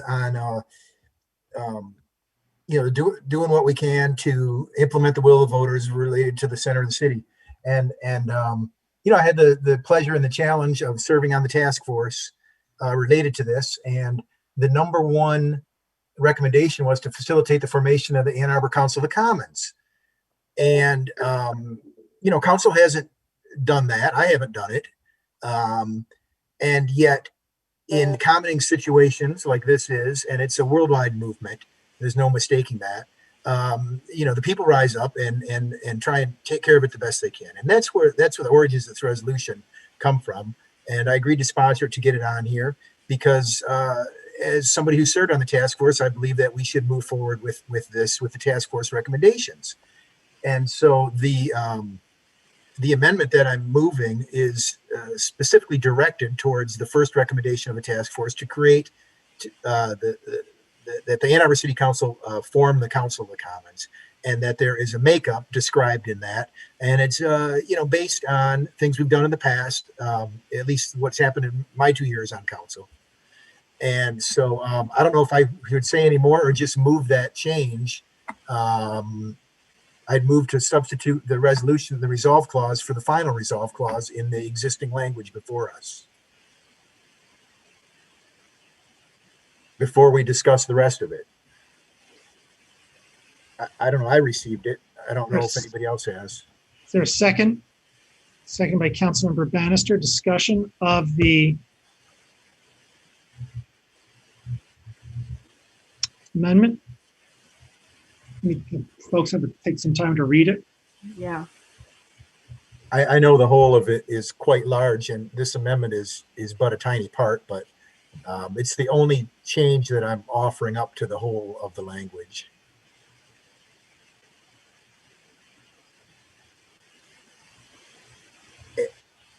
If it's okay if I continue to speak while you're reading it? Okay, thank you. So the essence of this is that we really can't, the city, the task force report, the number one thing was to facilitate the formation of the Council of the Commons, and they assigned the responsibility to City Council. And there were various goals in there: develop programming and educational activities, and define what it means to be a culture of the commons, to foster partnerships that'll create financial sustainability, and many other things.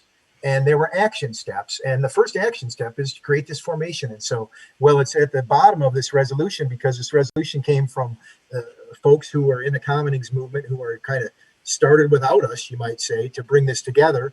It was important to me to have this in there as part of this resolution, because I think that is our number one priority, to announce that there is this. And I know that when we create these bodies, this Commoning body is a little different than it would be for, council to act as a body. And so what I tried to do was put in there a method whereby we could assign some folks to this task, or ask for volunteers to this task, create a voting body that could create bylaws for this group. And then we can open it up to this notion of the commons, where everybody who shows up gets a say, and so on. And so it was a bit of a challenge for me to come up with this, but like I say, I based it on kind of how Councilmember Grant and I were asked to, pick some folks to serve from the list. And I think the task force worked decently well together. And so I kind of based it on that. It's up to you guys if you want to accept it or not, but that's my one amendment to all this. And I'll be frank that I think the resolution itself is a little long-winded. I'll just be honest. And it doesn't really point directly to a lot of the things. Some it does and some it doesn't. But I believe this amendment does, since that's what we're speaking to. So that's where it stands. Councilmember Lowy. Thank you, Mayor. Sorry, this short agenda has gotten to be a long meeting. I'm just speaking to this amendment. It just seems like we're and again, it's a late hour. We're overcomplicating matters, and just reading this amendment, it is pretty complicated how this body will be formed and how it will be confirmed. I would just like things to be a little bit more streamlined and simpler. This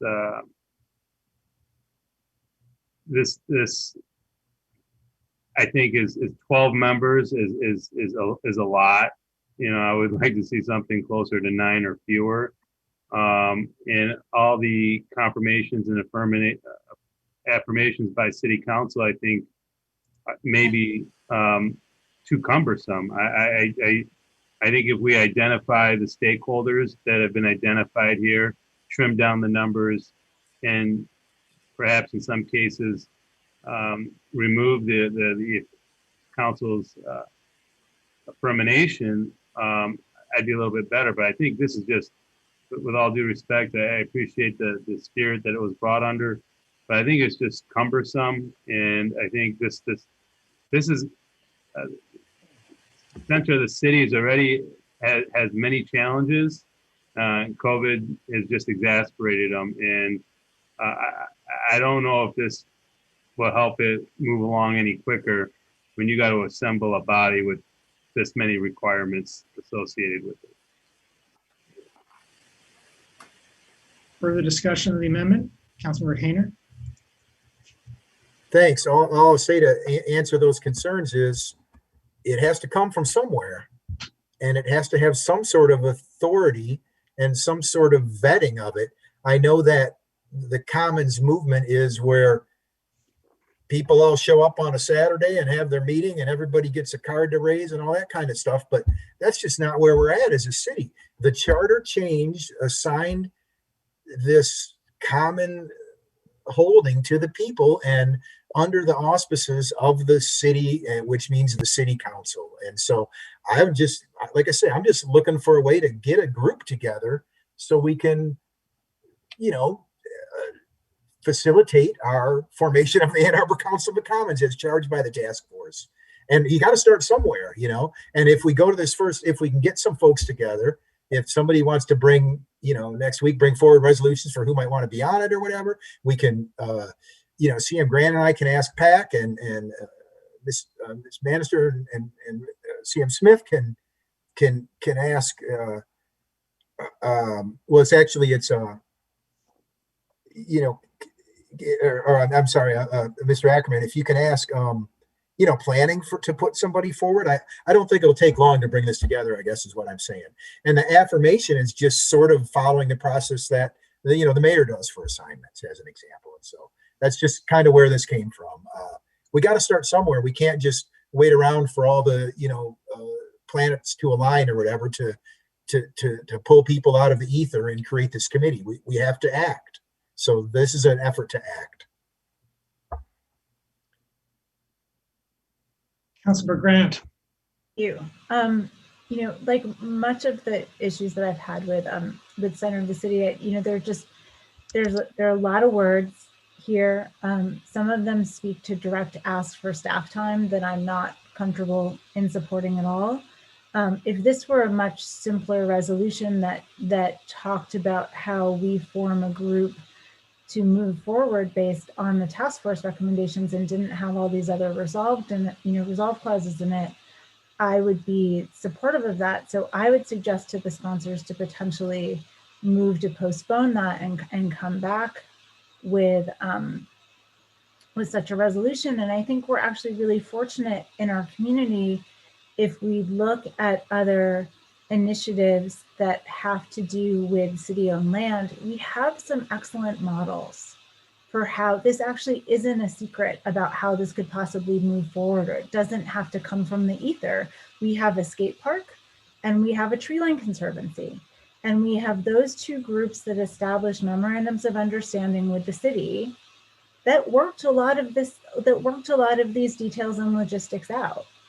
And the concern that I have with Center of the City for a long time and all these different groups that have come out of it is that they haven't wanted to do that work, to hammer out the details, to come up with something based on that model, which I think has been really successful. So if we are going to go forward, we need to have a plan. And this idea that they can drain staff resources without a plan and a way to go forward, I would just suggest to the co-sponsors to come back with step one, and we take it one step at a time. But I do think we have excellent models, and the skate park really showed us the way on how to raise some funds, work with the city, and then for all of us to leverage resources together. Councilmember Long? Thanks. It's the amendment, right? That we're Correct. Thank you. So to the amendment, and thank you, Councilmember Hayner. So comparing your resolve clause amendment to the one that was in the resolution, I do think you are, providing the needed definition around this committee makeup. And initially in reading it, I thought, okay, this is going to take some time to assemble, but actually I don't think it will, because basically all that has to be nominated outside of the Library Green Conservancy. They nominate their 2 people. The Community Commons Initiating Committee picks 2 reps, PAC 1, Planning Commission 1. We pick 2 council members and the city administrator. So it's the 3 citizens at large that need to be identified. Would you entertain a date for your amendment to say, and to present this to council on, pick a date? So put some time constraints on this to turn this around as needed? I suppose so. It would be kind of contingent on planning commission and PAC's meeting schedules, but I can look that up. Okay. I mean, I think, if you gave it a month, you'll have your committee assembled. And yeah, I mean, it seems that's kind of how I feel. I actually think it's very doable, and I appreciate what you're trying to do here to get this initiative off the ground. So I will support, your amendment.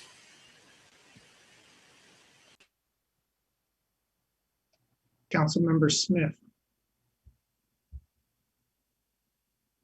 I appreciate what Councilmember Hayner is trying to accomplish.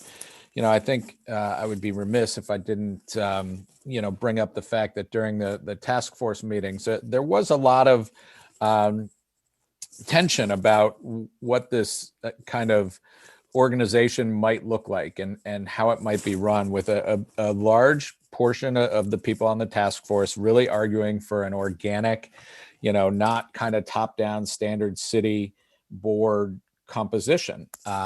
And, so I think being true to the spirit of that report, I think, imposing this structure on it is maybe not necessarily what that immediate intent was. I think the first step was to direct the city administrator to get all the stakeholders together, not that we can do it in a room, but get them together and get them talking with some members of the task force, and have that be the starting point for, okay, how do we put together an organization that does this? What does that look like? Because we are trying to do it without using staff resources, and that task force was a big financial expenditure. It was not, $7,000 in mailings. It was expensive stuff, and I think, without getting the stakeholders down, the immediate neighbors and everybody that wouldn't really participate in the process and having a conversation, it's hard to figure out what that way forward is. I say we start with talking without creating a board. There's a lot in this resolution that I could support. There's a lot that I've got issues with, but I'm not going to support the amendment. I guess I'd say too, with respect to the amendment, the task force obviously wants us to put together a council, but I am pretty reluctant to put this kind of structure and have this kind of momentum, which a new council is going to have this close to the seating of a new council, which the new council is going to have to implement. I think it's important that we take care of work that has been pushed to near the end on this council, but I think, and that's what we did back in 2018. But I think also there were things back in 2018 that we recognized were going to be the work of the next council, even if frankly the majority of 2018 would have seen things different. And that I think is just that's just the ebb and flow of it all. I think that it makes sense, in my view, that this issue be raised, and, Councilmember Hayner, there's no reason why it can't be raised early. But I think this, the structure of this, the methodology of it is a question. It's a question of the new council, because the new council is going to have to be comfortable with it if they're going to implement the result of that process.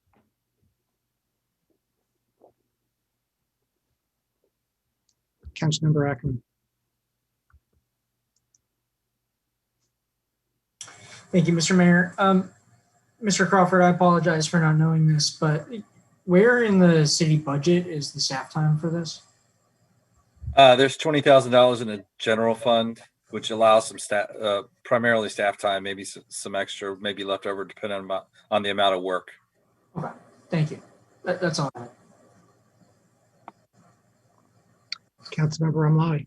Thank you. I got a question on the amendment when it speaks to members of the Community Commons Initiating Committee. I apologize for my ignorance on this. Does that committee exist today? Is there that committee? Yeah, bringing this amendment prior to discussing the whole of it makes it a little confusing, but further up in the resolution, it just talks about that. And that's where this resolution came from, we're a little out of order on this. If we were taking it resolve clause by resolve clause, you'd see there's mentions of that, and some of the other instructions are asked of the city administrator to put together this, block partners and so on that was identified by the task force. And that's kind of where I was going with it. I see it in a prior resolve clause describing this initiating committee, and I'm just wondering whether does this committee actually exist? Yes. Yeah. As does the Library Green Conservancy, who is stepping forward to act as a fiduciary, and is my understanding is, and that's all I had to ask, whether that committee actually is a. That's why they're named in there. That's why they're named. Thank you. Councilmember Nelson. Thank you. I appreciate the comment around sensitivity to transition, and I guess it's interesting to harken back to 2018, because we do actually have a really specific example of another project that was rather long-term and in the works, and it wasn't based off of an actual voter referendum that the community voted on, and it was actually the Independent Community Police Oversight Commission, because the statute empowering the ICPOC was passed just a few weeks before new council was seated in 2018. And I don't remember hearing anyone say, let's slow down and not have a meeting till 3 a.m. to wrap up these loose ends before a new council would be then working with a new body. And so I guess I tend to support Jeff's proposal, because as I'm reading the paragraph of all of the different people involved from the bodies that are appointed by the mayor, there's actually quite a lot of balance in how he anticipates those 11 members. I support this amendment. I don't see how there's a risk of it slipping out of control or anything, because it's drawing from so many bodies that already are so heavily influenced by authorities that are continuing and ongoing and not subject to upheaval in a few weeks. So I support your amendment, Jeff. I think it's a good one. Councilmember Grant.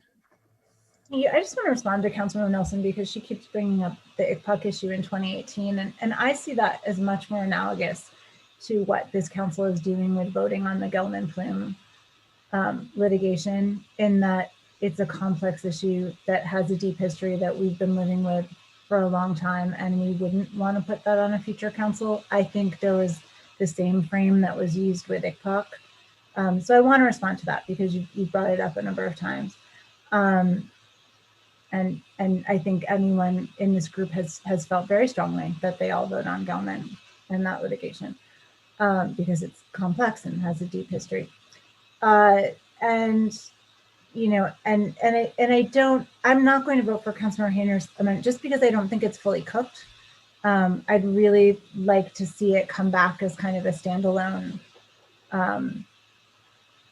and just really thinking about, are there other groups that need to be represented. I know there's a lot of confusion in the community about these different groups. How do you differentiate between library green and you know, initiating committee, and what does that, and who, you know, how does one get on there? And we've heard from people, I've tried to get on, but I need to get cleared to get on. And so I think there's a lot of fuzziness there, and I'd just like to see it cleaned up a little bit, because I think like much of what we've dealt with this evening, a lot of it's coming in at the last minute. And I don't disagree with having a group to go forward.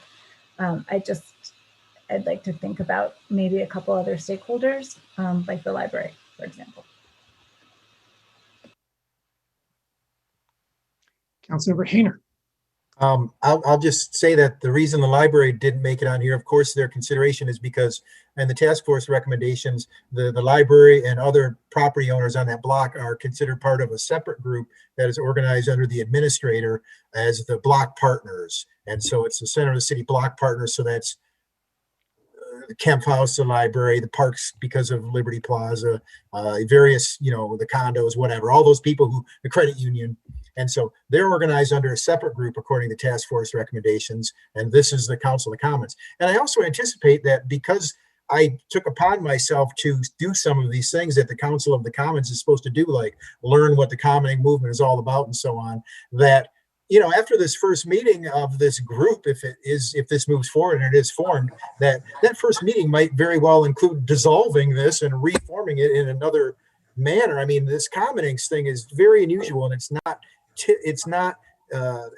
as many of you have pointed out, it's not a top-down situation, and yet we've sort of been charged as a city through a change in the city charter to deal with this, you know, and so by necessity, it's initially top down until we all meet, and then who knows what's going to happen. This commonings movement is very interesting to me, but it's also a little, I don't know what the right word would be, but it's a little wild, you know, like it's just sort of the will of the people who show up. And so that's all. I just wanted to speak to that, because I certainly understand that there were more people that could have been invited to be part of this, but they're sort of designated by the task force report as a different group. Which may very well be invited to be part of this Committee of the Commons. Further discussion of the amendment? Roll call vote, please, starting with Councilmember Grant.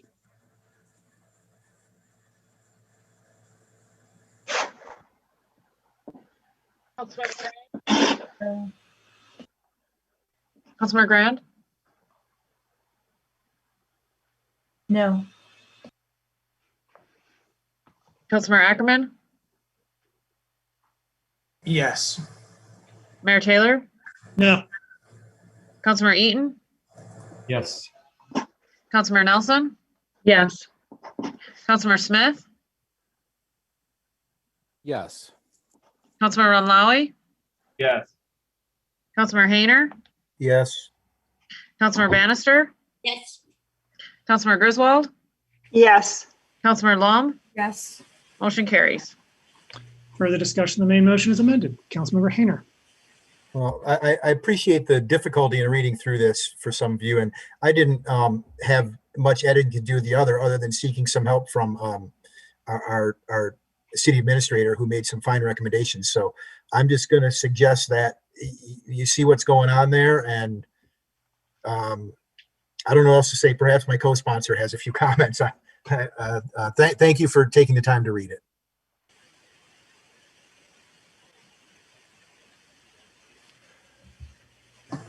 Councilmember Lum. Thanks, Mr. Mayor. And I'd like to thank Council Members Hayner and Bannister for bringing this forward.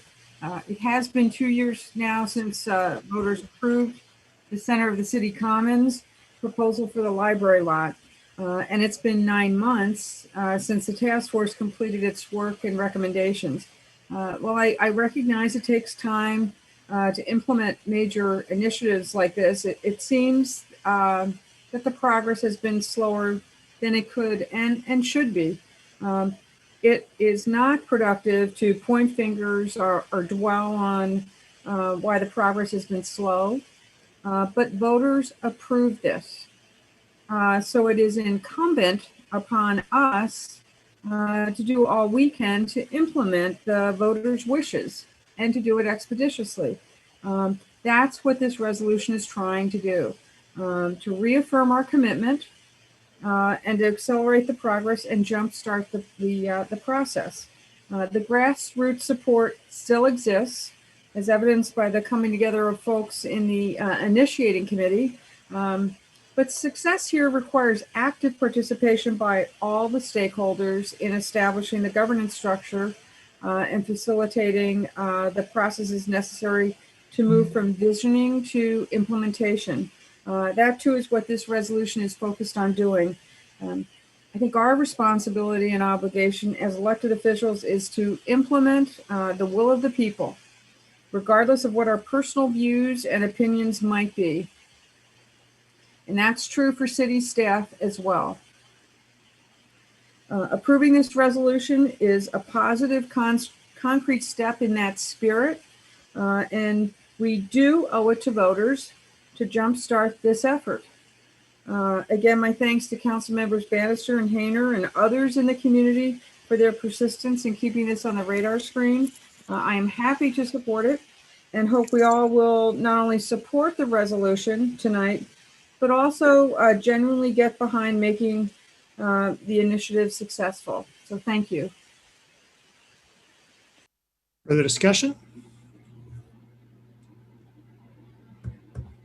Mr. Crawford, you're on mute. Now, I'll just say, as we go through the conversation, this is an item that I'm happy to support, with council direction. I do think that there are a lot of issues going on, and as we go through the prioritization of efforts, this is one that I think is important to get council input on. I just want to focus on that as we go forward. The reason it only got $20,000 in this year's budget was because we have a lot of other challenges that we're facing. And I just think we have to keep that in perspective. That's not to minimize at all the importance that the residents have said how they want to move. It's a matter of timing and resources and ability to execute. So I'll just lay that out there as something to consider. Councilmember Hayner. Well, thanks for that, Mr. Crawford. I agree with what you're saying and appreciate it. And when that small number got assigned to it in the budget, it did set the stage for a little bit of what's next, and so that's why this is 9 months later, it's coming to us. So I completely agree that, I think that we need to go through that task force. Well, I think if this passes, we should form this group and go through that task force recommendation again and bring back to council a list of priorities and explicit directives. And quite likely those will be the things that don't cost anything. And that's fine. That's the way it is. And I think that's why, also that gives impetus to these outside groups and motivation for them to, pick up their game when it comes to fundraising and other things that go on outside of it, and put in the hard work that was mentioned, to get to a point where a memorandum of understanding or whatever the mechanism is, can be brought. And so this thing can continue to move forward. So thanks for saying that. I appreciate that. And I completely agree. Further discussion? Roll call vote, please, starting with Councilmember Grand. I won't be voting for this resolution. I've been pretty consistent in it's not about will of the people. To me, it's about promises made, and it's always been my contention that until some movement on actual organization and finances materialize, I don't believe we should be putting resources at the city towards this effort. So I think I've been pretty consistent in my belief because I feel like there were a lot of broken promises to voters. And until that happens, and until I see a substantive plan that's not based on just drawings that can't actually happen on top of a parking lot, I'll be voting no.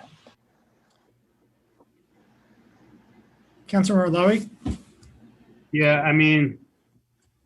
I've heard arguments before here on this body about keeping promises. So it's you know, yeah, there are some members here who maybe have made those promises, just as others have made promises for other things. I don't find that as a reason not to support this. I think we are in danger of neglecting a city property. We have over $50 million sitting just a couple hundred yards away from me, stuck into a ground here. You know, 7 million of it in a foundation of a building that doesn't exist, but I won't go all there right now. So I think we need to rise above the fray and realize that we have city-owned properties here and assets in a downtown that needs revitalization, and look at the bigger picture. And the fact is, the city charter was changed, and it's not responsible of us to neglect a big part of our downtown because we don't like the way a vote went, or because someone else made promises that we don't like. I think that's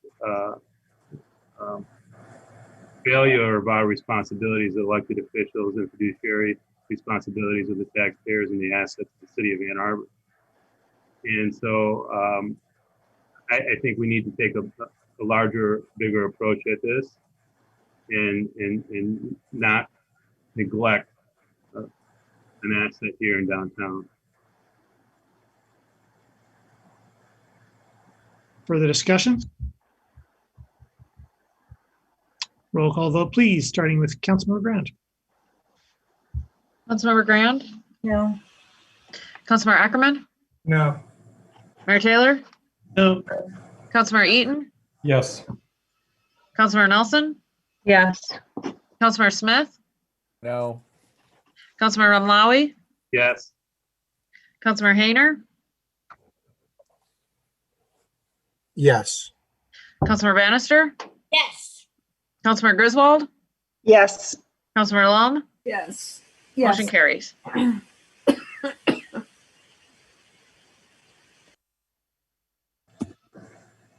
We have communications today from our city attorney. No, Mayor. We have before us the clerk's report of communications, petitions, and referrals. May I motion please approve the clerk's report. Moved by Councilmember Ramlawi, second by Councilmember Ackerman. Discussion of the clerk's report. All in favor? Aye. Opposed? Clerk's report is approved. We now come to public comment general time. Public comment general time is an opportunity for members of the public to speak to council and community about matters of municipal interest. To speak at public comment general time, one need not have signed up in advance. To speak at public comment general time, please dial the number on your screen. That is to say 877-853-5247. 877-853-5247. Enter the meeting ID 961-8463-7425. 961-8463-7425. When you've entered that meeting ID and you are connected, please enter *9 to indicate that you wish to speak. After you have been recognized by the clerk, identified by the last 3 digits of your telephone number, you will have 3 minutes in which to speak. So please pay close attention to the clock. As a matter of the clerk, please pay close attention to the clerk, who will notify you when there are 30 seconds remaining. The clerk will also notify you when your time has expired. When your time has expired, please conclude your remarks and cede the floor. Is there anyone who would like to speak at public comment? Please enter *9 now.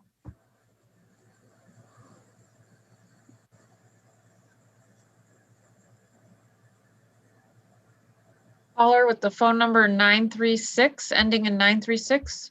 You can unmute yourself and speak.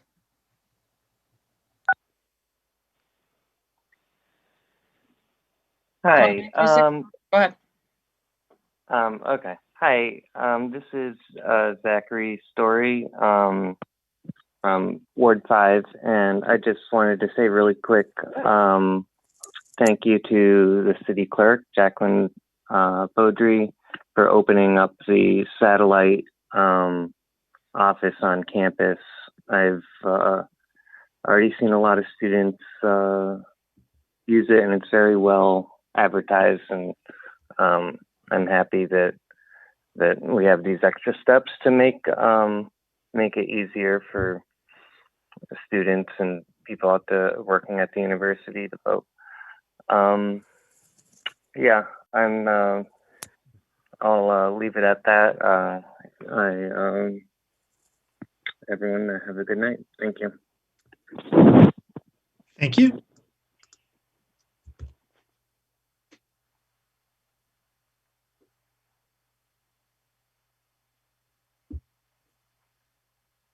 Caller 340, caller with the phone number ending in 340. Do you have a comment? Hi, everybody. Can you hear me? Yes, we can. Greetings. Luis Vasquez from First Ward.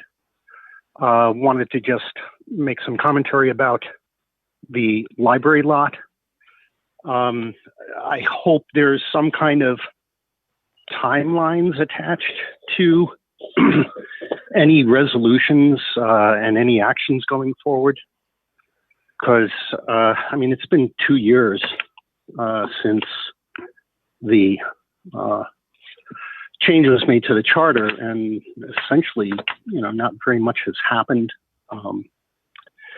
And folks should either put up or shut up once again.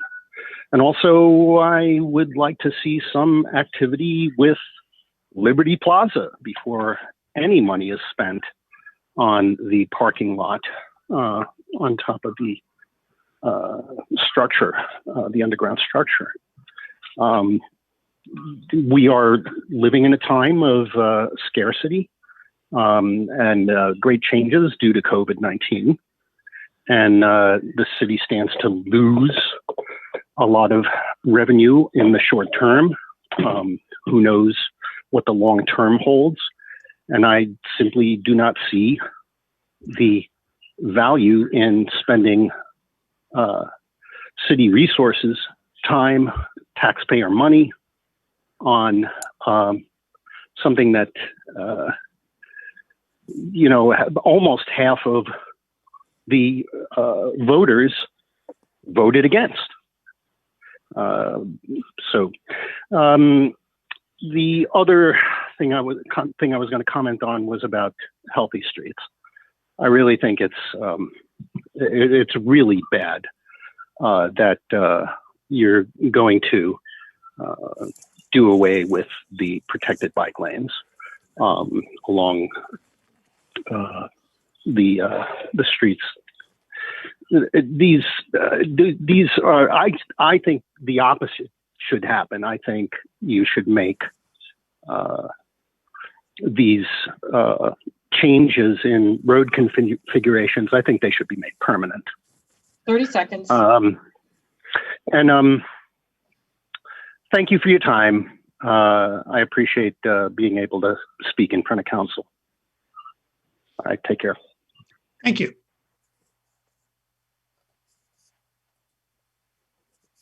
Mayor, there are other callers on the line. They don't have their hands raised. If anybody has called in and wishes to speak, you must enter *9. Please do so if you wish to speak. Caller with the phone number ending in 083, do you have a comment?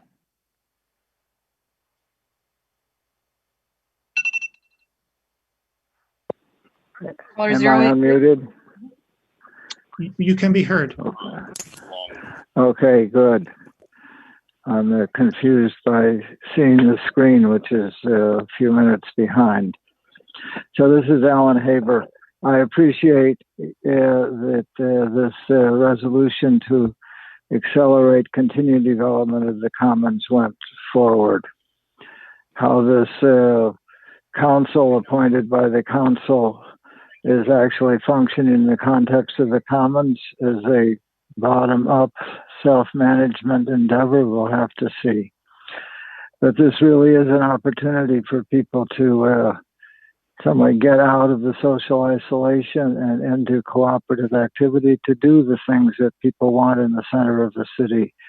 Something for kids and garden and food and taking care of one another and mutual aid. And that is the future of building a community. Well, I think I'm talking. So, and my wife is looking at the screen and there's 2 minutes delay. So this is really an opportunity for everybody to get involved in a cooperative endeavor. And there's much to be learned from what's going on elsewhere in the world. And the task force had a very beneficial learning curve from thinking this is really silly and to thinking, well, there's really something in this, as Jeff Hainer also said. We have something to learn about people's efforts of self-management all over the world. And we can do something beautiful in Ann Arbor. We're not asking anything, our initiating committee, anything from the city in terms of money. Respect is what is needed, and sharing of authority. The notion of appointing a top-down committee, the council to be the council when it really is be generated by the doers who bottom up create some energy together, but we'll see how that works out. This is an opportunity for the city, and I hope even those naysayers will see for them there's a smile and a twinkle in the eye and good activities to go on there. And there are a lot of people who are working on this, and we did develop a website. You've seen it on the resolution. And look at the website. It names some of us. There are many more. There are advisors. And so it's really an invitation and an opportunity from the bottom up to participate in a cooperative effort. We'll see how this council appointed by the council or however you do it comes out. But this is something that people have to do all together, and we need one another. As I said in one of the writings, no city is an island. We're all connected, and the bell tolls for all of us. And we must be together dealing with the problems that we have. So thank you for saying yes, and forward ever. Thank you. Thank you.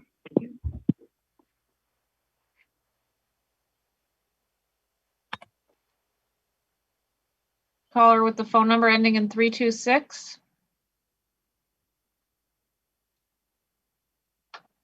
Caller 326, you can unmute yourself. Go ahead.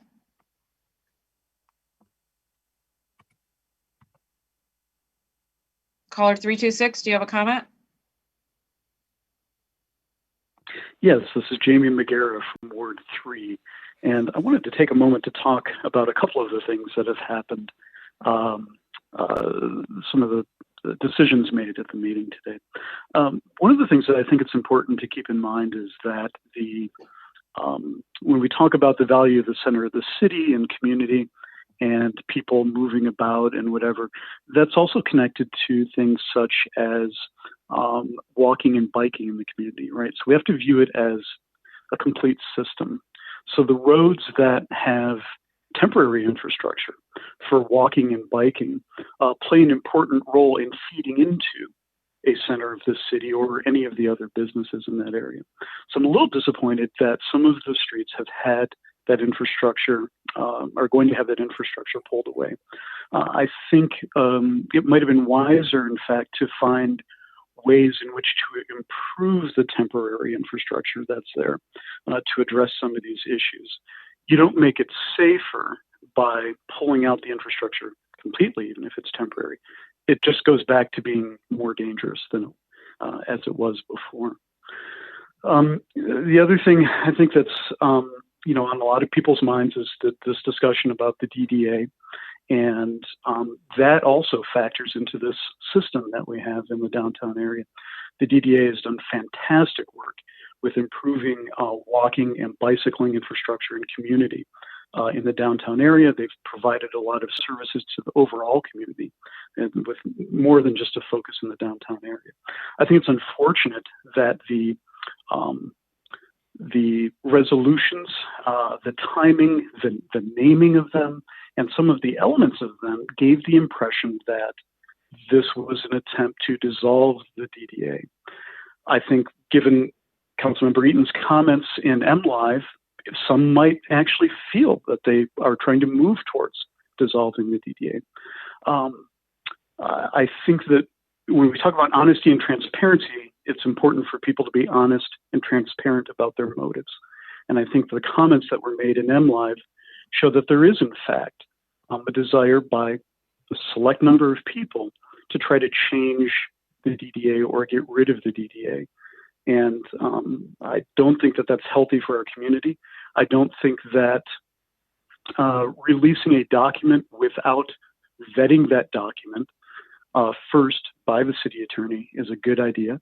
I appreciate that City Attorney Postma is going to review things, redact what is necessary. I think if something's written in confidence, then it's not meant for public consumption right away.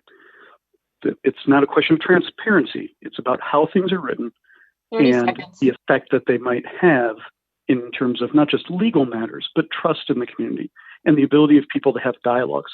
There are multiple parties. There's second parties, third parties, four parties, all working together in that relationship with the DDA. So things took a turn for the better, I think, and I appreciate that we have a great city attorney and Mr. Postma.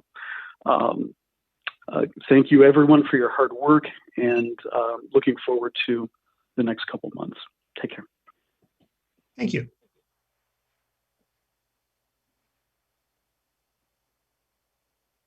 Caller with the phone number ending in 345, do you have a comment?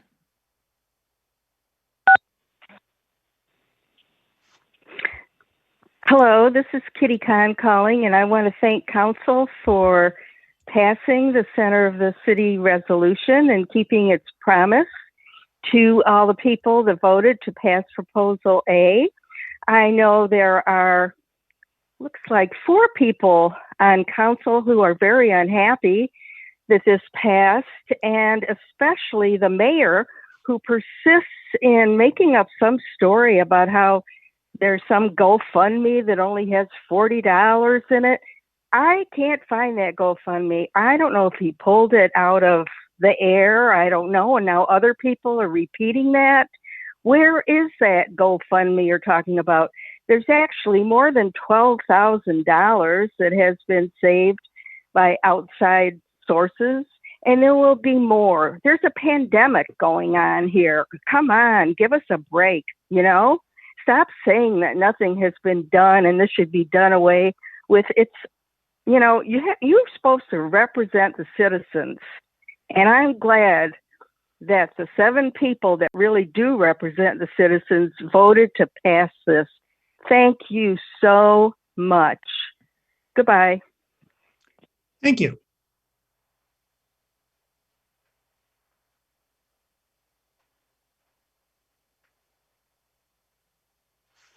Caller with the phone number ending in 828, do you have a comment? Hi, my name is Kathy Strachan. I'm Ward 1, and I want to thank you for pulling the healthy streets, especially South Main Street, which I thought was problematic. So I wanted to balance out some of the comments were upset about it because I'm happy about it. I agree that there are some streets that are great for healthy streets. I think Washington is a great one because I think Liberty and Huron are main avenues for traffic movement, which is one of the reasons why I was glad to see that Main Street is going to have that taken away, because I think that's a major traffic artery. And I think that there are other routes that bicyclists can use that might be a little bit safer than South Main Street. I also think that Snyder is a great healthy street, and Arborview.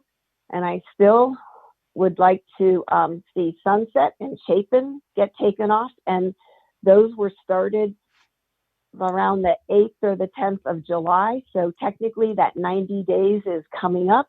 And I'm hoping that you got the data that you need from those streets and that they will open up very soon.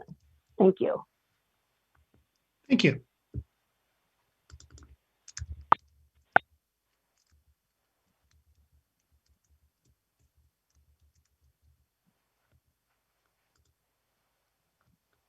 There are no other callers. Oh, one more. Caller 684, phone number ending in 684. Do you have a comment? Yes, hi, this is Eric Sturgis calling from the First Ward. Just a few things. Number one, thank you for passing DC 5 tonight and giving the will of the people. I found it interesting that we talked about 40-40-20 and we talked about how the voters voted on that. And that mattered, but how the voters voted on this to some people did not necessarily matter. So I just wanted to kind of point out a consistency thing there. Number two, thank you, Councilmember Griswold, for explaining the intent of the DDA resolution there, and I'm glad that eventually it was pulled. The two other things I have is the U of M Michigan State football game was actually set by the TV and the Big Ten. So Michigan did not have anything to do with that, just to clarify if there's any confusion there. And my last thing with the Healthy Streets, I think that got muddied up with some of the amendments and resolution, and I appreciate the Swift and Broadway one that was just a disaster and a mess that we are shutting that down. I drive it every day, and I think in the last 20 days when I've driven it 3 or 4 times a day, I've seen maybe 3 bikers. So just wanted to say those things, and I thank you guys for keeping us up until 12:30 in the morning doing some good work. Have a great night. Thank you.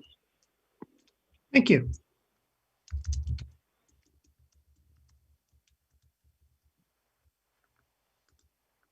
Caller with the phone number ending in 097. Caller 097, if you press *6, you can unmute yourself. Hello. Hello. I would just like to mention and thank Mayor Taylor and Council Members Ackerman, Grand, and Smith for recognizing that many people would appreciate and like the opportunity to live downtown in Ann Arbor and support the opportunities at the library lot for residential and commercial space.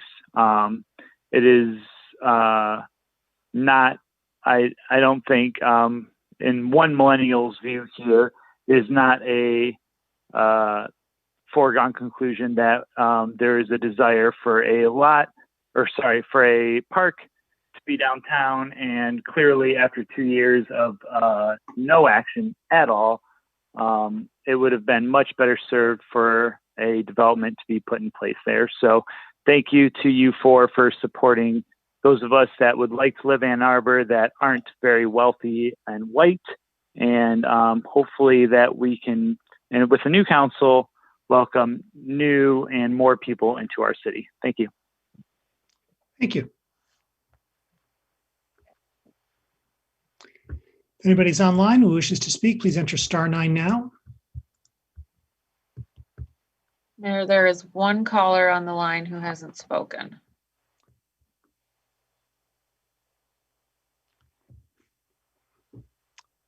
Anyone on the line who wishes to speak, enter *9. Otherwise, we'll move on.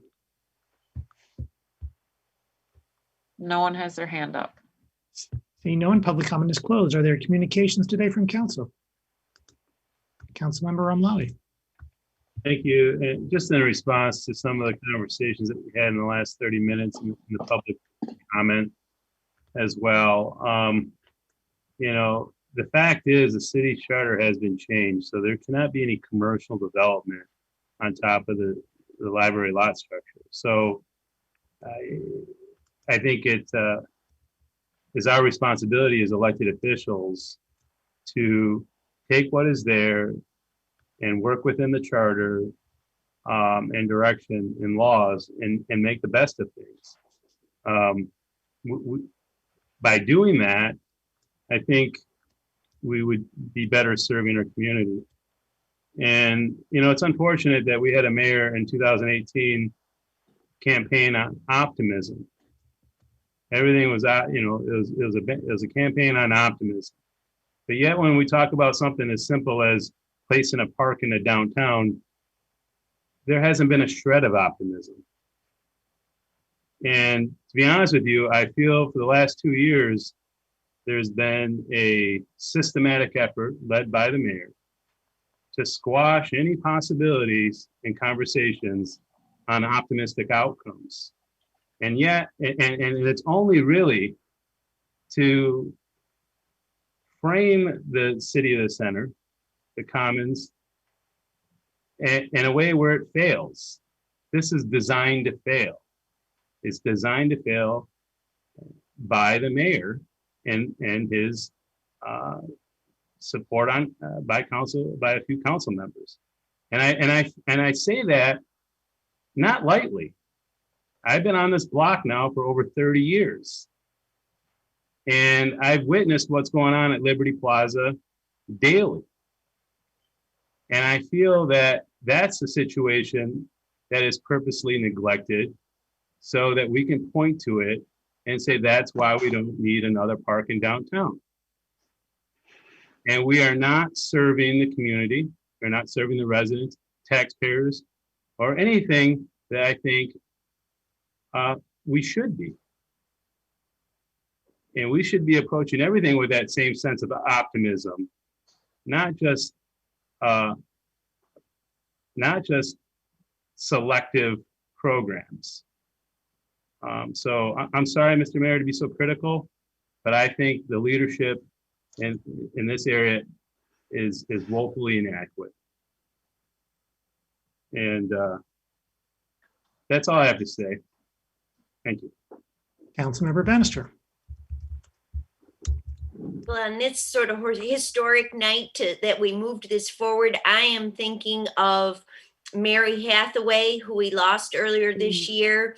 And I'd just like to thank Mary and Will Hathaway and Alan and his wife, Odile Haber, for all their wisdom and the blood, sweat, and tears that they put into this center of the city to make this dream a reality. And I think we're making a great leap forward tonight to enhance Ann Arbor and Ann Arbor's fame as a magical place where people want to live and work and learn and play together in the 20th century and beyond. And so I want to thank this council and all the dozens of people who helped us get here tonight to approve this Council of the Commons. Councilmember Griswold. I just want to show. You went off, Kathy.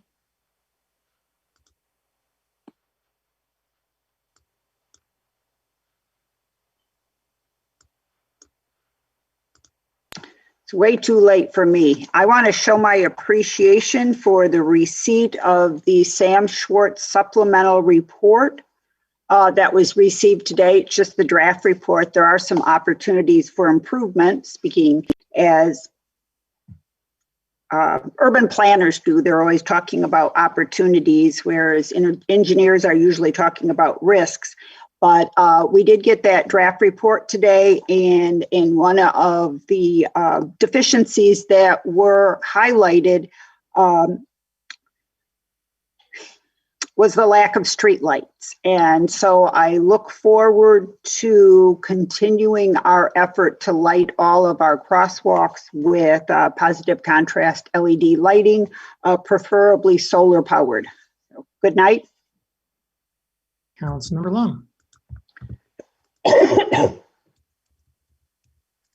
Thank you. I just want to follow on to some of the comments made by Councilmember Malawi and Councilmember Bannister about the resolution that was approved to accelerate the development of the center of the city community commons. And I concur with Councilmember Malawi's remarks and assessment that particularly since folks who've called in are laying fault at this, not at the slowness with which we have moved on, advanced this initiative at the feet of the citizens, when in fact, yeah, this initiative has stalled, and this resolution will attempt to accelerate and jumpstart the process.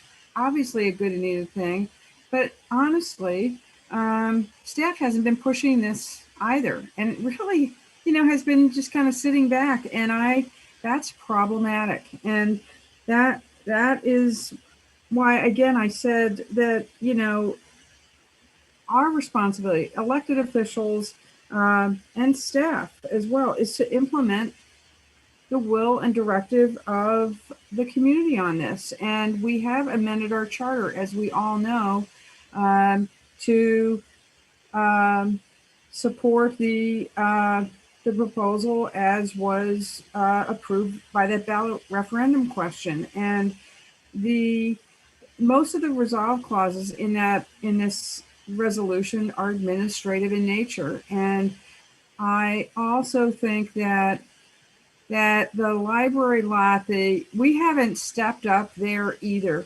to address the concerns that have been brought to us that we're all aware of, that have been longstanding concerns having to do with issues at the library lot. And a few months ago, when there was a serious incident there were various stakeholders in the area who weighed in and said, I would like to count me in. I'd like to get involved in addressing this. And I weighed in. I know Councilmember Maui weighed in. What's happened on that score? Nothing.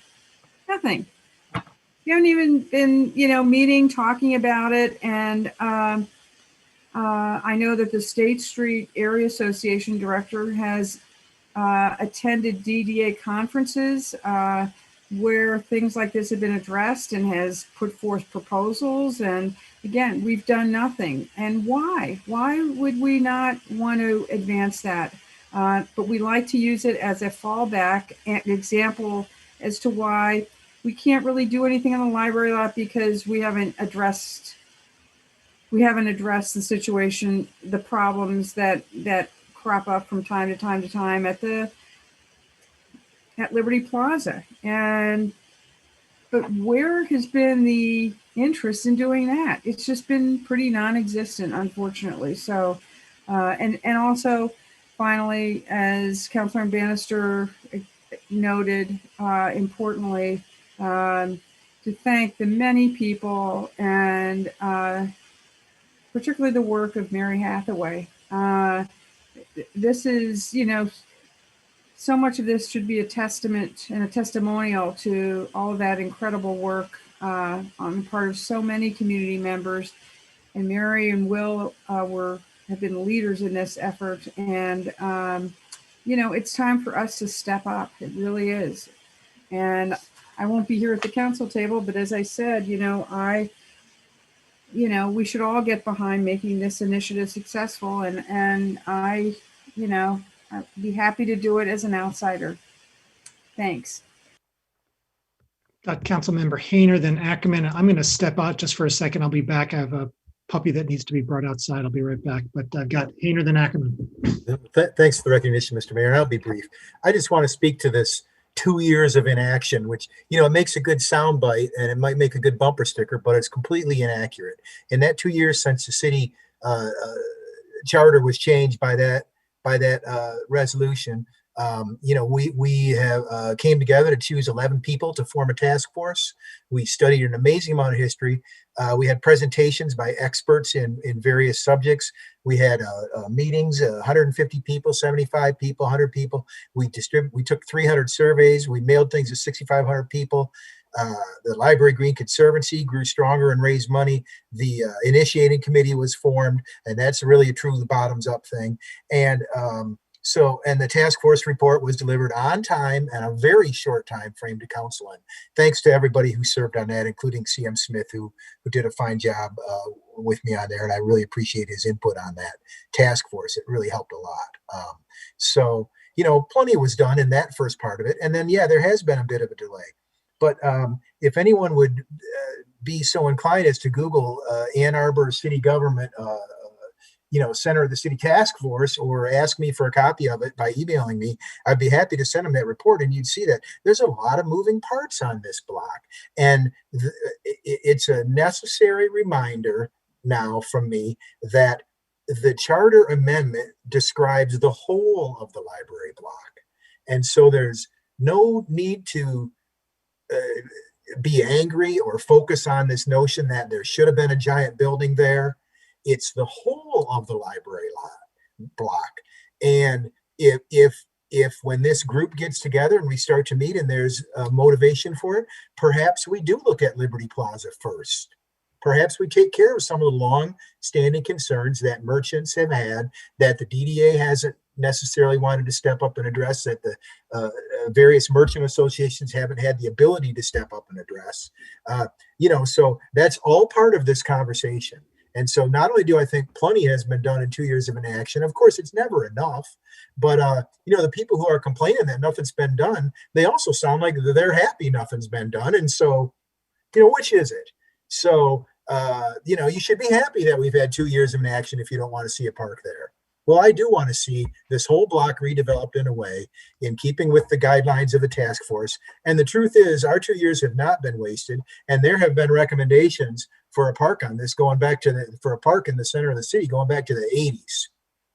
And that was all brought up and put in the task force report and the documents that are associated with it. And so, yeah, thanks to everyone who has worked on this. And it hasn't been 2 years for naught. And I think a holistic look at the entire library block is going to do us some good. And if we can get the DDA to join us, if we can get the library to join us, which they had no interest in, neither one of those groups, then, that'll be a step forward too. But, it's not that we haven't asked them. It's not that we haven't asked everyone to be part of this. Everyone is welcome to provide their input on what is a true commoning effort. And I know that's a new idea for folks, but it really shouldn't be for a hippy dippy place like Ann Arbor. The Commons is happening all over the world, and it's not going to leave us behind. And we do have an opportunity to show here's another city that's taking this issue or this potential community benefit seriously. And so I thank everyone for helping to support this tonight.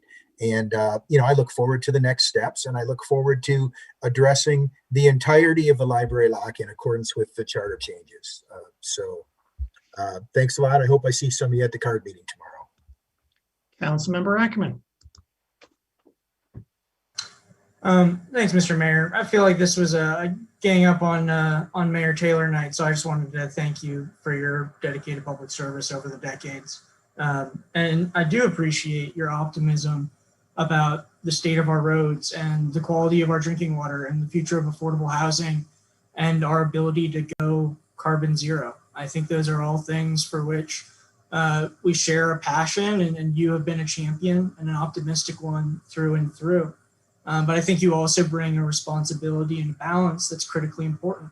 And when it comes to our infrastructure, you do your best to make sure we don't run in circles, squabbling over small amounts of sidewalk, that you make sure that our biggest water consumers pay their fair share for the infrastructure that they use.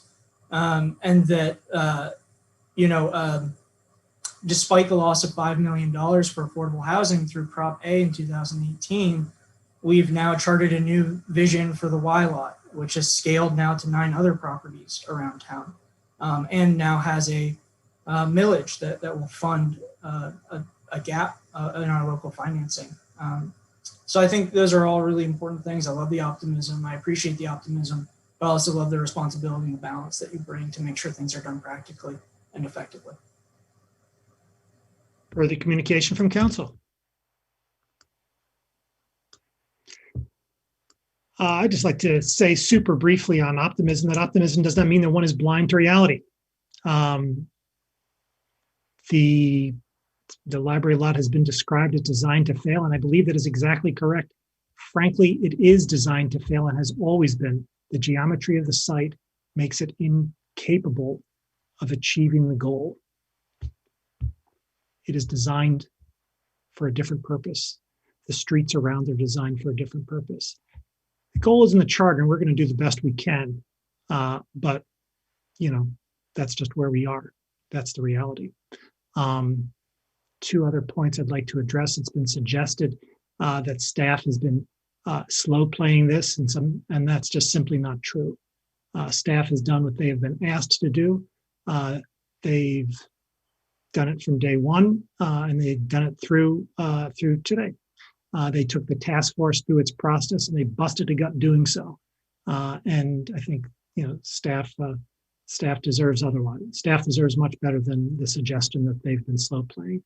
And finally, the notion that that Liberty Plaza is allowed to wither or for the purpose of undercutting the library lot is just facially ridiculous. Further communication from council. May I have a motion to adjourn, please? I'm sorry, do we have any communications today from our city attorney, Mr. Postma? Or rather, closed session? Mayor, we have no closed session tonight. Thank you. May I have a motion to adjourn? Moved by Councilmember Griswold, second by Councilmember Grand. Discussion? All in favor? Aye. Opposed? Or adjourned? Good night, folks.